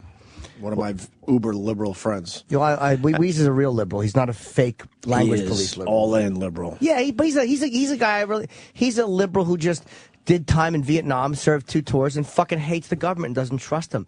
Like, that to me is what a fucking, he's a denim jacket wearing liberal. He's not like one of these guys who wants you fired if you don't hyphenate properly or But he always likes talking politics with you. Well, you give him you give him a good run. And I'm reasonable. I don't disagree with give him anything a good he says. run. So, well, Are you on the road a lot?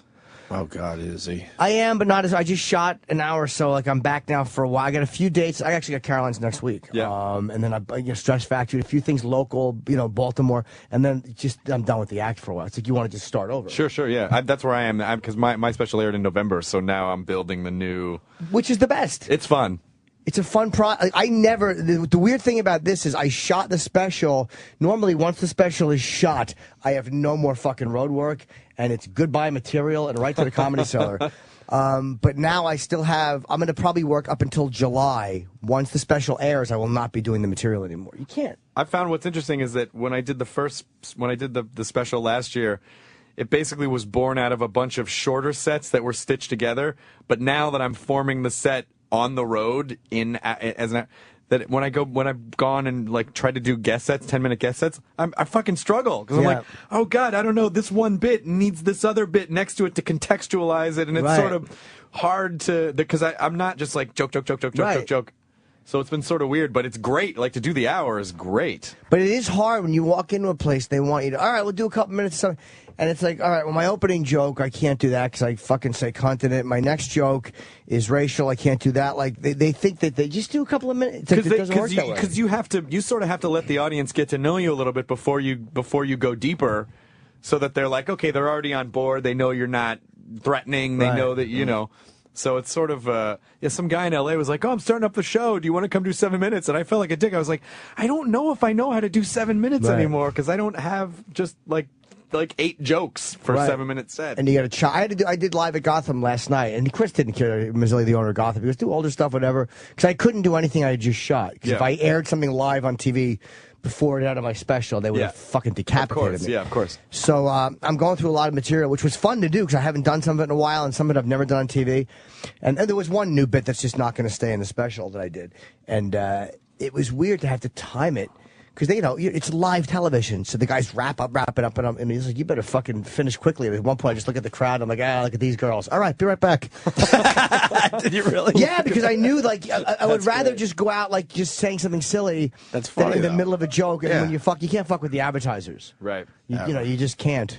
Yeah, we don't fuck with the advertisers ever. Well, I think that's the beauty of not having any. Yeah. It's like, there's nothing to lose. We risk losing no one. We can't offend our advertisers. Well, we're going to break, and then Jim Norton's going to continue with his advice show. I am, yes. At 10 o'clock. And then on the dot. Yeah. I'm a fan of hers, and we ended up, she was supposed to do a show in Phoenix. That's Amy, and that's Dolph talking about Amy. Yeah, he sounds like a good guy. Chris Hardwick, thank you so much. That just sounded like a pocket dial that you just topped I in know. on someone. Is it intimidating to be around somebody who's that funny when you're like dating a girl who's that funny? It's really challenging. Yeah. Oh, talking about Amy. Yeah. Should we keep it going? Usually I'm the killer Yeah. funny one, and I'm like, oh, she's funnier than me. This is oh yeah, all right, let's see. And it makes me think, and it challenges me. I loved it. It was so fun. Because like when she's in. All right. Chris Hardwick is at Caroline's this weekend, 212-757-4100. Of course, it's Nerdist on Twitter. It's the Nerdist podcast. It's Nerdist.com. It's the BBC show. It's unbelievable, man. Because Chris is a fucking doer. I respect that. Honestly, I really mean that. I It's appreciate fucking good. You do shit, and that's I respect that. I think it was just like I said before. The majority of my career, I wasn't doing anything, and then you get to a certain point where you're like, if I don't start doing stuff now, it's not gonna happen. Right. And no one just comes in and goes, here, have this thing. No, they don't. And we all wait for that magic day where someday I'll wake up and the call will come. Jim, everything's in line. You just have to show up. The network's all called. They get it. Never going to happen. They just didn't have want to wake show you up. up. They knew you were sleeping in. That will never happen. And the podcast is always in the top 10, if not even. I mean, it's like one or two on a lot of weeks too. We've been pretty fortunate about it. It's just fun. I just like doing the stuff that I do. I think that's the best thing. Is if you like what you're doing, everything's gravy. Do you do it by yourself like Bill Burr, or do you have guests? Well, there are two co-hosts who are on a lot of the episodes, but not all of them because a lot of them I travel or they're working or whatever on other stuff, and so. But we have guests, and then we have episodes where it's just the 3 hosts. Oh, cool. That we call hostful episodes, and those usually go up about once a week.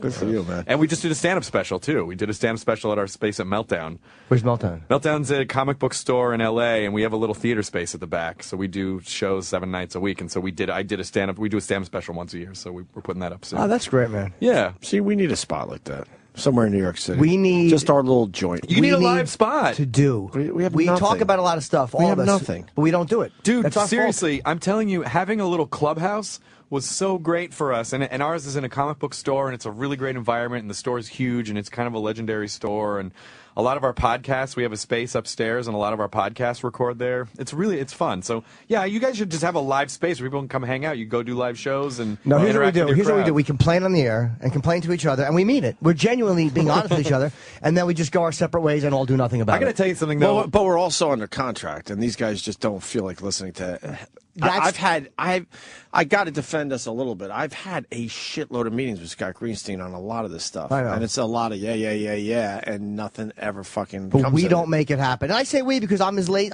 Believe me, I am emotionally at times very bad with this shit. I know what I have to do, and I don't do it. What's very hard and what I don't understand how you do is doing a morning radio show is so emotionally taxing and exhausting. I don't know how you do get up super early in the morning and then still go perform at night. Because I find that if in both fields you level off at mediocrity, it removes all pressure. I can wake up tired and be blah. I can go on stage tired and it's blah. That's all it is. It's a constant mediocre. I have a final question because you just brought up something. Sure. Why is doing morning radio so taxing? You've been in this radio game a while now. Because we only work 4 or 5 hours. You do technically, but you is it mentally just exhausting? Well, for me, I remember getting up at like 3 o'clock in the morning. I'd be to work by 4:30. You'd have to do show prep. So we were on the air at 5:30 maybe or 6 or something, and then you do the 4-hour show, but you're constantly mentally engaged the whole time because you're looking at the clock. How long? Okay, we got this. We're talking to that guy. We're moving to this break. Go to this song. Then after that, there's the post show. Then you kind of got a plan, and then throughout the day, you're like, oh, what are we going to do for the show tomorrow? Then so it's really like a 12-hour job, right. and your day ends at like 3 in the afternoon, and then you're exhausted, and then you have time to do other stuff, and then that. I bailed on it being a 12-hour a day job. It's not even a 4-hour day job for us. But it was for many years. But I finally had to say, no, man, mentally it's killing me. It's and people rough. work way the fuck harder than us, but I go home exhausted a lot of days. I would challenge. I mean, yes, it's not. This stuff is. It's not like construction or building a railroad or it's not work with your hands. But, you challenge someone to be super focused and mentally engaged for 5 hours straight, and they're going to be tired. Your brain gets fucking tired. Right. In the real world, you're lucky to get someone to pay attention to you for 15 seconds. I mean, you have to have that ridiculous focus for 4 or 5 hours a day. Yeah, where you really are paying attention to everything for 5 hours, or else fucked. It goes off the rails. Right on. Well, Chris, it's always a pleasure. Thanks, Chris guys. Hardwick. Good to see you. And don't forget to see him at Caroline's this weekend. Stay tuned. Jim Norton continues. Jim Norton is a moderately successful comedian, an average author, and a terrible actor. And your chance to speak directly with him has arrived. Call 866-969-1969. The phone lines are open, and the Jim Norton Show starts now. Hairy pussies have never been a thing of attraction for me. And I always liked them shaved, but I found myself, and I brought it up earlier in the week, really enjoy. I guess because I like the big vaginas, but I found myself looking at this hairy website because this one girl, Bianca Stone, who I've talked about, she's a porn girl, had this amazing, massive vagina, which was sexy, but she's really hairy. That's what her thing is. She's a hair model. And hair, I never liked it, but because it was on this vagina that I think is so sexy, I can't stop watching her movies. And I'm 44 years old, and my ex-girlfriend was teasing me because she's like, you made me laser everything. And I'm like, yeah, but you don't understand. It's not like I want to date a girl with a big hairy pussy. I don't think I could do that. But just on this one girl, it's super, super sexy to me. And I'm like, am I getting a new fetish at this age? You think you know yourself, and you know yourself sexually. And I've recently been interested, and I've been looking at feet a little bit, just in videos. Oh, she has nice feet. I wonder what they smell like. Is that just me being so jaded that I'm just moving on to the next drug? If I was still drinking, would this be the equivalent of going from beer to vodka? Probably. It's something new. It's something new. But I don't want it. It's not what I want to. I'm not a foot fetish guy. I saw she tweeted you back. Oh, yeah, she did. She was actually really nice. And she emailed me because she heard the segment. But it was friendly. And I told her, look, we had a good time with it. And, she said she was very appreciative of us speaking highly of, They're always nice, those girls. Spoke highly, sure. I did. Yeah. And those girls are always very, very nice. So, if you want to check out her Twitter or whatever. If you're into that. If you're not, then don't. But if you are, she's the go-to gal. Now, Mick in Illinois has a silly question. Mick? Hey, Jimmy. Hello. Hey, I'm a year and a half away from being 40, and I still get hard-ons. I mean, I still wake up in the morning, and he's up before I am. But my question about Viagra is, does it make it harder, or is it just help you last longer? Because obviously we all remember when we were kids, you could cut stone with how hard it was. And when you get older, it's like, I'll just kind of hang around here a little bit, you know. Right. So it's not like it used to be, you know. It's not that throbbing. Yeah, you turgid, can knock delicious out gift. Yes. Well, Florentine would always say, I got a soggy 6 going. So that's, what does Viagra make your dick harder? Yes, it does. It makes your erections harder. Cialis, Levitra, all the same thing. It makes them harder.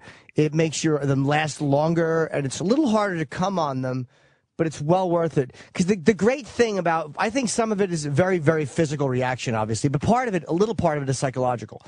Because you just have confidence that your cock is going to work. So, you know, you just react.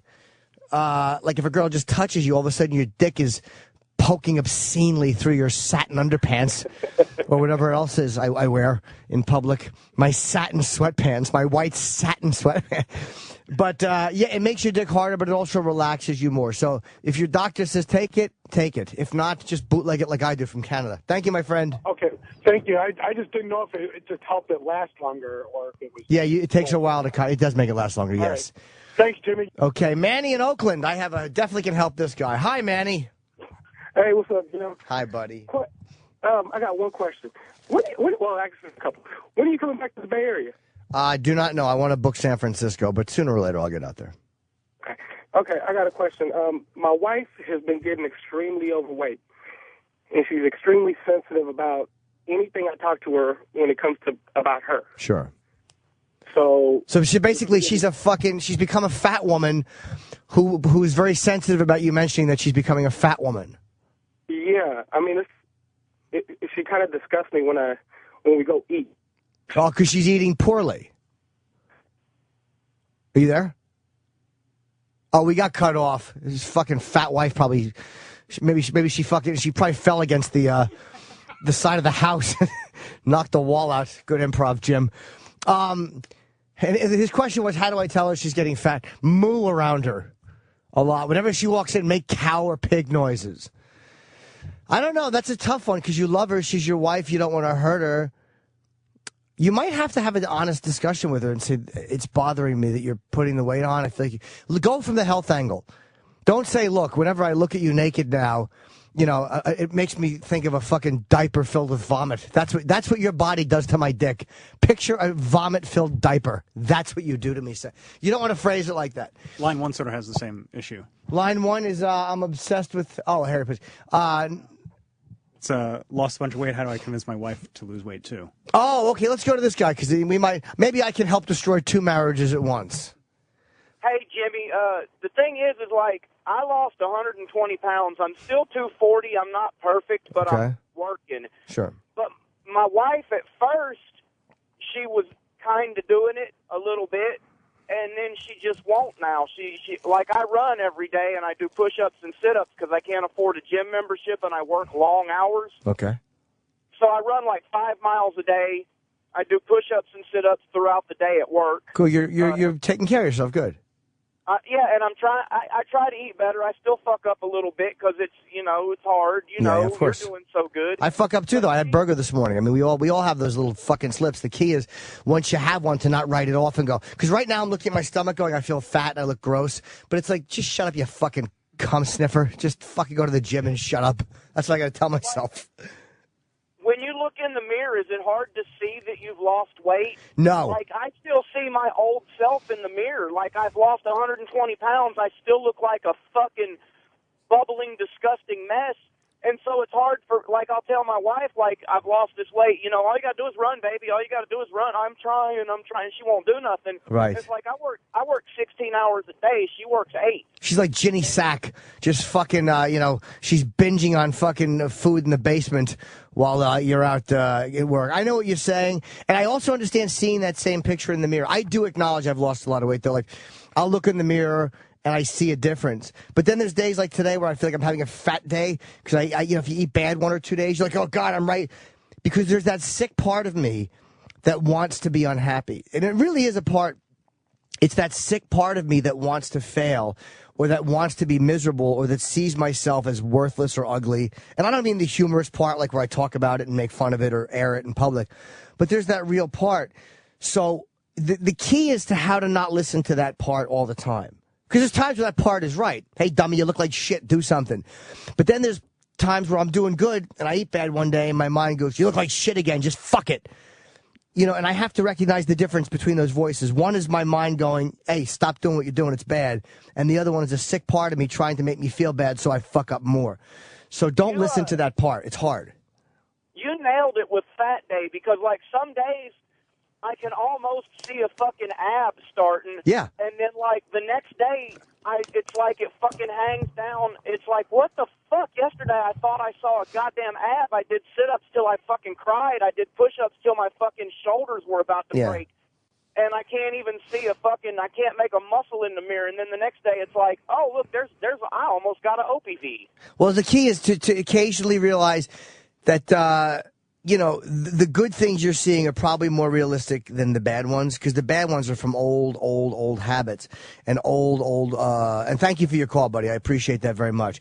It's hard to get somebody else, a comedian named Colin Jost, who's a writer for Saturday Night Live. He was on that Gotham show I did last night, and he was one of the guys who was, he was very funny, and he did a funny bit about if you're you better both lose weight together, because if one of you loses weight and the other one doesn't, and he goes through this funny thing about when people see you guys together, and basically it's one person gets the compliment and the other doesn't, but he did it, you know, obviously in a funny joke.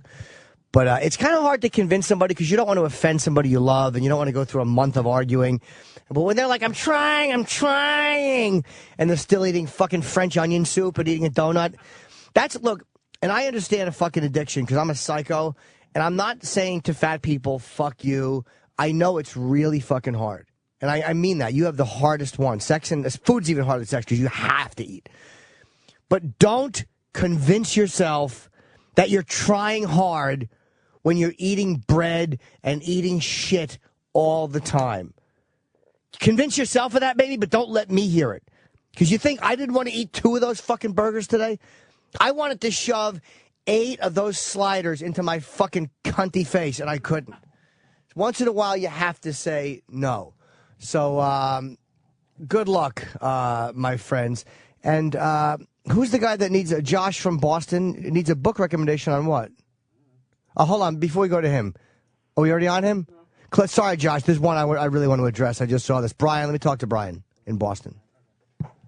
Sorry, Josh. Just hold tight. Hi, Brian. How are you? Good, buddy. How you doing? Good, good. It sounds like an honest topic, so thank you for calling. What's your question? I'm just kind of curious, like these free porn sites that you go to, like the X-Hamster or RedTube and stuff. When you look at the teens, or when I look at the teens, are they all legal? Oh, yeah. On X-Hamster and those, sure. Those girls are probably 18 to 23. They just look younger. But your thing says, you know, I'm worried the teen porn I'm watching is kiddie porn. Now, are you worried that... I didn't say that. Oh, that's what it says on this thing. Well, I just want to make sure they're legal. You know what I mean? Oh, okay. Are you worried about it being underage? I think that they're all pretty legal because they all have to sign off in this day and age. You're not looking for them to be younger, are you? No, God, no. Okay. Sure.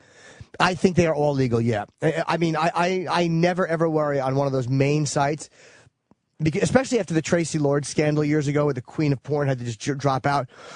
I don't think that, I think that they are very, very careful in porn about that. Like, you know, when you look at pornography and the amount of shit, and even the fucking libertarians are phony when it comes to sticking up for people.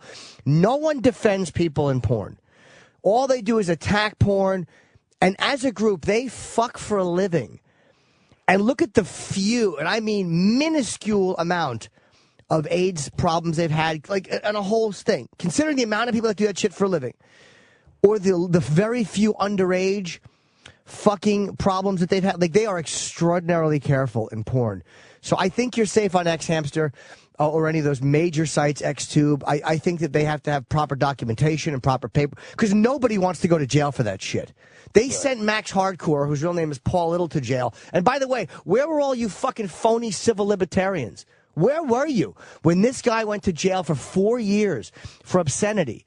And they were all, he was doing like that they were all little girls that he was fucking, but they were all adults. And you could show little girls being killed in a movie. So what he did was, and thank you very much for the call. I appreciate it, buddy. Right, take care. We love you. Thank you very much. I'm sorry to cut you off. But, yeah, what he did was tasteless. And, they have him ship it to Tampa. That was some, technically illegal thing. But what he did might have been tasteless, but it was perfectly legal. They were all 18 years old and consenting adults. Where the fuck... Where was Hollywood? Where were all you phony cocksuckers in Hollywood when this guy was being sent to prison for obscenity for doing something with consenting adults? Imagine if that was a regular actor, and excuse me for going off on a tangent here, but imagine if that was a regular filmmaker going to jail. These fucking Hollywood fucking phonies can't defend Roman Polanski fast enough, and he really did fuck a 13-year-old. They cannot fly out of the country fast enough to work with Roman Polanski because he is a brilliant film director. They cannot work with this guy fast enough, and he really fucked a child in the ass in a hot tub. But Max Hardcore only making it seem like he was fucking young girls, all fucking legal girls. Not one of these phony cocksuckers came to his defense. So I think you're safe, but I think porn people should get a lot more credit for behaving responsibly than they get. They really get very... And every time something goes wrong in porn, they're like, oh, look at this industry. It's killing everybody. Fucking annoys me. So all you politicians out there, even you libertarians, are fucking phony when it comes to this stuff. So let's go to the Josh. Sorry, Josh. The book recommendation, what are you asking? Yeah, I've gotten a few good book recommendations from you. I've read the Damien Eccles. I've read the Chris Kyle book, which was awesome. But I'm at a wall. I don't know what else to read. I remember you guys had Mike Baker on, the CIA agent. Did he ever write a book? I don't know. I didn't read his book, but I can tell you a great biography, honestly, and I'm not just Ozzy Osbourne's autobiography was tremendous. Okay. Even if you're not an Ozzy fan, it's hilarious, and it's an amazing rock biography. Peter Criss's biography was fucking great from Kiss. So one of those two books were both tremendous books. All right, buddy? Okay. Jimmy. Yes, sir. I had a blast over in Somerville. I was at the second show. My wife is the one that took me for my birthday. And I had a blast. The only issue I had was I shook Kenny's hand and he just about ripped my arm out of the socket with a straight face. He can't help it. You've seen the Munsters. He runs through the fucking door every week. Thank you very much for the call. He means well. Darren in North Carolina. Yes, sir, Jimmy. Hi, Darren. I'm actually standing up like Eric Bogosian in talk radio because I want to see him what a real talk radio guy is like. Sorry, buddy. Go ahead. Oh, man. To start with, I've been a functional alcoholic for about almost 30 years, and wow, that wasn't bad enough. About a year ago, I had surgery on my lower back, and I guess you know where this is going. Yeah. Now, I'm a full-blown opiate addict, and I mean, I'd rather have that than alcohol now, and I've tried stopping so many times, and with the withdrawal symptoms and just the fact I've made it a week one time. That's all I can make it. And then just the mental addictiveness of it kicks in, the depression, everything. But basically, I guess my question is, if I could just get through the withdrawals, I mean, I think I could kick it. But do you have any? Well, I would say this. First of all, I think functional alcoholics have a harder time because you guys can drink a lot longer and convince yourself that there's nothing wrong. I was extraordinarily dysfunctional in my, I only drank for a few years, but had I been more functional, I very well may have drank until I was 30 years old if I made it. So I don't envy guys that are functional or periodic alcoholics. I would suggest if you have insurance, getting to a rehab. You know, if you don't have insurance, go to a detox of some sort and then maybe find a 12-step program. But you know you need to stop. And life, there's a great life. It's not who you are. It seems like it's such a big part of your life that that's who you are, and you're giving up this gigantic piece of your identity and your being and your existence. But you're really not. You're giving up a fucking, as they say, a monkey on your back. You're getting a weight off of you. You're not losing anything. You're getting something terrible out of you. It's like getting a cancer cut out of you. So I would suggest a rehab, okay? Yeah, I mean, it's like I can't even, it's hard to even get out of bed without, taking my meds, man. Yeah. I can't even function during the day. It's obsessive, and I just feel like I can't even live without it now. And that's just what it does to your brain. But you can live without it because a lot of us are. The key is to get into a rehab, and it's not the easiest thing, But it really is. It gets easier and easier, and it's worth it. Your whole life will be so much fucking better, man. You're not losing anything by giving it up. You're losing nothing. Somebody described it to me many, many years ago. He said, picture, and it sounds maybe corny now, but he said, picture life is like a buffet, and everything is on that table. And if you pick up alcohol and drugs, nothing else on that table is available to you. But if you give them two up, then you can have anything else on the table that you want. And I heard that in probably 1988, and I never forgot it. Because, yeah, there's people who succeed when they're drunk or whatever, or they're doing drugs. But life just opens up to you when you're not doing that. And it's not always perfect, but believe me, it's so much better than you can imagine it is without it. And dude, I've struggled for months now to not graduate to heroin. I just can't let myself do it. That's why I've got to stop this bullshit sooner or later. But I appreciate it, Jim. All right, buddy, get into a rehab. And the worst that can happen is after 30 days, you save up and you have money for a great party. So I would suggest doing that, okay? Bye-bye, buddy. Okay. Let's talk to Rich in Rhode Island. Hi, Jim. Thanks for taking my call. Hi, Rich. Myself and two of my friends we're all around 25 years old and we graduated from college. Been great friends with one of them since kindergarten, the other since freshman year of high school. Okay. Two of us now are in graduate school, and the other's been working a job for allegedly a year and a half, and said he's moved into an apartment within the past few months. Recently, we learned through his sister that the friend with the job has been compulsively lying to us for the past year and a half. Yes. Turns out he's never held a job at the place he's claimed. No one there has ever heard of him. It turns out he doesn't rent an apartment, as it's a condo that was just sold last month. He's getting kicked out of his house at the end of May, and he's even been lying to his girlfriend regarding his apartment and living situation. Me and my friend, we feel slighted because we've been such good friends for such a long time, but we want to know how to approach him without him resenting us for prying into his business. But that's amazing to me. Like, I understand exactly what you're saying. There are First of all, I wouldn't take it personally. He's not doing it to you. He's just doing it. Compulsive liars are enraging, but there's also, it's a sickness because imagine just having to lie about everything. Like, sometimes you lie. If you cheat on a girl, you lie. If you steal something, you lie. But I get why you're lying there. But these compulsive motherfuckers that lie about everything, I hate them. And in another way, I feel for them. But that is how crazy we are as their friends. This cocksucker's been lying to you for a year and a half. And you're like, how do I tell him the truth about his full of shitness without offending him? Fuck him. You know, you could tell him nicely. You and your friend can go, look, we're not getting into your business, but we feel like you betrayed us by lying. And he might go, no, it's just I was supposed to go, but my boss dropped the rope down the shaft. You know, then fuck him. Detach from him. Because what can he possibly offer you if he's just fucking lying all the time? I think if you talk to him about it, you and your friend together, without being these accusing dickheads saying, look, man, we still love you, but what's going on with this? And maybe you'll help him. And if he just lies, lie, fib, story, lie, fib, then just fucking walk away from him. Fair enough. All right? Hey, thank you very much. Good luck, buddy. Let's see, Jordan in New York. Hey, Jimmy, how you doing? I'm good, Jordan. You have hypochondria, huh?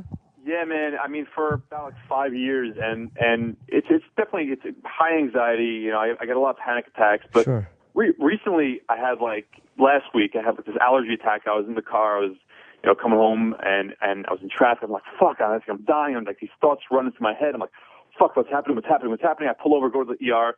The first thing they say to me is like, have you ever had anxiety before? And I said, yeah, but find out what's wrong with me. Turns out they did all the shit. Nothing was wrong. They gave me Benadryl because I had a little bit of allergies. I still do. But it's just fucking destroying my life because all I can do is Google symptoms, think about what I have, and it ruins relations. I'm a good-looking dude. I'm a writer. So I'm always on the computer. I'm always, but that's also bad because I'm always Googling shit. And then, I think a lot because you think a lot because you're a writer. You start coming up with these fucking things. And at what point do I say, who gives a shit? If you die, you die. Whatever, just live. But I could say that intellectually, but it doesn't travel. I know what you mean. You know the words, but it doesn't have the meaning for you. It's part. I think that's an OCD or some sort of. There's obviously a reason people have that. And again, I suggest therapy a lot because there's a way to. It's easy to go, hey, just buy yourself a new pair of shoes. But there's a real process to have to work through to get over that, but it is possible to get over it. I don't understand exactly what causes hypochondria. I know Carlin's bit on germs and how fucking obsessed we are with it. It drives me crazy, people's obsession with germs. And there is a self-centeredness with it and a self-obsession. But I don't know what the process is to get over. Just go to a therapist or read a self-help book about it. I mean, people have been through what you're going through. Just understand that your mind, 90% of the time with that stuff is bullshitting you. 5% of the time, it's not bullshitting you, but it's wrong. So 5% of the time, you're actually going to get sick, and the other 95% is all shit. It's crap. Right. Yeah, the problem is every now and then, like I'll go to a guy and say, say these, and he'll be like, yeah, maybe you should get that checked out. Like if he has no fucking idea that I have hypochondria, and then I panic. I'm like, oh shit, this guy must know something. But I'm starting to realize that my brain and everybody else's brain works in cycles. Like you were kind of saying, 90% of the time, it's just your brain. You can't rationalize with your brain. It's the one doing it to you. How old are you? I'm 27. Okay, 27. What does the average human being live to? Like, not 80 maybe? So what hypochondria, what are you going to do? Instead of being 75, you're going to live to 80? Like, fucking just enjoy. Like, none of us want to get sick, and be smart about it. But, the hypochondria is just ruining your life. What's the use of living longer if all you're doing is worrying about living longer? It's worthless. It's valueless. Right. All right, man. Thanks so much. Okay, man. Hope you're not sick. You sound sick. I hope you're okay. He didn't sound very good. I would have my throat checked. You might have cancer. All right, Terry in Chicago. Terry? Hello? Trav? Oh, hey, am I on the air? Yes, you are, Terry. You're on the radio. Yeah, my wife's got she's been diagnosed with a tilted cervix. Okay. And sex is very painful for her. And I mean, every time we have sex, it's almost like it's like a rape or something. I mean, I can only get like. What are you bragging? I get like 2 inches of my cock in, and she's like running away from me on the bed. All right, so what is she the only woman ever born without a mouth or asshole? There's other ways. Well, yeah, but I don't know. She's not that kind of gal, but she's not that kind of gal. Well, she won't blow you. No, we're kind of past that stage too. We've been married 20 years. I don't know. Wow. Okay. I don't know. I would just say fuck her slower. I don't know. I mean, if she's not willing to blow you, what is your question? How do you fix a tilted cervix? That I don't know. Get a fucking, I don't know. Just lay her on her back, try fucking her that way. Put her on her stomach and fuck her that. There's got to be one way you can stick it in where her cervix is the right direction. Okay. How do you fix a tilted cervix? I don't know. Divorce her. That's what I would do. Just jerk off on her. I'm not a doctor. The tilted cervix. She stuck with me through some rough times, so. Oh, okay. You can stick with her with a broken veg. All right. Thank you. Okay, let's see here. I'm reading my Twitter, my text. I'm sorry. Ted in Reno. Hey, Jeremy. Hi, Ted. Hey, I'm dying to see. I'm really into exhibitionist stuff. You want to have sex with your girlfriend publicly? No, I'm actually want her to show off in public. Now, you want other men to want to fuck her? Yeah, that too. But mostly, I like to get the reactions of other guys when they, see one of her tits out or bending over and seeing her ass in public. But that's not her thing. No. So why are you dating someone that's so different from you? I really like her. She's a good person. What does she say when you ask about this? She just says it's a bit trashy, and she's got that Catholic guilt. But she grew up being trashy. I know what you mean by that, but is it something that how long have you been dating her? A few years, about 3-4 years now. Oh, wow. Okay, so she's probably not going to change. Well, you have to make a decision. What's more important to you? Is it more important to you? Is the sex good with her? Yes. So this is just a fetish of yours that she's not honoring. Right. Well, what's more important to you? Do you enjoy the relationship more, or is meeting someone who will love this fetish more important to you?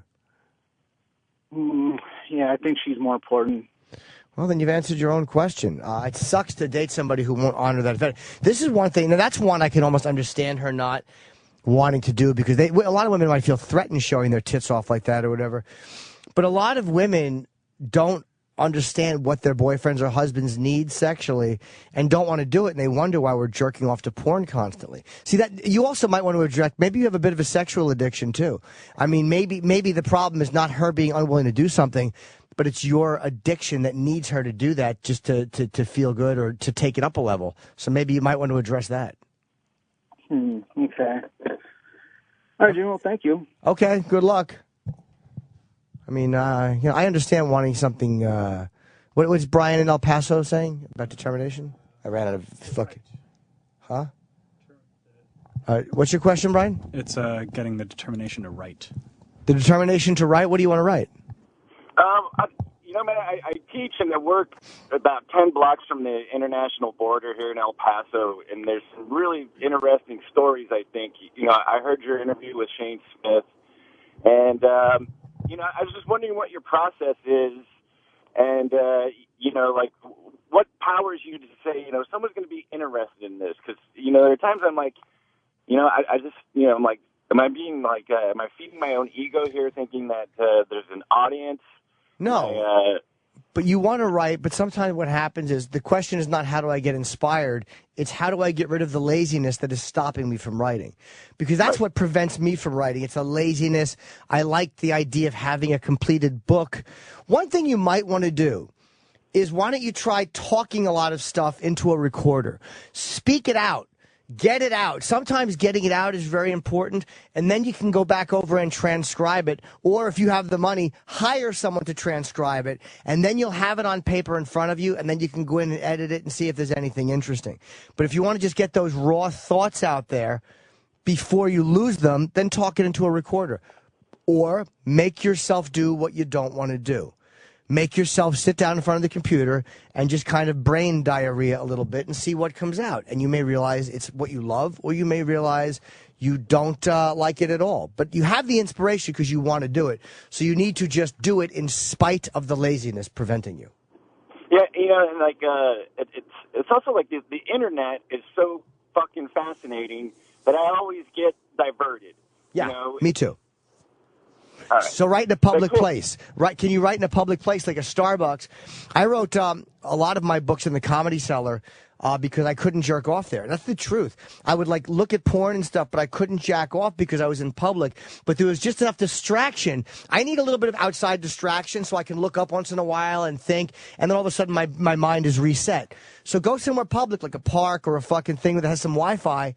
Or you don't even need Wi-Fi if you want to write, but where you won't get so distracted. Go somewhere in the public where you can't jerk off, but you can look up a little bit and, where you have a balance of outside stimuli and also you can focus on what you're doing. Cool, man. I appreciate it. All right, my friend. Good luck. Chris, lucky motherfucker in New Jersey. Hey. Girlfriend's an escort. Yes, she is. So do you drive her all over? Oh, I thought you meant the car.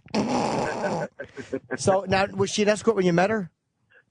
Yes, and I had my suspicions about it. And how'd you meet her? I met her on a dating site. Okay. And she charge you? No.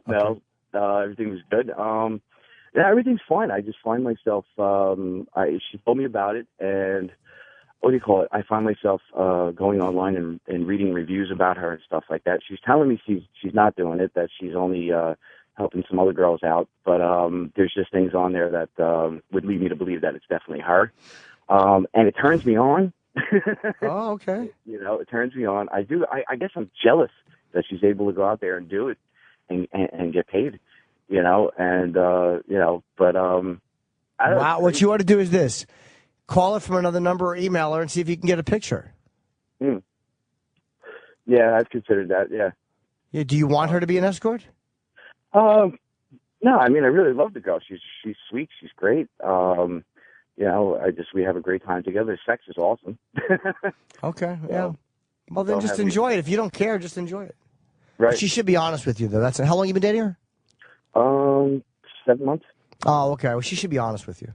Yeah, definitely. But just want to tell you, I got 311 days today sober, clean and sober. Oh, good, man. Good for you. So, you're definitely a great influence on me. Thank you, buddy. Keep going with that. Life gets very, very good. All right, man. Take care, bud. Damon in North Jersey, he spoke to me 3 weeks ago about breaking up with his gal. Jim, what's going on? How are you? I'm well, buddy. Thank you for calling. Okay, I appreciate your advice last time. I tried it out, and I don't want to be long-winded with my my question here, because I'm sure you're probably wondering, what happened with your advice or whatever. I did, I spoke to her directly, like you said. What was the in a very brief nutshell, what was the issue? I don't remember. My actual question was basically, should I break up with my girlfriend at this point? Because she occasionally smokes weed, once every week or so. Oh, okay. Because I have such an issue with it. Okay. And basically, we talked or whatever. We didn't. She really didn't. What's it called? She didn't really budge on it. If there was no compromise made or anything like that. The only thing I can say is that there's been opportunities where she could have smoked at this point, and basically, hasn't, has avoided it, if you will. But at this point, my bigger question and concern is that I think it's more on my end, and I'm trying to figure out why, because you mentioned it last time when I called. Why do I have such an issue with, substance? Because are you an addict? I am a previous addict. I've been clean for 3 years. Oh, that's why. Okay. None of us like to see people enjoying what we can't enjoy sometimes. So you might have to, and again, somebody doing addictive things, but if someone's smoking pot once or twice a week, if you feel it's going to affect your recovery in a bad way, then you have to break up with them if they don't want to change that. And both people are right. You're okay to want to break up, and she's okay to not want to change that because maybe she's not an addict. But if she's not an addict, and if you feel like, hey, this is not really affecting my recovery other than the fact that I'm a little jealous that she can do it and I can't, well, then you might want to examine it, because that's like some people who are sober will not date anybody that drinks, and that's a prerogative.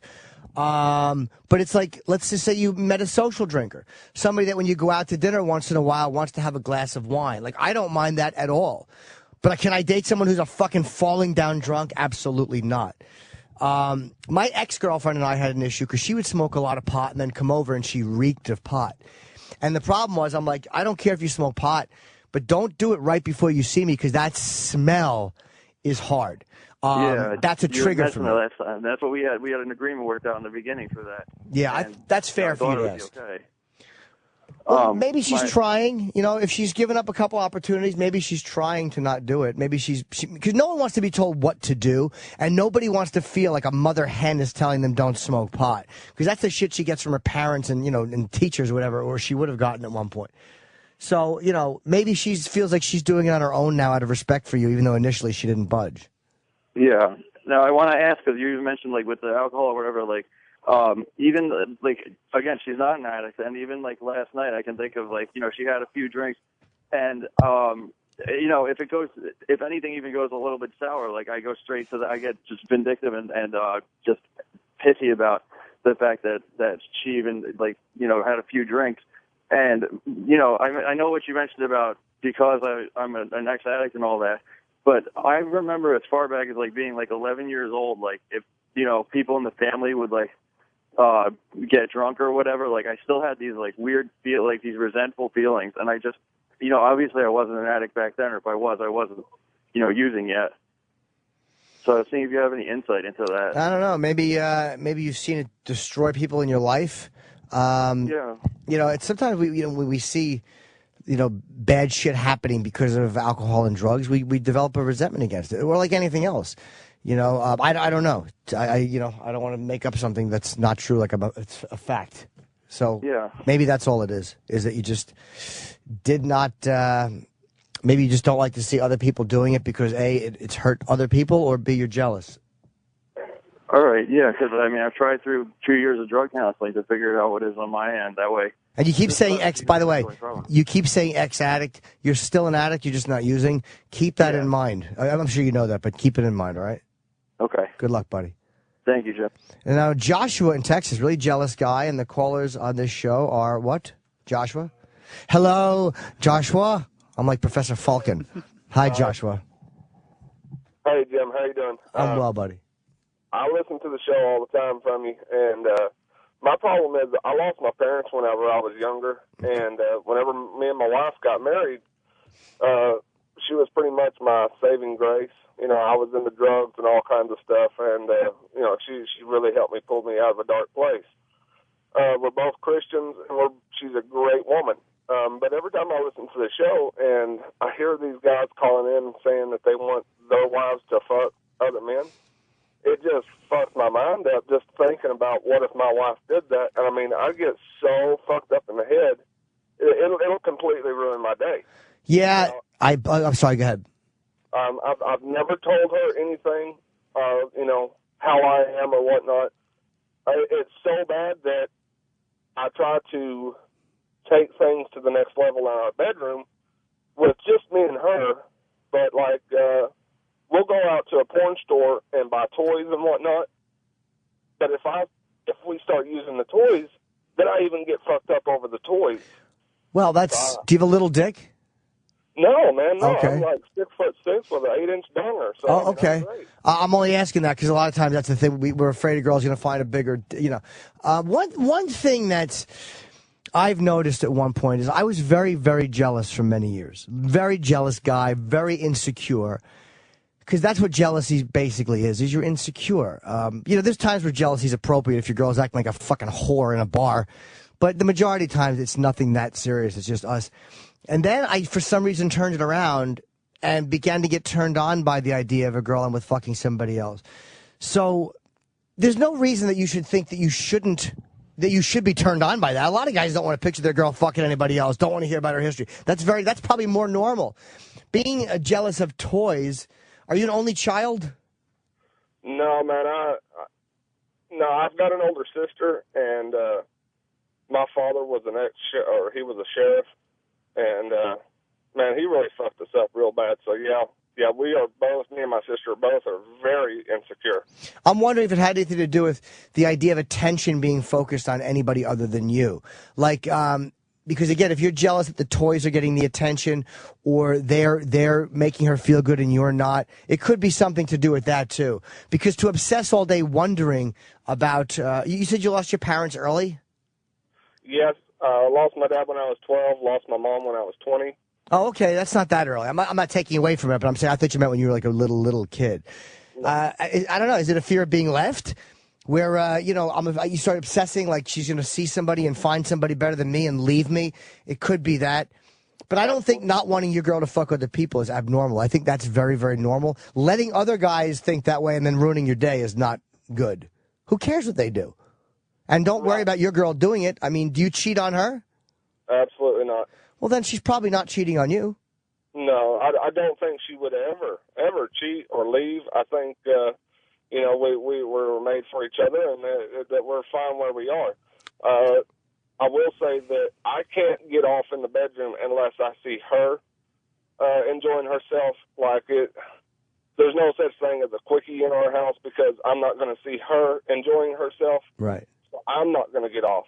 So, yeah, you're right. If the toy is producing things that I'm not, then, yeah, I get all fucked up in the head, too. It's like, why is she getting off on the toy? Does she like it better? What the fuck? Well, it sounds to me like you have a very good marriage and a good sex life, and you're just throwing a mental monkey wrench into it for nothing. You're making up scenarios and fantasies that are not reality just to make yourself feel bad, just to give yourself something uncomfortable to think about. Why are you throwing this mental monkey wrench into a fun situation? You got a woman that you love to fuck, and you enjoy her, and she's faithful, and you're faithful. So any of the other stuff is just mental noise. It's silly. Right on.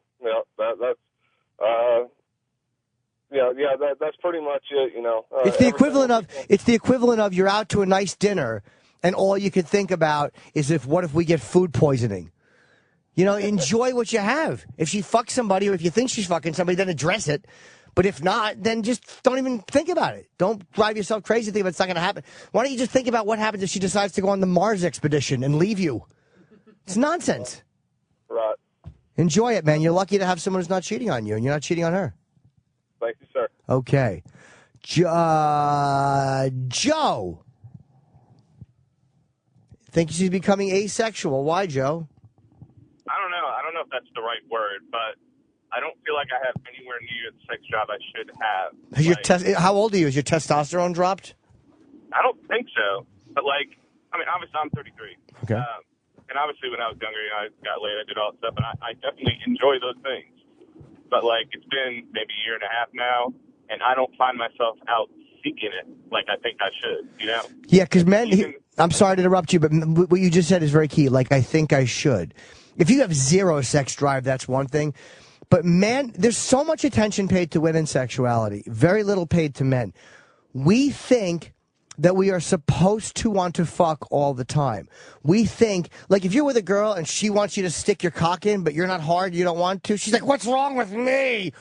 Like, it's perfectly acceptable for them not to want to fuck. But if we don't want to fuck, we immediately question our masculinity or our virility, or we think, what's wrong with me? Why don't I want to? Maybe you just don't have as high of a drive as you used to. That doesn't mean you're becoming asexual. Yeah, I don't know. It's just, like, I mean, part of it, I think, is just I'm a selfish single guy, and I enjoy that lifestyle, you know, and I don't want that ruined. Sure. Which is more than obviously just the sex stuff. I mean, don't get me wrong. If a girl threw herself at me, I'm going to take advantage of it, you know? Yes. So I don't want to go through the upper. I mean, I jerk off like any guy, but even that is not always based on a sexual fantasy. That's a whole other issue, you know? It's a weird thing there, too. I don't know. And like I said, I guess we're conditioned to think that makes us wrong. Well, do you have some interest in sex? Yeah, like I said, I would absolutely, like I said, and there's been instances, you know, if I'm, especially if you're out there having a good time and a girl's at a bar, you know, I just don't actively seek it out. And maybe you're right. Maybe that's not a wrong thing, but it feels odd. Do you think Bill Gates or Zuckerberg actively sought it out? Like, a lot of guys who are massively successful, it's because their priorities are other places. I'm sure those guys don't fuck that often. Like, Zuckerberg's dating he married his college sweetheart. You know, a lot of these guys probably did not pursue sex very much. I mean, maybe on some of them did, but so many of the successful guys were probably not pussy hounds. So you're probably in very good company, and the fact that you're not thinking about it that often or not really pursuing it, I don't think is normal, is abnormal at all. And, you know, if it goes years where you don't want it, well, you might want to address that, but I'm sure you'll find somebody and want to fuck her and have a normal sex life. I think things get so out of whack, and we're so used to extreme and abnormal in pornography in this day and age, that if we don't want to fuck, we think there's something immediately wrong with us. Right. Well, I guess they need people in the world like me to balance out folks like yourself. All right. Well, good luck to you. Thanks, man. All right, great. Guy's a eunuch. I'm just kidding. You can do one more. Yeah, you were great in Game of Thrones. Let's see. Oh, God. Dan in Iowa. Yeah, okay, good. I was going to suggest that. Yeah, of course you were. It's got a parental issue. Dan. Yeah, how you doing today, Jim? Hi, buddy. How old is your son? We only have a couple of minutes. He's about 14 years old. My wife screwed around with me 15 years ago, and we're a biracial couple, and he's black. I'm trying to figure out a way of telling him. You're biracial. He's black. You're white. Yep. So your wife cheated on you 15 years ago? Yes. And is your son all black? Yes. Now, your wife, obviously, you know for a fact he's not yours. Oh, yeah. Now, he doesn't know? No, not at all. Are you angry at your wife? No, I've been married with her for 14 years. I'm still married with her. I'm still No. 22 years into it. But are you angry at her for that? No, I love her to death. When you see this kid, are you reminded of what she did? No, I love the boy to death. So why do you... I need to tell him sooner or later because he's already asking questions. I got two other children that are mixed. Oh, he's asking questions? Oh, kind. Oh, okay. Well, what does your wife think? I think him and her ain't very close. Me and him are really close. And, yeah. I got to tell him because me and him are pretty tight, so I need to tell him sometime in the future here because... Yeah. If he's 15 and you're not telling him just because you're angry at your wife, if he's really asking and you want to just be truthful with your son, it's not like he's 5. At 15 years old, you might want to tell him the truth. If he's asking, maybe the two of you tell him together, look, I made a mistake years ago, or whatever it was. But what about the kid's father? Where is he? I've never seen him. Oh, okay. Now, he's never kept in touch with him? Never. Was it a one-night stand? Maybe a couple weeks into it. I think it was 2 or 3 weeks. I'm not too sure. Okay. I used to work third shift, so I missed a lot of stuff at the time. Oh, okay. Well, you seem to be handling it pretty well. But